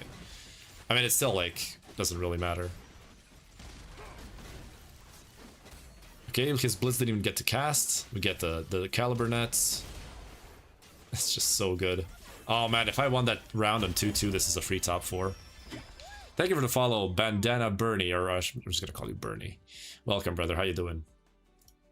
You can check my links below the stream. I have my YT links. You can just type exclamation mark YT and you'll get the link. Okay. So, my goal is to play this, but I'm not sure about other Piltover stuff. Like, what should we run outside of that? I don't think 6 is good. Unless we get like the Radiant item upgrade or whatever. Maybe we can go for the Freljord one, which is with Oriana, so you get Invoker with Liss. And then you play, like you can actually go for 4. You can play Vialoris, because that's sort of the standard board. Vialoris, right? Oh wait, let me pick up my orbs. Perfect, we got gold. Vialoris, and then you go the standard Edge Braum, and that's kind of it. And you can just add a gunslinger like Senolution, and that's it. Here I am. Yeah, I think I'm gonna level here. So Stoneplate, I mean we can go Stoneplate, put it on Braum later on. This guy taunts, so this is really good on him. Like this, and then we level up here, we sack 1 gold and try to transform this into a win streak. Burning, good, good, good. I'm terrible with nicknames, so forgive me. TG goes on Vi because of the birthday reunion. Don't forget about that. 1-star Ash, 1-star Trin. We should be okay. The problem is we don't have healing reduction, so I see a possibility of us losing here. Caliber nets are so good. Okay, that Caitlyn ult hurt like hell. Also, Vi is really good. Yeah, okay, never mind. I'm overrating the Ashe trend. I should probably have played the Vayne over... I don't know, actually, Teemo's kind of nice. Also, I can 2-star him quite easily. Okay, Invoker is probably what I need next. What's this comp look like? Yeah, only 2 targets for little buddies. No thanks. As far as traits go, though, I mean, not worthy enough for Bronze for Life. Not worthy enough. Best Friends seems kind of cool because you can position the T-Hex. But yeah, we have Freljord. Yeah, we have Freljord. Never mind, never mind. The Freljord thing is going to block us out. It's a good thing I remember that. Okay, I'm going to do something that's a little bit questionable here. I'm going to go Sparring Gloves. The reason for that is we already have a TG, and I need an Infinity Edge. So I'm going to get another Infinity Edge, or well, I'm going to get an Infinity Edge, and another TG, and then if the last augment is Prismatic, we can get a nice little Lucky Gloves. And that would put us in quite a good spot, so... I'm just going to go for that. We can slam this here, and then the TG is just going to pop off after we slam it. And I'm kind of playing around a high roll, but... Okay, can we snipe the TF from here? Ah, shit, it's the freaking Nautilus. We still win, so it's good. I was thinking about leveling, but it's not necessary. I mean, TF cannot really do enough. You can replace Teemo with Kai'Sa. I'm gonna try to not go for Kai'Sa, because Liss and Braum are going to be harder to hit if I unlock Kaisa, so I don't want to unlock 84 costs that I don't actually need. Now we go TG, and remember, the TG strength goes up the higher your units are star leveled, right? So if it's a 2-star unit, it's more valuable than on 1 stars. So this actually is really nice. And here I can actually level if I want to make sure that I streak. I want to see if anyone's stronger than me. Oh, this guy's actually stronger. I'm not going to level here. Play the Milio, and we're on the magical 32 gold, which is the magic number. Always love win on 32, and this secures the win 100%. There's no way we lose. Because we get Invoker in, and we also get an extra unit for some damage. Absolutely no way we lose. And the Nico actually got an extra cast due to Invokers. You can say what you want, but... yeah, this Invoker was crazy good. Secures the win. We sacked 3 gold to get 3 gold, so it's actually just... I mean, we probably could have won regardless, but hey, I'm not sure. Maybe not. The Milio did 1100 damage, you know? Cece, thank you for the heart me. Thank you, thank you. So Infinity Edge we said, right? We get another glove next turn, so a BF sword would be perfect. But we're pretty much just going to be taking what's left over because we're last pick, so... We have the 50-50 on the Garen. And thank you for the heart me, Tedada OG. Welcome, brother. Okay, the Garen gets taken, but we get another BF sword here, so it's fine. Boom. And now we get Infinity Edge, and we pretty much have like best in slot for... well, parts of best in slot. Lucian Senna gets in, Last Whisper. Infinity Edge Hodge can be on T-Hex. So that's a Milio 2 for free. Sure, why not? And now we get this. Boom. Beautiful. Thank you for the GG's, Tedada. Thank you, thank you. Thank you for all the support, guys. I appreciate it a lot. There's a Trinda 2. Ash 2. This guy's becoming scary. This guy's becoming scary with all those ashes and Trins. I'm gonna need to stretch a little bit, boys. I am actually just hard stuck in my back hurting. Ugh.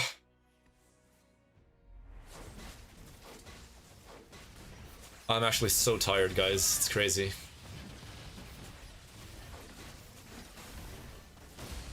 Okay, beautiful damage. Yeah, that Infinity Edge just won me the round, I think. I think I lose this without Infinity Edge, no joke. It'll be like super close. Actually, I wouldn't lose, but it would be super close. TFT problems? Yeah, I just lie down in my chair like a moron. When I play League, it's a little bit different. Hey, Mikhail, welcome. Love the HR tags. Oh, these items are garbage, man. What is this? When is it too late to play Ishtal? Heavily depends on the spot. Depends on augments, depends on lobby strength, depends on your upgrades, depends on your items, depends on the realm. It's a complex question. Okay, I mean, these items are just freaking awful. I should probably just sack a remover just to try to win streak and give these to Milio. No problem, I just cannot answer it, you know, it's just too complex. Where are you from? I'm from Croatia. Should be a win, it's a Trinda. Wait, there's 2 Trinda Ash players. Ah, okay, so they're both going bot 4. Perfect. That works for me. You guys are just dead. Yeah, we sack a TG, but... Or we sack a remover with the TGs, but it's gonna be worth it. Cool Balkan people here? Yeah, there's even more on Purple app. You can just check my links in the bio of my TikTok. Just open my profile, click the link tree, and you'll see all my links there. Especially YT. If you like my videos, then my YT is where it's at, you know? Oh. Oh. All in good time. Yes, Osiek, yes. Okay. I mean, we can play that over the Milio. I think Milio 2 is better. Because our frontline is kind of trash, and Zilia needs a lot of time to scale through the fight. Well, Milio just does his damage and just... You know, so I'm gonna keep him, but I'm not gonna play him. Also, I don't think we're gonna need him in the final board, so... It's not very important. I probably could have had Vi 3, by the way, I just realized. I got so many Vi's this game. Ooh, do we want Shojin maybe on Lucian Senna? That is... Oh, those items on Zillion? My god, that would be broken as hell. I mean, I can level to keep the streak, maybe. Yeah, I should probably do that. These guys are now... Oh god, if I face him, I'm dead. This guy already has T-Hex? What? I mean, I have to level, right? I have to sell the Zillion, unfortunately, guys. Okay, I mean, this is probably the hardest matchup. I'm gonna go Shojin just to try to win this round. Slam everything here. Actually, I like the red buff on Vi. She's proccing it quite easily. Okay. My Loris blocks the Caitlyn ult. That's a level up diff right there, I'm pretty sure. Well, maybe not. Maybe we could have won regardless, but still. I'll take the risk. It's fine. Guy cooked me with Ishtal, Arcanist, hit Brock 2 and Silas 2. Yeah, I mean, that's the only time when Arcanist is really strong, if you high roll like that. Okay, now time to hit the lucky gloves here. We don't need this for sure. We're 80. Bronze for life, no. This is fine. I can go for that. Invested. That's very interesting. We don't have healing reduction, so I think this is really good. The problem is, I mean, I can itemize Lissandra with the blue. Yeah, actually, I'm gonna go for this. Follow me, friends. Okay, and then we get... we can move this now again. We have a lot of removers, so we don't have to be afraid. Red, blue, and another remover used for Shojin. This is gonna be our Lissandra. We unfortunately unlocked this Kaisa, it is what it is. I did not want to do that, but it's fine. Okay, now, the goal is to get to Seraphine and cash out the T-Hex. We have a duplicator to 2-star it. We also want to go for Lucian Senna, which is a very contested unit, so I'm going to want to go 9 before I roll. So this is going to be our board. If we lose, we lose. We're 95 HP, so we're doing fine. If we won those early rounds, this would be pretty much a top 2 secured, but those couple of rounds, or the 2-2 round that we lost cost us the top 2. We still might go top 2, but it would be way easier if I just went... Did my Kaylin just miss her ult? Because I think she did. So pray to God that we win as many rounds here as possible. Go level 9 on 5-1. And then just... Oh! Another vibe, by the way. That is... That is so good, man. That is so good. Is it already better now than Caitlyn? I don't know. I'm genuinely not sure if this is better than Caitlyn. X-Tech is also a decent slam. I'm gonna go over Kaisa, okay? Do this. I don't have a lot of removers, so I'm gonna not slam the blue on the Senna Lucian because I'm just gonna sell the Milio, so this is not a wasted remover.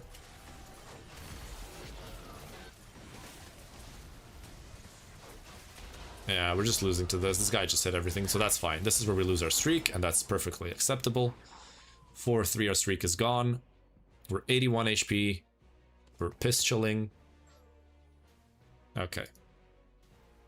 So, Last Whisper is definitely staying on this. So this is going to be the full build. Shojin, red buff, Last Whisper. Done. Infinity Edge, Hodge, and our last one should be QSS. Or we can go for a healing item. We can go for BT as well. So I have double healing on the T-Hex. Can also go for Deathblade. A lot of choices. 5 cost, you mean 5-star is different to 5 cost. 5-star doesn't exist. 5 cost, yes. Contested means that other people are playing it. Okay.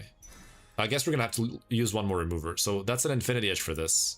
But I want Last Whisper here. So I'm gonna go red buff, Infinity Edge, Last Whisper, and move the Shojin to the Liss in the future. Okay, perfect. Let's do that right away so we're not confused. Oh, actually, no. I need T-Hex first.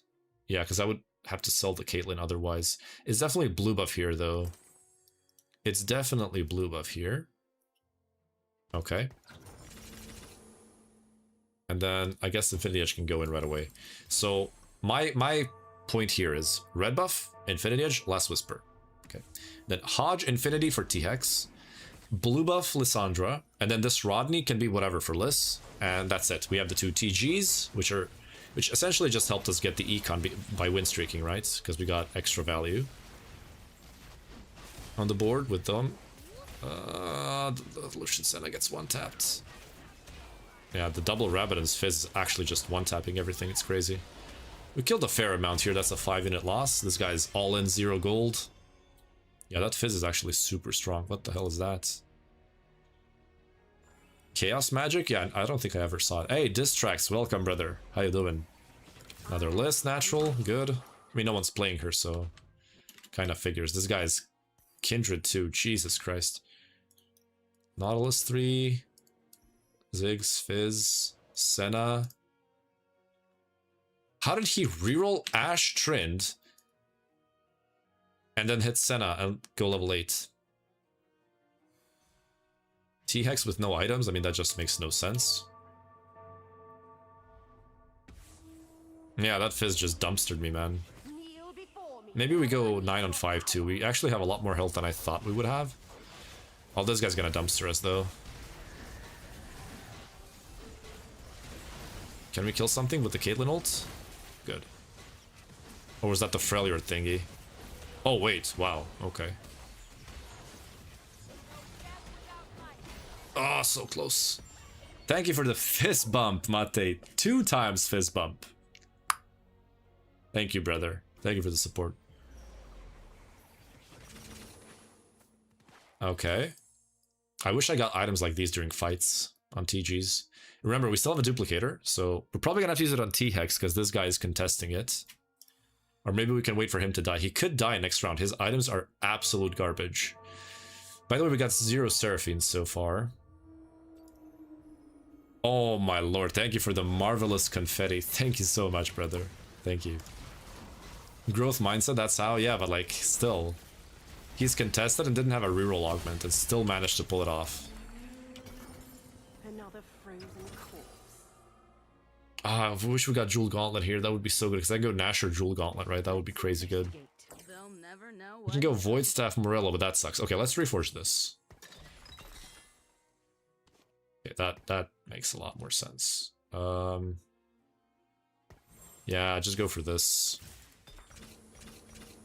Okay, I'm gonna grief 1 turn. I know I didn't get a 3rd item for my T-Hex, but it's okay. It's gonna be, Wait, actually, these are fine. I can put Last Whisper. This is like full build for T-Hex. I think this is okay. Yeah, because this thing has Shojin red buff. Yeah, okay, this is fine. I don't have to use any more removers. I don't think we kill anything here. Maybe 1 or 2 units, if we're lucky. Okay, we got the Ore and the Shiv. Got the GP as well, wait. Yes, okay, 3 unit kills, okay. Now, a small problem is we still didn't unlock the T-Hex, so we're probably losing next round as well.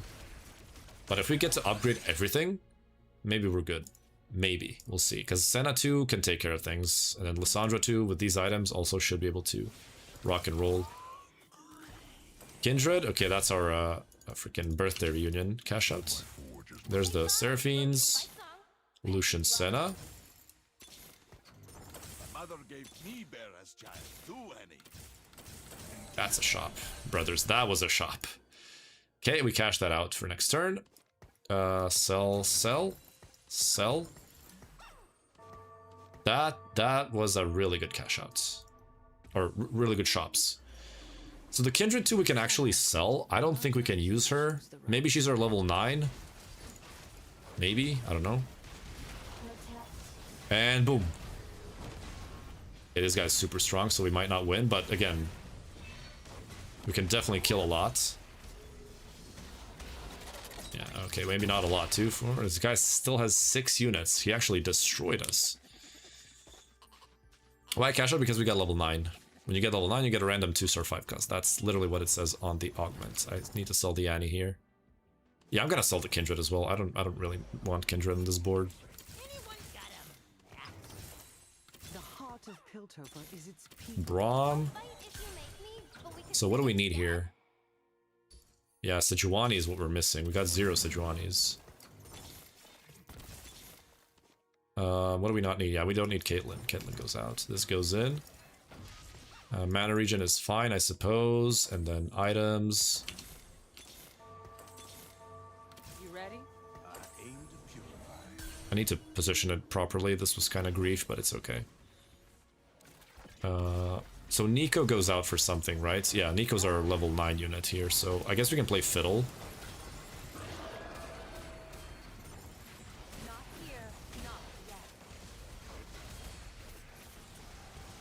Okay. Well, this guy just got freaking destroyed. 20 gold. We can maybe even go 10. Like, we could maybe play 5 Freljord or something. That's completely fine.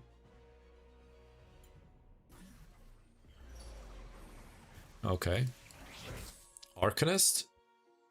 Oh, we're not playing Nico later on. Piltover. Ooh, that's so good. The other Piltover guy's dead. Yeah, so we can go for that. We can actually play 6 Piltover. Now I'm sad that I sold the Caitlyn. Now I'm really sad that we sold the Caitlyn. Damn. Could have been an easy 6 Piltover flex here. Could have cooked with Silas? No, I always go bot for with Silas. I think Silas is terrible. I just think it's an awful unit. The cold does not forgive.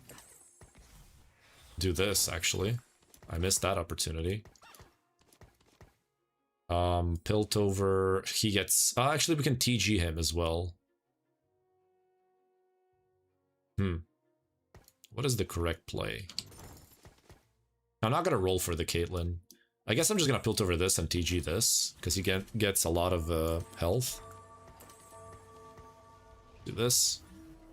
My Silas always farms? Trust me, man. Getting to that board is impossible. I think I got 0% top 4 rate with Silas ever since the nerf. Just a terrible unit.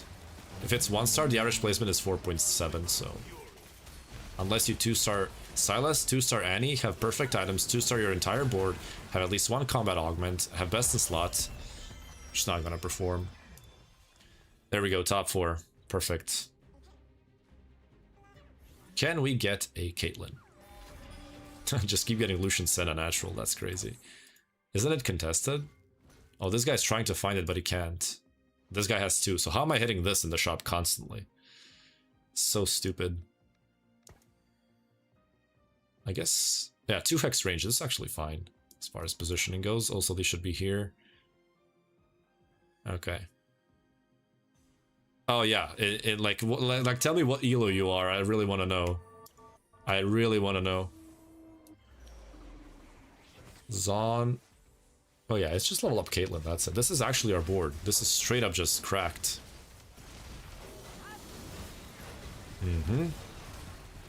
Gold? Well, yeah, of course. Of course it's gonna work there. Okay. Okay, he's dead. When I play for tier X, I don't pivot. Should I be pivoting once I get tier X? Depends on your spot. Depends on your spot. Also depends heavily on your modules. If you have like super broken modules, there's no reason to not play 6, right? But if your modules are not that good, you can just go for like 2 Piltover. You can even play 2 with this comp. You don't have to play 4. You can just play 2. Oh no, I asked a person on a different platform. Do you recommend following Mobalytics, freestyling? Find 2 to 3 comps that you enjoy and just spam them until you get comfortable with the game. But play what's fun for you, right? Don't worry about average placements. If you're a full beginner, just play for fun. All your life. Yeah, hitting that Kaelin's gonna be impossible on 10, right? Okay, what do we need here? A frontline item. I mean, this is okay. Yeah, just go for that. It's the only thing we can take, pretty much. Those are good items on Vibe, by the way. That's really nice. Okay. Thank you for the I'm ready, Alejandro. Welcome, brother. Okay. Why Caitlyn with the Seraphine? Oh, you're right. We can play Seraphine as well. But the thing is, Caitlyn is better for him to absorb, right? Or is it the same? I don't even know. Is it the same? They're both casters, no? I know that people always recommend like the TX eating the Caitlyn. Oh wait, we actually... What? Bro, my entire board just disappeared. Is this reroll just broken? Or did I position poorly? I'll fight if you make me, but we could sing instead. A robot, Piltover, deal more damage, more damage to tanks. Radiant, okay, let's go for that. And let's try to get some upgrades now. Braum. There's the Ornn 2, which is really nice. Ori 2, I'll take it. I'll have to go to this side. Oh, I didn't put the Seraphine. Wait, she is? I need to check. Magic caster, yeah. I don't know.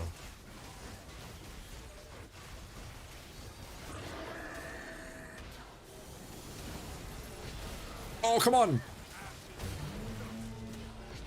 I am dead to this. What? I lost. Okay, I guess Trinda Ash is just busted. Okay, well, there you go, guys. We made Piltover work again. The Trinda Ash just outscaled us. I don't even know how. Dude was contested, but hey, GG's. Thanks for watching. I don't know how we lost that. That is just ridiculous, man.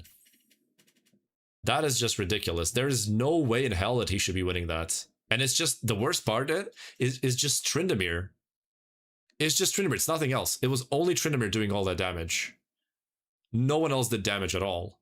Like, if you go check the replay or like the VOD, you will see that Tryndamere was the only one doing damage there. Wow.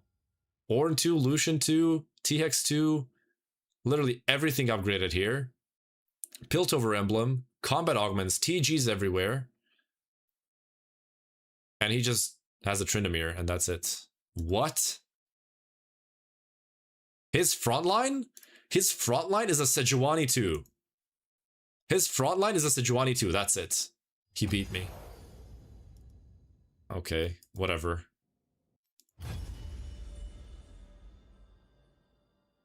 Yeah, but he was contested. That's why it doesn't make sense. If he was uncontested, I wouldn't say anything. Like, okay, well, you hit early, you had triple combat augments, sure. But like, he was contested and he still managed to hit. He had, what is this, replication or something? Glass cannon and the level up thing, right? And we were both level 10, so he's essentially a prismatic augment down because I had items. I had the red buff, blue buff plus duplicator. The first augment for me was TG, and the second augment was 3 gloves. So replication, that cancels itself out. Glass cannon versus my TG, I guess glass cannon slightly better, and then I have a prismatic augment up. That just makes no sense to me. I have to check the replay, guys. I'm watching the replay now. So the first fight, I didn't have 6 Piltover yet, but yeah, he just kind of one-shot my T-Hex. Yeah, he was getting focused, he just doesn't take damage. Yeah, it was only him doing damage. Lucian, Senna, and Ashe did like very little compared to him, like not even half as much. And then the last fight. The best job. Okay. It's a mix of Kindred ulti not allowing my TX to heal and Tryndamere just being giga broken. Yeah, that is just... wow. Okay, no comments on that one, boys. No comments. That was disgusting. Prince's first target? No, it wasn't. Twice in a row, not even once. KTX was more creative? I mean, yeah, kind of, but that doesn't, you know, doesn't mean I shouldn't go first.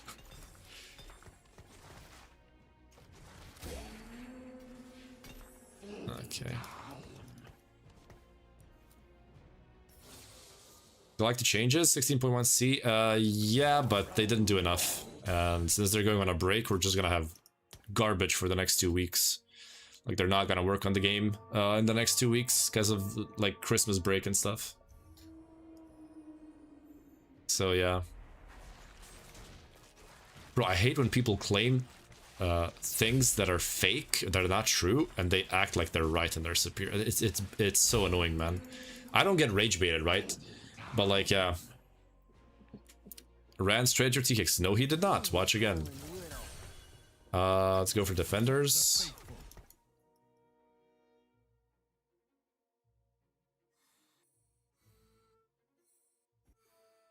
Rumble. So there's more Yordles. Okay, no one has upgrades for now, so I'm actually in a big advantage. Yeah, you're coping. Of course you are. You can just look. Use your eyes, you know? Let's pick this up. Oh, that looks like a solid Demacia opener, because Rumble 2 plus Jarvan plus Sona, if we can 2-star her, that's not bad at all. But Ginzu Kog'Maw, just too good. Too good. Alright, boys. No scout, no pivot, birthday reunion, and Pandora's items. I would love no scout, no pivot if I had a third Demacian to play and try to play around Demacia, but not possible with this current board. Red buff is really nice here. Because we can just play red buff Ginzu. Yeah, let's just do that. Oh, yes. It's a thing of beauty, baby. I mean, do I just... Nah, there's no way I'm selling this thing. It's broken as hell. Let's do this. Okay. Buy this for Arcanist, potentially. I mean, we should be winning without leveling. We have 3 upgrades. So, you know.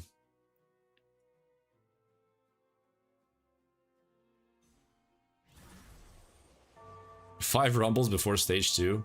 Yeah. Why not Pandora's? Because I have good items to slam. There's no reason for me to take Pandora's. I need power now, and red buff is really good. Also, empowered red buff, why not? Oh, if we lose this round, I'm gonna be so pissed. They did overbuff the Yasuo, so I don't know how strong he is now. And I love how Mordek was, oh, he might need more buffs. You already overbuffed him, he's now too strong, I think. If it's a good Ionia power-up, or the trade bonus is good. Yeah.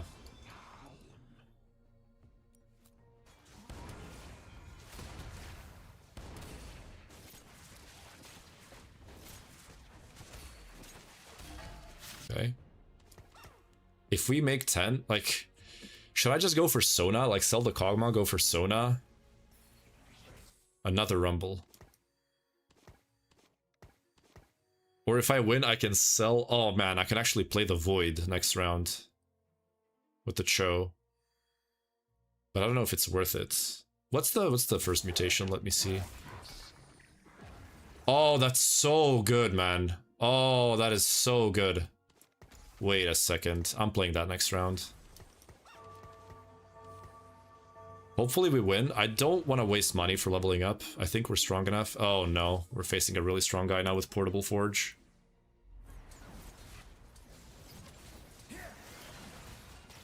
Bro retracted his messages. He probably watched the replay and saw that my Vi was the one that got focused first, not my T-Hex.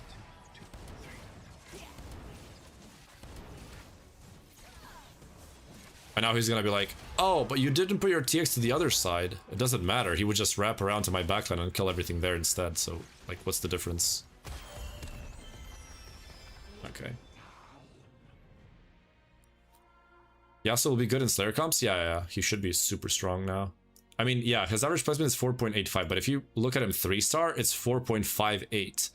And I would say that for a 3-star 2 cost, that's actually a pretty decent placement considering how underplayed he was before. And when people figure him out and figure out which Ionia bonuses are the best for him, he's just going to be super, super strong. So, yeah. I don't think I'm playing... I think I'm just going to go Void, right? The thing is, I don't have Econ again, so that's a big problem. Yeah, there's a lot of Econs there. I don't see... I see one Void player, and also this is a broken augment, by the way. I'm just saying. But against level 3 Sona yesterday, double rabbit and blue buff, 20k damage each round. Yeah, I mean, she did get buffed, so she should be decent. Oh yeah, this Void mutation with the red buff Ginzu, I mean, it's unfair how strong it is. Also, the Jarvan giving attack speed to the Kog'Maw, so good.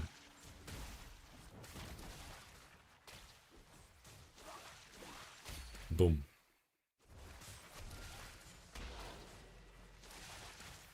Almost half the lobby on Void. I saw only one person, no? Or maybe it was 2. This guy is not on Void, this guy is not on Void, this guy is not on Void, this guy is, this guy isn't, this guy is, this guy is. It's just 2 people. With me, well, that's 3. That's almost half the lobby. Yeah, you're actually right. But like when I hear half the lobby, I'm never considering myself. That's kind of how I think about things, you know. If someone's saying half the lobby, I think of like 3 people out of 7, which is about the closest you can get to half, right? But yeah, it was 2. Yeah, but yeah, I understand your logic. You're right. It is almost half the lobby. You're completely right. Okay, so QS is a very good slam here. I'm thinking of selling this. I could level for Arcanist. This guy would cook. Maybe even go for this. Extra long shot. But I would be way, way too low on money. So I'm just gonna stay like this. But actually I can scout and see if I'm strong enough. Ooh, this looks nasty, but it's a Jin 1. This is easy, this is easy. I feel like we can beat that guy. Hey, if I'm wrong, I'm wrong. It is what it is. It's like leveling here just makes the game doomed. Okay, easy matchup. Oh yeah, Isagi, if you weren't here on the stream last time, there were 4 Void players in my lobby. One of them went 8th. The other 3 were all top 3.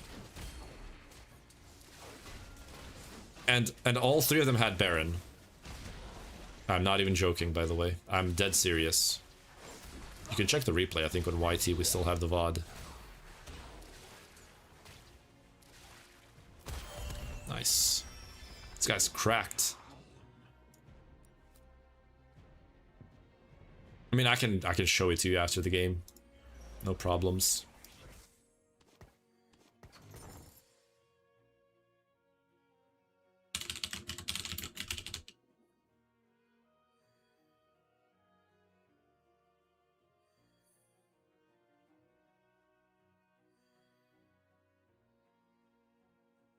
The guy who was, I don't know if he was rage baiting or just genuinely like just blind, retracted his messages and didn't type anything back. I was expecting him to double down, like no joke, because I would easily be willing to just go into the replay and show him that he's wrong. But yeah, is it cold where you're at? It's about, I think it's about 0 degrees Celsius.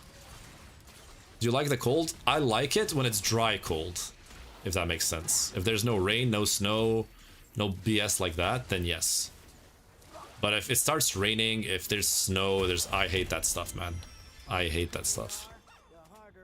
But yeah. Thank you for the follows, guys, on TikTok. Isagi, Pepto, MJ, Kevin. Thank you, guys. Welcome. Can you show how to close out games? I'm new to TFT. I mean, you just have to play more. Every game is different, right? I'm gonna play this in case I get some gold. I can sell this for 40 gold. So a Juggernaut would be nice for the Cho. So let me set everything up here. So let's go for Void. Probably not going for Baron. I think we're just gonna be level 8. I don't think we're going for Baron this game, unless we get like a super broken like Econ Augment. I mean, which could happen. Starting Yordle? Yeah, it's a little bit late, yeah. I mean, my upgrades are really nice here. There's no reason for me to pivot to anything. Sterax is fine for Baron, so we can slam that as a frontline item. These are good Belveth items. The red buff, Ginzu, QSS. Kind of lacking damage a little bit, but it's okay. Okay, so would I like Longshot or Juggernauts in? Probably Longshot. It's just more damage, right? And the Juggernauts are all 1-stars, so it doesn't really make sense. If I wasn't playing Void, I would of course go for the Sejuani, play more defenders, but this should be okay. Yeah, every 3 attacks you get 1% more damage amp. That's really nice. Level next turn, hopefully find a Juggernaut. This guy wins. This guy wins. Yasuo with these items, too strong. I know it doesn't look like he wins, but Yasuo got overbuffed, and he's gonna easily beat me here, I'm pretty sure. Yeah, it's just way too broken now.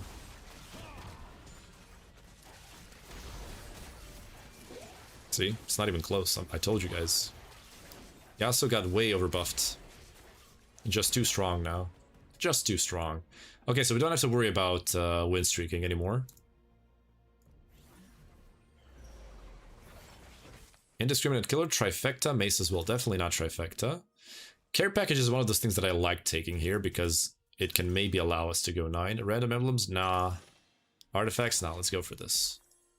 A little bit of gold, small duplicator. I mean, if we won last round, it would be perfect because we can just get Show 2 for free. I can level here, I suppose. Juggernaut, Arcanist, Demacia. None of those, so let's just play this for some damage because we are kind of lacking damage. I don't think he had Nautilus 2. It was Nautilus 1, right? Yeah, Nautilus 1 was Alawi 2, Yasuo 2. That was it. Let's just Rageblade Yasuo. It's nothing else. It's just... yeah, it's just Yasuo. Doing way too much damage. Way more than he should be doing, at least. Oh, watch this Graves absolutely dumpster me. Watch this. Watch this Graves annihilate me. You guys have no clue how broken Graves is. Watch this. I'm barely killing like 2 units here. Yeah. It's completely dumpstered. It's just not even close. 3k damage. So strong. Yeah, that's pretty crazy.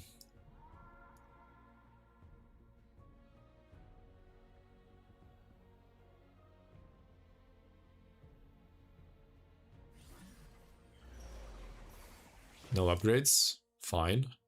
No Juggernauts kind of sucks, though. Demacia, Arcanist, Juggernaut. None of those. Okay, well. Sometimes you just gotta low roll. It is what it is.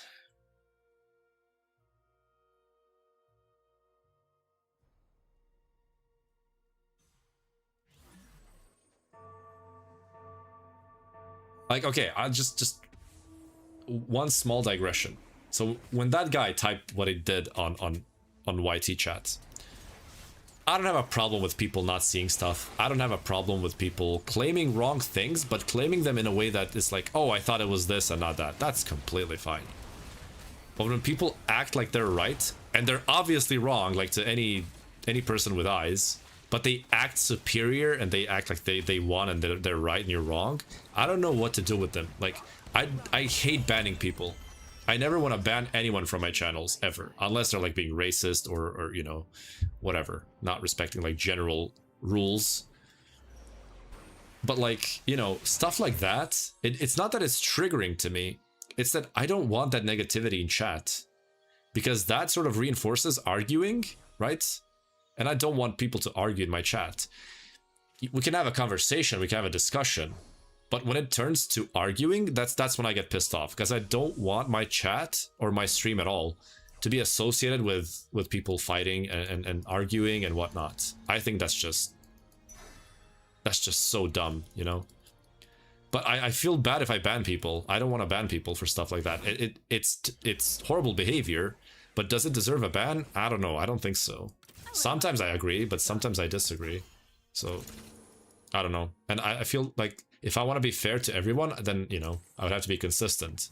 If I punish this person, I have to punish that person, you know? But it's really hard. It's really hard. I don't know. I just hate banning people. It's not my thing. I feel like I should level for defenders. I'm gonna do it. This game is purely luck. You are factually incorrect. Ever do Targon Warden? I never heard of that. What is that? That's like just the front line. You play whichever front line you hit. And Garen managed to spin in time, that's good. And the Viego's dead very soon, good. Yeah, the 4 defenders is really good here. Because it's not just for 1 round, it's for 2 rounds, so automatically the value of the level up goes up.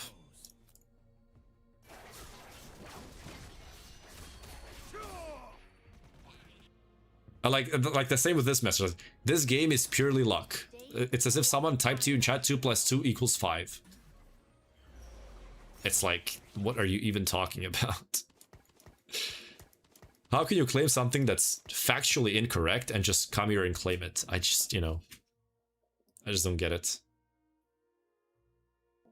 If someone asks you, you know, oh, how much percentage of this game do you think is luck? Because I think it's very luck-based. It's very different from coming here and claiming this game is purely luck. Like, because you guys have to understand what that implies as well, you know?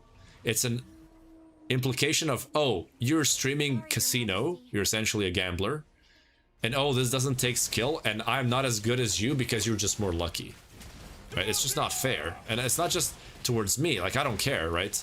But it's towards every single player, and it's super toxic because it happens on almost every single stream that isn't like, you know, Dish Soap or Wajan Iverson or those, like, best players in the world, right? Which obviously only a select few can be the best in the world. I'm obviously nowhere near that level, right? I'm just saying, you know, when people type that, it's just disrespect to everyone, to every single TFT player that's like really skilled and you know, invests his time into the game, into learning the game. It's so disrespectful, you know? And again, I hate having that on my stream. I just, you know, Maybe Fizz is a problem? Nah, he didn't do much here. It was all Zoe. Fizz did nothing in this fight.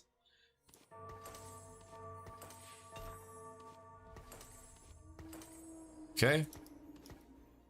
I think we can sell Vi, but I feel like I can play Vi Caitlyn if I find one Caitlyn over the Vayne to get Piltover in. Because those bonuses are super, super valuable. Another Ginzu's. I mean, Ginzu's is good for the Kai'Sa. Kai'Sa's gonna unlock now, right? Oh, we need level 8. Okay, so one more turn.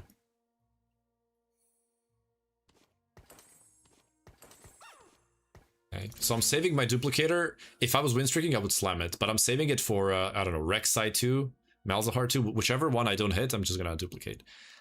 How to get Kai'Sa? Well, you just read her requirements. Longshot with 3 units, with 3 items equipped on level 8. Oh, this guy also is contesting. So yeah, I just, that rant was meant to say, I don't want to ban anyone. And as long as you're not like aggressive or, you know, toxic, I'm probably not gonna ban you. Which doesn't mean that I encourage every single type of behavior, right? I still want you guys to be nice. You don't have to pretend, you know, and then, you know, this and that, but just, you know, general human decency is enough to not get banned. But stuff like that is just, you know, I don't want that in my chat. I just don't want that in my chat. That's basically it. Okay, it's gonna be 40 gold to level, so we're gonna have 20 gold left after the level up. So we can unlock the Kai'Sa. Grab a glass cannon, staff smith. This is definitely not it. Pair of 4s. Run 4s, or run 3 4 so it's definitely not that. Glass cannon, no. And like, what am I supposed to do now? You know, I just don't have an econ augment. I just cannot play Baron, so I'm gonna be stuck on level 8 for the rest of the game, pretty much. I'll do this. Cash out the Kai'Sa with this. And this is Bramble, right? And this can be Hodge. I like, these are perfect Baron items. Infinity Edge, Sterex, Hodge. And then we have Ginzu, red buff Kai'Sa. We have QSS for Belveth, and then like we can go for more stuff later on. It's so beautiful, but yeah.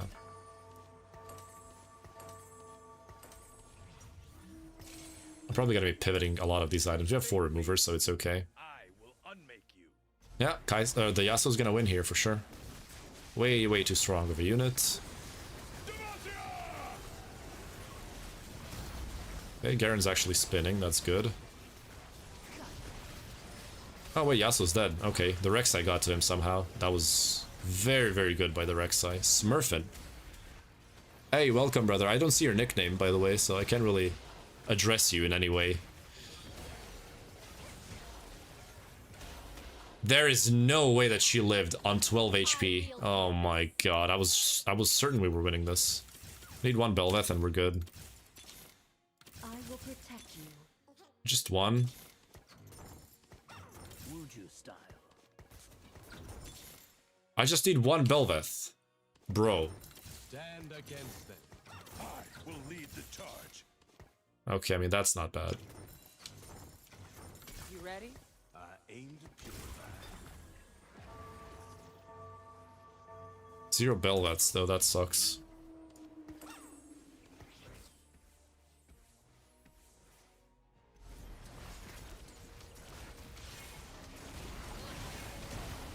He just says Yunara 2, List 2. And I have 0 Belveth. See, this is the thing that I hate, man. This is the thing that I hate. It's just inconsistency with shops. Like, some people are just doomed from the start. This guy's List 2, Yunara 2. And I have 0 Belveth. And this guy also had Yunara 2, right? Or no. Oh, yeah, of course. Yeah. 50 gold, Kai'Sa 2, Belveth 2. He has 50 gold left. He has Kai'Sa 2, Belveth 2. I'm on 0 Belveth. Yeah, whatever, man. Just get me out of here. I guess today is just not the day to play TFT. I don't know. It's just... every single game today is the same. Every single game is the exact same today for me. It's just... oh, wait, is that 2 Void players? Oh, they both hit. Ah, Kai'Sa 2, Belveth 2, Herald. Herald 2, Kaisa 2, Belveth. Me? Ah, 0 Belveth, 0 upgrades. Enjoy. Like, what do you even say to this? Like, how do you even approach this? Like, Champion must lead by example. look at this. Like, what do I do with that?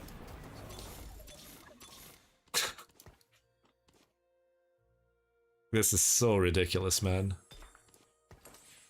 Absolutely ridiculous.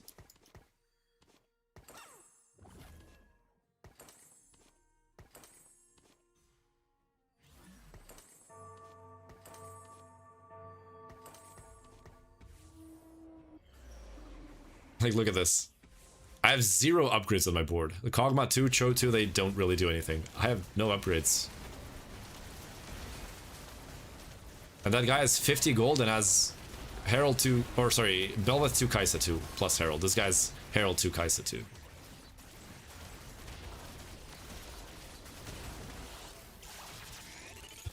And there's no econ augments. He took explosive growth. That takes 3 rounds to even, you know, proc. Which means he had less gold than me, or about the same amount. And he just upgraded everything. Oh, would you look at that? 1 pair, 2 pair, 3 pair. Sorry, I should have done this last turn. And 0 Belveth. Ah, interesting.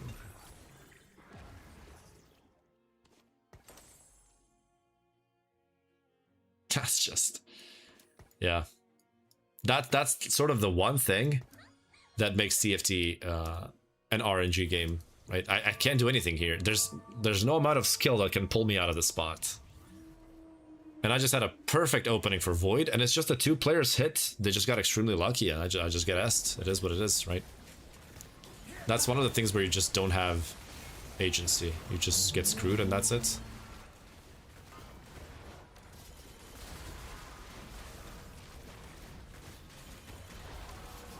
Yeah, the Rek'Sai is actually smurfing here. I mean, same for this guy. Look, Gold Destiny, Duo Q. He has Gwen 1, Callista 1, Loris 1, Braum 1. 30 gold level 8. How can he play the game? He didn't hit anything. He just can't play the game. It's over for him, right? There's nothing he can do. Like, if I was level 9, Azir is such an easy play here. You get Disruptor, you get 2 extra soldiers for frontline. Best in slot Kaisa. For AP Kaisa, it's Ginzu, Hextech, Jewel Gauntlet, probably. For AD Kaisa, it's Shojin, Last Whisper, Infinity Edge.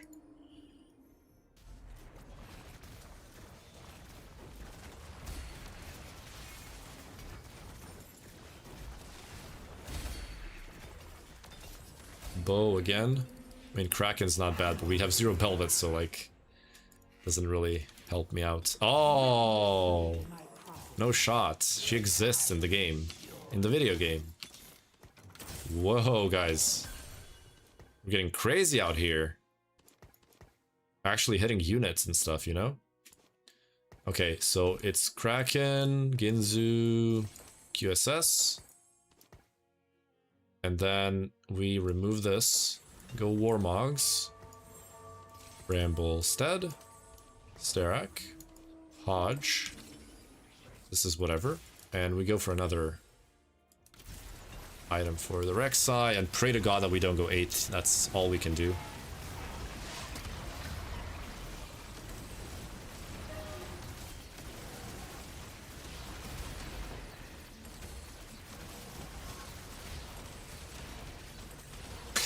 The Swain stuns me at the perfect moment to lose the round.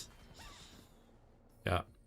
Oh, he also found Shyvana. I was also level 9, 50 gold. Yeah, the savings account is really balanced. When a gold augment gives you 94 gold, it's just super balanced, guys. Trust. It's really balanced.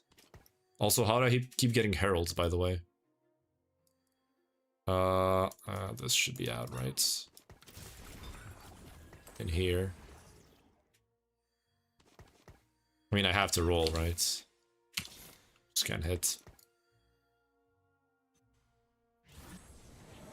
MF2, Yunara 2, Kench, Fizz 2, Annie 2, Set 2, Silas, Senna 2. Triple E or double econ, you know. You just can't play the game. When your shops are bad like they were for me today, you just can't play the game. I just literally had 0 good games today. The only games I placed well was, I guess, the Piltover game. That was like well played, but also I got super lucky in shops. I just got hell of a lot of upgrades and I just didn't have to think about the game. I just did everything naturally, right? Because it doesn't matter. That's why I didn't put Volibear over Wukong, because it literally changes nothing. Yeah. That's definitely the last game. I am so pissed off right now that, like, all games today I think we're in minus in LP today. Negative LP. 2 Void players. Belveth 2, Kaisa 2, Herald 2. Belveth 2, Kaisa 2. Herald. This guy had 2 Heralds. Level 9 has 500 gold left in his bank. It's like... And I have nothing upgraded. By the way, I was the only one that win streaked. Stage 2, I win streaked, right? Those 2 were losing. But it doesn't matter. They got their econ augments. They're just going to outscale you anyways. Like, win streaks need to give more gold. I swear to God. They need to revert the change that they made like 3-4 sets ago, where the win streak went from... So the intervals were earlier back in the day were 1 to 3 to get 1 gold, 4 to get 2 gold, and 5 to get 3 gold. Now it's 1 to 4 for 1 gold, 5 for 2 gold, and 6 wins for 3 gold. So if you win streak stage 2, you're basically not even rewarded unless you continue that streak, but you still get less gold overall. So win streaking does nothing. Like, win streaking in TFT is essentially griefing, right? If you're win streaking, you're griefing yourself. You should never be win streaking, because you're essentially losing gold. Because if you're win streaking, you're using your resources, you're buying experience, you're, you know, investing items, maybe slamming not so ideal items that just you can win streak, but you don't really get anything out of it. You're essentially just griefing yourself, right? You're losing resources to not gain anything. Because what? Let's say I keep win streaking. Let's say I win streak entire stage 2, stage 3. What do I get? On stage 2, I get 2 gold from the 5 streak, and then another 2 on the PV round. So that's 4 gold in 1 round, and then 3 times 5 rounds, that's 15 gold. But you have to imagine how much gold you're investing, right? And how many non-BIS items you're slamming to keep that streak. Right? So you slam non-ideal items, usually, not always. If you get lucky, you can slam this, but usually you're not going to get lucky like that. You can invest gold. Let's say you level up, you go like down to 20 gold or something, or maybe roll a couple of times to get some upgrades, right? And you invest like 10 gold to get 15 gold, like... and save like a tiny bit of HP that doesn't even matter. The tiny amount of HP that you save is literally 1 fight in stage 4. Maybe 1 fight in stage 5 if you want to be generous. And that is 1 health value of a stage 5 fight worth like an entire 4 placement swing? No. So if you can, try to not win streak. If you have natural upgrades, sure, you can play them, but don't sack econ. Always go for econ early and just win the game. And essentially, the difference this game was they had econ augments and I didn't. Actually, one guy didn't even have econ augments. I'm just going to go right now and check my choices and see if I could have done anything differently, because I don't think I could have done anything differently. So my first augments were no scout, no pivot, Pandora's items, birthday reunion. None of those were econ augments. The birthday reunion doesn't work for Void, right? Because there's no 5 cost there. So you can't really use that. Pandora's is trash because I had a slammable Ginzu, so I went for the Pyromaniac. But okay, I rerolled no scout, no pivot, got Pyromaniac, rerolled whatever that was, Pandora's to Pilfer, and I got Warpath as my 3rd choice, or 6th choice, I should say. So the only actual like econ choice is, I guess, Pilfer, but I think it got nerfed. But still, I guess I could have taken Pilfer. So me not taking Pilfer and taking Pyromaniac is like a 5 or 6 placement swing. Why? Because I just didn't get gold. But even if I got gold, it doesn't matter. When I went level 8, these 2 already had Kaisa 2, Belveth 2. Or this guy had Herald 2, Kaisa 2 with 2 Belveths. This guy had Belveth 2, Kaisa 2 with Herald. At that point, the game is over for me. There's nothing for me to do because I already slammed items for Void. I can't pivot to anything with this. You can pivot to Slayers. What do you need for Slayers? Oh, you need Belveth 2. Well, you can't get Belveth 2. I guess you just die, right? Slayers are usually a fast 9 comp where you need a Belveth 2 to stabilize. So I can't even play that. Like, what can you play with these items? There's 2 Yunara 2s out as well. So I literally can't play the game. And it's like, this guy was lower HP than me. Like, I'm just gonna go into the replay just to prove my point. So, on stage 4 is when I started losing. Stage 3, actually. But stage 4, I was pretty stable. I was 71 HP. I was second in the lobby in HP. Okay. The Dory guy who ended up third here was on 58 HP. So, over him, I saved 13 HP. Exactly as I told you. 1 stage 4 fight difference in HP. The other guy was on 64 health. So I had 7 health more than him. That's the difference. Me playing for a win streak, that's the difference. Yeah, stage 2 does no damage. Like, you can take... Like, let's say you have 1 upgrade and 1 item, and you have trash on the side, you're gonna kill 1 to 2 units.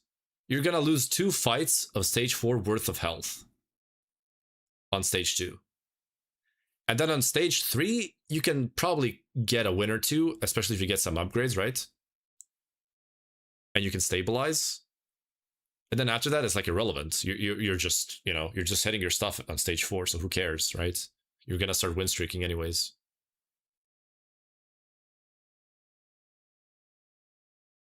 Even pre-nerf, I felt Void was so hard to play because you're always 3-way contested, everyone just high rolls. Yeah. Yeah. I think my Kaisa average placement was unironically 5.5. I mean, this is just disgusting, right? It's not even just about the Bel'Veth, the Kaisa, the Herald. It's also about Swain and Wukong. Yeah, sure. Okay, Wukong's... There's like 4 Wukongs out of the pool, and there's 3 Swains out of the pool. But I had nothing, right? And the Herald 2 doesn't matter if your carries are 1-star. So... it's just today, like, these matches have been absolutely horrific. And you can say, like, the Arcanist game, I probably could have gone first if I just swapped Taric items to Tibbers. Probably could have won that fight. Or if I made the Lux 2. So I'll take this one. This one was my fault, okay? This one was my fault.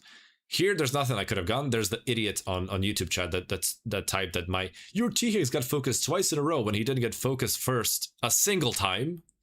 So, like, whatever. This second place, I think I also couldn't do anything. I don't remember what this was that I lost to. I don't remember. The 7th with Ishtal, this was one of the most low-roll games I've ever played in TFT. Like, just rolling 500 gold because of, like, free rerolls from Bard. I could just not find Vi's or Nico's. Actually, no, it was Nico. Like, I just couldn't find a single one. And then Bilgewater, what do you know? Top 2, because it's consistent, right? And the 7th, or sorry, the 6th, this was the Brock game. Oh yeah, this was the one when I was level 9. I rolled over 100 gold to hit 0 Brocks uncontested and barely hit 1 set uncontested. And then you could say, well, you got Zillion too. Well, that doesn't matter. These 2 are the stars of the show. If I don't hit them, it's over. And if at least I hit Liz 2, well, Liz 2 doesn't do anything. Like Loris 2, Ornn 2, I'd say, okay, well, at least I hit some of them, but I got unlucky here, but I had nothing, right? And then this Draven game, I don't know what this was. It was just me trying to play something funny. I got unlucky with the emblems here. It was a triple emblem realm, and I just got super unlucky with them, so that was kind of bad. But yeah, at least we got like a couple of tubers. We got the Piltover game, the Graves reroll with the stacking Deathblade. And that's it, pretty much. Yeah, that's it. Wow. Oh wait, did we play this one today as well? I guess we did. Yeah. It's just so, it's like, I'm probably going to be playing off stream though, because I'm so pissed off. But I have to edit some stuff now to upload today. It's just, I just can't explain it. Every single game today felt the same. It's just, how can you roll over 100 gold on 9, hit Annie 2 when another person has Annie 2, right? Hit Taric 2, which is also, I think it was contested, but not hit a single Garen 2. I rolled like 6 Luxes. I had Lux 2, sold her to get to Silas. I found another Lux 2, but I didn't buy her so that I can find Garen 2, and I can't hit Garen 2. How can you roll 100 gold on level 9 and not 2-star a forecast that you need that is completely uncontested? Also, I unlocked 0 forecast, so the odds were pretty high. Like that should never ever be possible. And I say this every set. There needs to be a low roll protection. You should not be able to roll 100 gold at 9 and not be able to 2-star forecast that's completely uncontested. That should never be the case. There is no scenario in which that should be normal, right? And because you can say like, oh, well, it's just odds. It's going to happen sometimes. That's exactly what low roll protection is for. Because let's say in poker, if your hand is 2-7 offsuit, you can just fold your hand and wait for the next hand, right? But in TFT, you have to play every single hand that you're given. And this is the problem, right? So think of it this way. If you got a 2-7 offsuit in poker, there should be a rule like every, I don't know, 20 hands. Well, I'm not saying there should be a rule, but like in TFT, because you have to play every hand. In poker, you don't have to play every hand. But let's say it was poker, but you have to play every hand. You should be able to, I'm speaking about Texas Hold'em. You should be able to substitute one card. You say, I don't want this card, give me another card. And the dealer gives you another card. Like if I have to play every single hand, right? I need to be given a choice. I need to be given protection from low rolling. Like, and not every single roll. I'm not saying you should have every single unit that you want on every single roll, but after like 20 rerolls, for God's sake, I should get every single forecast that's uncontested at least once in my shop. Because if I rolled 100 gold, that means I rolled over 50 times. Where the frick is my guarantee, right? That's what I'm sort of aiming at. Because in poker, I get 2-7 offsuit, I fold the hand. I don't care about it, right? It's just, well, I'm just going to wait for the next hand. So for me, poker is way less RNG than TFT for the simple reason I can fold my hand. That's it. I can fold my hand. I don't like my cards. I'm just not going to play them. It's that simple. And in TFT, you have to play every hand that you get. And that's just sad, you know? For me, that's super sad. It shouldn't be like that. We need to have lower roll protection at some point. Because this is just not normal. Just switch from Dota auto chess and this is fun, but damn, the lobbies are brutal. Yeah. You'll get used to it. If you switch from another auto chess game, you should have an easy time, I think. But yeah, even when I'm supposed to go first, some dumbass high rolls, like I need to go to LOL chess because I forgot what they were playing. I know here was Trinda Ashe, so yeah, I mean, that's just, there's no counterplay to that. He just walks and kills everything. The other time it was Yunara Rise. Yeah, Yunara Rise. And it was the Kindred ult, I think, that beat me. And also the fact that I couldn't get Kindred too was terrible as well. Yeah, the positioning also. So I guess that second place is also my fault that it's not a first, but it's a top 2. I'm not complaining about my top 2s. That's okay. I'm completely fine with getting a second, not a first. But like this 7th is supposed to be like a top 4. I just get dumpstered by RNG. Same thing here. This one's easiest first of my life, right? I can't get Brock 2. Not a single Brock in 100 gold on level 9. Uncontested. Right? Here I just low-rolled emblems. I don't even know what this was. What did I lose to here? It was... Wait, that looks like a good game. How did I lose that? Renekton 2, Azir 2. Ah, yes, of course, Baron. Yeah. Yeah, I beat it once, and then the guy apparently swapped mutations, as someone pointed out in chat. So yeah. We're Emerald 2. The game is just broken. I think the shops have been broken ever since the last set was released. I never experienced these shops before, by the way. This is just something else, right? This is a completely different experience. It just feels like you're not getting anything that you need. I mean, it's a goddamn miracle that I even hit this Herald in the last game when it was contested and by 2 more people, right? It's just nuts. Favorite comp? I don't know. I don't have a favorite comp. I play whatever I hit. I just know that I dislike some comps, but my favorite comps I don't really have. I dislike Arcanists. I think they're heavily overrated. I think Arcanists are bad, actually. Last set was insane when Mal's for once wasn't contested. And you rolled 200 gold and 7 for like 2 Mals. I actually never had problems with hitting Mals. I had problems hitting like the forecasts. The 4 and 5 costs I had massive issues with last set. It just felt like I'm rolling into nothing. My level 9 rolls felt like level 8 rolls. That was the biggest difference in last set. The same here, like, if you look at that Brock game, right? Where is it? If you look at the Brock game, I rolled 100 gold on 9, right?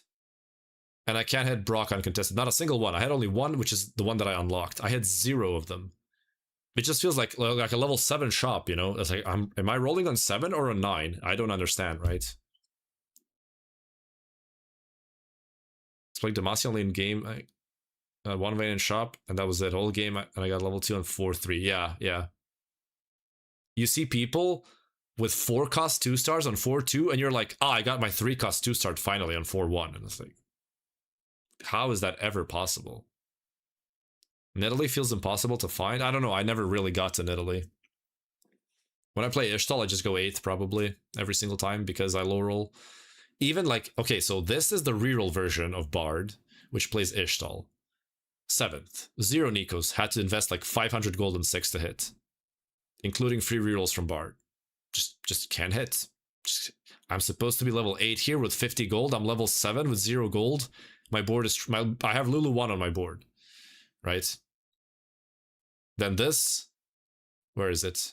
The Brock game, supposed to go first, right? Supposed to go first, go level 9, 100 gold, roll down the 100 gold, hit 0. It's like, I genuinely don't understand how can shop odds be that broken. I just don't get it. When was the game that I played, the Brock? I want to check. This was the T-Hex game, okay. This was the GP game, it was after that. Yeah, it was this one. Yeah, so, okay, perfect. I want to see how much gold I rolled. It was somewhere around here.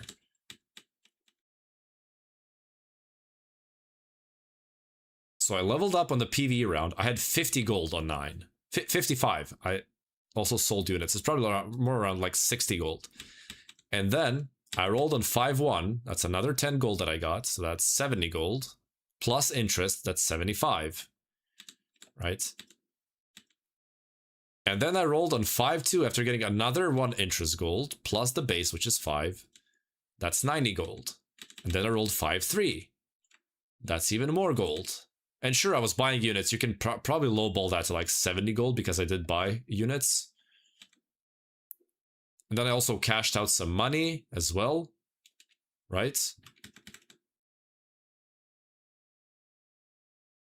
Yeah, it's actually more than 100 gold minus the cost of the units that I bought.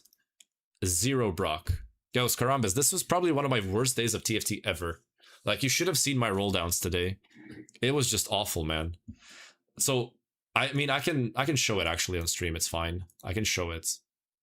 I was in the perfect spot to go first place. So let me just show this. Okay. I can full screen it. It's fine. Just watch this. Just watch this. Trust me on this. Let's watch it together, boys. Okay. This is me. I'm talking behind. I'm gonna put my camera above because I don't want to. Yeah. Okay. Okay.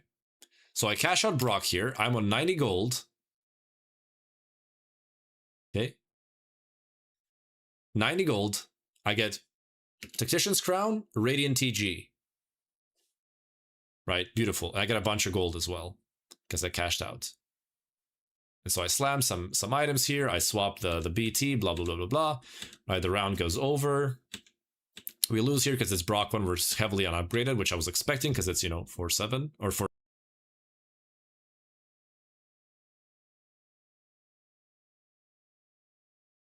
And so here I take the rerolls because I know I'm gonna level with a small amount of gold. And so the PV round goes away. Okay, so let's count together. So here I had 42 gold, right? That's +4 in interest, +5 base, okay? And also for Lost Streak, I think it's also another gold.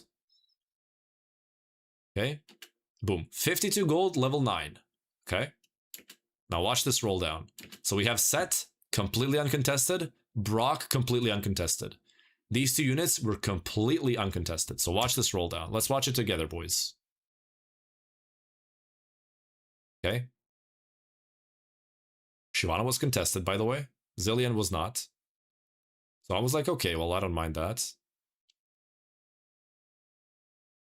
No 5 cuts in my shops. Oh, these two are contested. Those are the ones that I hit. See, Annie on the top. 2 Annies, actually, contested. That one's in my shop. No Brocks, though. So I'm like, okay, well, I'm not going to roll more. I want to at least have some gold. I slammed the JG just to make sure that I don't die, right? The goal here was not dying. Okay?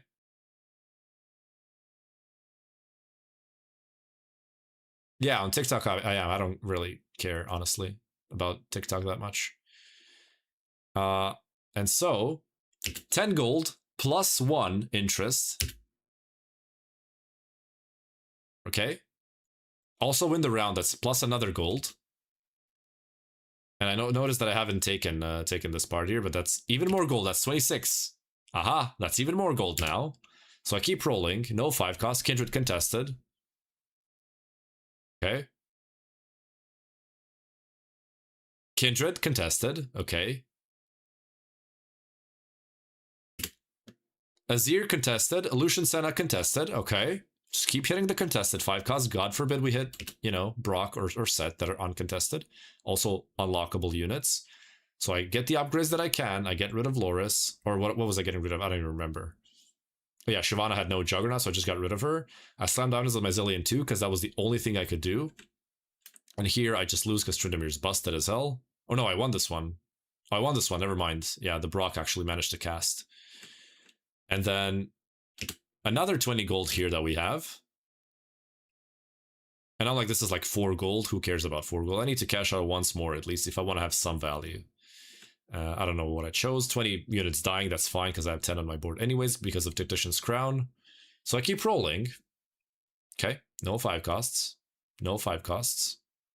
Lucian Senna, contested. Kindred, contested. And I think I just died here. That was it. Because there's no point in rolling here. I need 2 more Brocks, right? Yeah, I understand what you're saying. That's fine, but like... But also, I wouldn't take those units over this. I think this setup is fine. Maybe like finding a Freljord would be nice. You know? Okay. And I'm like, oh, well, okay. This time I probably should hit. Okay. And I go for, I think I went for a 5 cost unit here. Yeah, I went QSS for Set. Only bought 4, yeah. And watch this. So I take the QSS and I see trash items in Set. I'm like, okay, I need to reforge this. Maybe I can get a good item. I get the Death Blade for the Brock. Perfection, right? Couldn't get a better item here, even if I wanted to. Beautiful. So I slam the BT so he survives, and QSS is good with JG because of crit chance, and so I keep rolling. Okay, no 5 costs. No 5 costs. Oh, Lucian Senna contested. Oh, Set. Oh! After rolling 100 gold, I got 1 set. I got 1 5 cost that I actually need. Holy crap, you know? And see, Skarambes, the thing was, I was just trying to play as much frontline as possible in this spot. So the reason Ornn is here is for 3 Warden. The reason Nico Vire here is for Defender, right? And Piltover. The reason Braum is here for more frontline. Why? Because I'm playing Zillion. Zillion is the only 5 cost 2-star that I hit, and with these items, the only one that can actually work. So my goal was, okay, I'm going to stack up my frontline as much as I can to allow the Brock to cast and give Zillion time to kill stuff, right? That was sort of my goal with the frontline units, because that was the only source of my damage. I had nothing else. So the only thing that helps me here is time. So I was trying to buy time with my frontline. And in here, my Brock somehow just didn't even cast. He just died. If he casted here, I pretty much... I don't know if I win, but I don't die for sure. I kill enough units. This guy just clobbered me, right? Baron 1 just absolutely murdered me. And that's a 7th. Or sorry, 6th, whatever. Easiest first ever. If you gave a pro player this spot right here, level 9, 42 gold, Brock, set unlocked, Radiant TG, a bunch of gold to work with, they would tell you, oh, this is a free first. I am 100% certain they would tell you this is a free first. But yeah. And yeah, sure, you can say that I misplayed by not buying some other units. That's completely fine with me. I don't mind that. You can say I didn't play it perfectly. That's no problem. But how am I hitting 0 Brock, 0 Set in 100 gold on level 9? Uncontested units. That's the part that bothers me. This is why I think the game needs low roll protection. And Bojo, thank you for the follow. Welcome, brother. Was it Juanmi who hit Nash 2 in 1 roll in finals? Oh, I don't remember. I swear shops are rigged. Yeah, absolutely. This game today just wants me to lose. Because there was only one game, this was the game, where I naturaled upgrades. And I just didn't have to worry much about anything. I had like, I think I hit 10 Lucians this game, even though it was contested. I constantly kept hitting Lucian Senna for free, just for free, out of nowhere. Right? Ornn 2 I hit for free. The T-Hex I got with the duplicator from Ogwen, but I also had 2. I unlocked T-Hex, got 2 T-Hex in shop instantly. Didn't have to roll for it at all. You guys remember the shops here. I instantly upgraded everything in this game and just won second place for free. Just zero brain, right? And here, same thing happens. I roll on 9, like 50 gold. I can't find Garen 2, completely uncontested. I find Annie 2 when Annie 2 was out of pool. I found Taric 2 when Taric 2 was out of pool, right? I find 6 Luxes. I just didn't upgrade her because I wanted to save gold for Garen 2 so I can unlock Silas. And I can't 2-star Garen. I just lose the game for free. I even sold my Fiddle 2 just so I can have enough gold to roll because I knew I was dead, so I had to try to find Silas to bail me out. Just couldn't hit. And then transfer Edge of Night, BT, JG from Lux, and that's it, right? And you just... The game just sometimes just wants you to lose. TikTok viewers, I'm shutting stream down. If you want to join Twitch or YouTube, feel free to. Links in the bio of my TikTok profile. So I'm shutting down stream on TikTok. Yeah, I mean, it's just, it's yeah, that's unreal. Because I don't have an issue with that happening, but the issue is that is happening way too often for me. Like today, almost every single game. The only game was this Piltover game where I felt like I wasn't low rolling. And this one I was actually low rolling as well, but the thing is with Bilgewater, you're always consistent. And this just tells you how poor the game design is because I'm just playing Bilgewater, I'm buying units from the Bilgewater shop, and that's enough for me to top 4 every single game. I never went bot 4 with Graves reroll, with MF, right? This was bot 4, but this was Draven reroll. This is focused on Draven, right? Not on Bilgewater. This is just an addition to the comp, but Draven is the focus here. But yeah. How does Bilgewater feel? Well, it's not as broken as before, but I don't think you can bot 4 with it. I don't think you can ever bot 4 with Bilgewater. It's always free top 4. You just need to play for Graves. People play for GP, I feel like that's a mistake. As I explained earlier, you can get GP for only 30 Serpents in your shop. GP is 50, right? So 3 GPs in value are 150 Serpents. That gives you 5 Graves, right? So 5 to 3 is the ratio. And Graves is not worse than GP at all. He's just as strong. Especially, yeah, GP2 is just broken as hell. It just dumpsters everything in stage 2, stage 3. And GP3, or sorry, Gangplank, Graves 3 is so good because one of the main reasons is he counters Diana. So when positioning Graves, if you're playing Bilgewater, you're playing MF, obviously. Oh, there's no map here. I can't really show it. Maybe I can open like a notepad or something. Like, no, Paint. Oh, the Paint on Windows 11 is awful. Yeah, like this. Wait. Okay, let me just add that source here. Window capture. So one cool little tip that I have for you guys. I just need to change the type. Capture method Windows. There we go. Okay, let me put my camera above. Okay, so let me take a circle, okay, red. Or I can even go hexagon. We have this, okay. So this is one slot, right? This is one slot, and this is one slot, and this is one slot, right? This is how it looks on the edge of the board. Okay? Now, your MF is here, okay? MF. You position Graves here. Graves goes here. And then if the person has Diana here, Diana jumps to MF. Graves kills the first frontliner that's here. Okay, whatever, right? Graves kills this. turns around on Diana, which is now standing here, and one-shots her.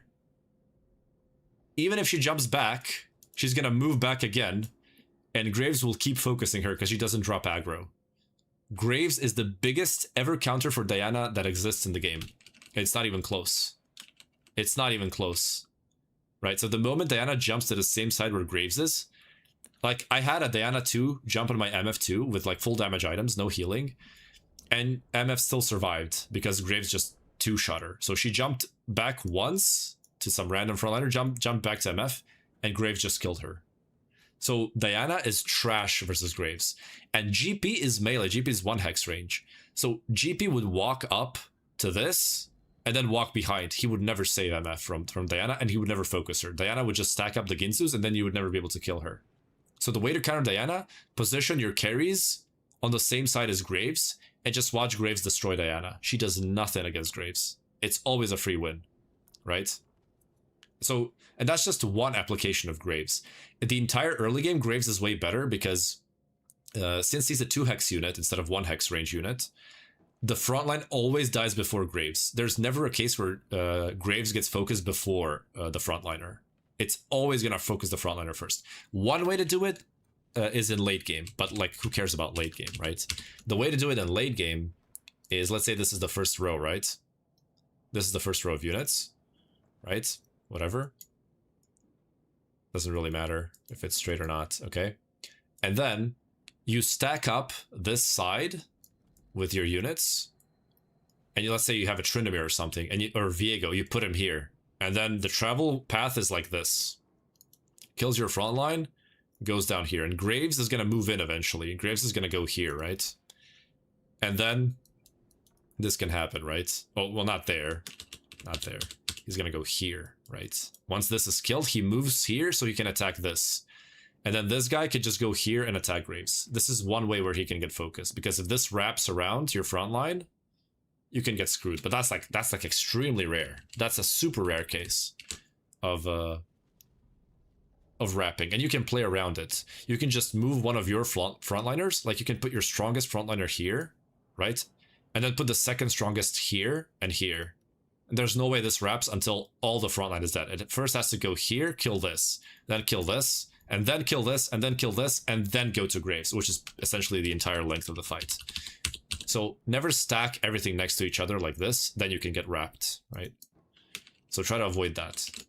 But yeah, like Graves is super strong. Like 2 hex units are incredible. The same applies to Belveth, right? Belveth having 2 hex range, it just makes her so good. If she was 1 hex, she would be complete garbage, right? So that's why GP sucks, in my opinion. I'm not saying you cannot play GP, of course you can. But I feel like head to head, I think I would always play Graves over GP. Because it's not just about the value here that we just demonstrated, it's also the silver serpents that we talked about, right? So Graves is 30 serpents, GP's 50. That's a massive difference. So you can just push levels and still hit Graves 3. Also, another big difference, Graves is a locked unit. So if you unlock him, very often you're going to be uncontested, you're easily going to 3-star him, right? And also what Skarambis says is also true. That's something I forgot to mention. This is how I usually play him. But today I just wanted to demonstrate how strong he is in a reroll comp. But usually how you play him is you go Graves 2, you push levels, and then Graves is your item holder for MF and Lucian Senna. And even if you 3-star him, that's fine. But if you didn't have specific items for Graves and you just item held him, it's fine to play Graves 3, but sell him and put Lucian Senna in, right? And just pivot items here, right? And this becomes your main carry. But Graves 3 is better than Lucian Senna 1. Lucian Senna 2 is better than Graves 3, okay? If you just have Graves 2, you can just pivot items from Graves 2 to Lucian Senna 1. That's worth it. And then MF2 is your main carry, right? So also, right, this is the difference, where GP has no traits with other Bilgewater units, the Slayer and the Vanquisher. You kind of have to fit that in. So you have to add Fiddlesticks, you have to add a Briar maybe for Slayer.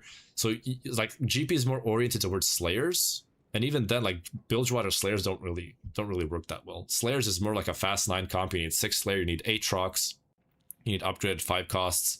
And then you would add Fiddle there so that GP gets Vanquisher. But even then, you would rather play Belveth 2 plus Aatrox 2, right? Or stuff like that, instead of just GP 3. Because you have to go fast 9, you can't roll for him. So in my mind, in 95% cases, Graves is the better choice. The one exception is triple emblem start, and you get like Vanquisher emblem, Slayer emblem, you know, stuff like that. That can sort of skew it towards GP. But like, imagine like if you use the same argument, we can say, oh, imagine you get Gunslinger. Oh, it's just a first. It's just over. It's just instantly Graves, Bilgewater, get him to 3-star, use the Bilgewater or use the Gunslinger emblem, and play all 3 of these. So play Lucian Senna, play Graves, play MF, Gunslinger emblem to the Kindred or whatever, doesn't matter. You have 4 Gunslinger with a Graves 3, stacking infinite AD from the trait because it gives percentage AD. So 3 stars are way more valuable in 4 Gunslingers, right? If you have 4, then this AD just goes up like crazy. So I have trouble seeing angles in which GP is better than Graves. And especially in the early game, because he's a 2 cost, you can easily 2-star him. And again, he's cheaper in the shop, so you can get him 2-starred in like stage 2 pretty often. Most times 3-1, 3-2, you're gonna have Graves 2. And you can just dumpster everyone stage 3. And again, it's no investment at all. You're getting him for free in the Bilgewater shops. So if you get Bilgewater 2-1, go for Graves. GG, it's done, it's over. It doesn't matter what you slam. If you have best in slot Graves, sure, you can reroll him. Like reroll maximum 5 times. You can natural him with Bilgewater shops, right? You don't have to reroll. Reroll 4 to 5 times to stabilize if necessary, but that's it. Don't roll down for him. There's no need. You're gonna hit him anyways. Try to push levels. Go 9 and pivot to Lucian Senna. If you have perfect items for Graves, well, just keep Graves 3. That's fine. And that's the whole strat. And you guys saw today, like I played MF2 Graves 3. Graves 3 was doing like 3 times her damage in some fights. Graves is nuts. Insane unit. Just so good. So yeah. For me, it's always Graves. Did the patch yesterday change the meta? Nah, not really. It's pretty much the same. I think Yasuo is just a little bit too strong, so if you get a natural Yasuo too, you can try playing him. But yeah, I'll be playing a little bit off stream, guys. There's also some editing I need to do. But yeah, I think that's it for today. I'm super pissed off. This was one of the worst TFT days I've ever had. This RNG today, like I should have just played Bilgewater the entire day. I would get top 4 every single game. I wouldn't even notice the low roll because you can just always high roll with this, or you can just always have consistent upgrades with Bilgewater. This is what makes it broken. As I said earlier, Skarambis wasn't here. The reason Bilgewater is broken is because it's a low roll protection mechanic. Bilgewater, in its essence, is a low roll protection mechanic. It's a low roll protection trait. You can never low roll because you can get guaranteed units in your Bilgewater shops, and you always have upgrades. That's why it's broken, and that's why it's consistently top 4. Like if you open, I don't know, maybe the stats don't support this. Yeah, 5 Bilgewater doesn't average that well because the final board doesn't want to run 5 Bilge. 3 Bilge, however, is 4.02. 3 Bilgewater is 4.02. Right? And 7 Bilge is 5.78, so you never want to play for that. But 10 Bilge, I think, is like 1.x. Yeah, 1.16 insta-win. So yeah. Just play Graves, guys. You want to win, you want to get LP, just play Graves. Go Bilgewater Graves. That's it. Fast 9 and Diana? Yeah, we'll see. We'll see. Anyways, I got work to do, boys. Thank you for stopping by. I'm not gonna raid anyone because I'm super pissed off, and also I haven't been playing the game in the last hour. I've just been yapping. But yeah.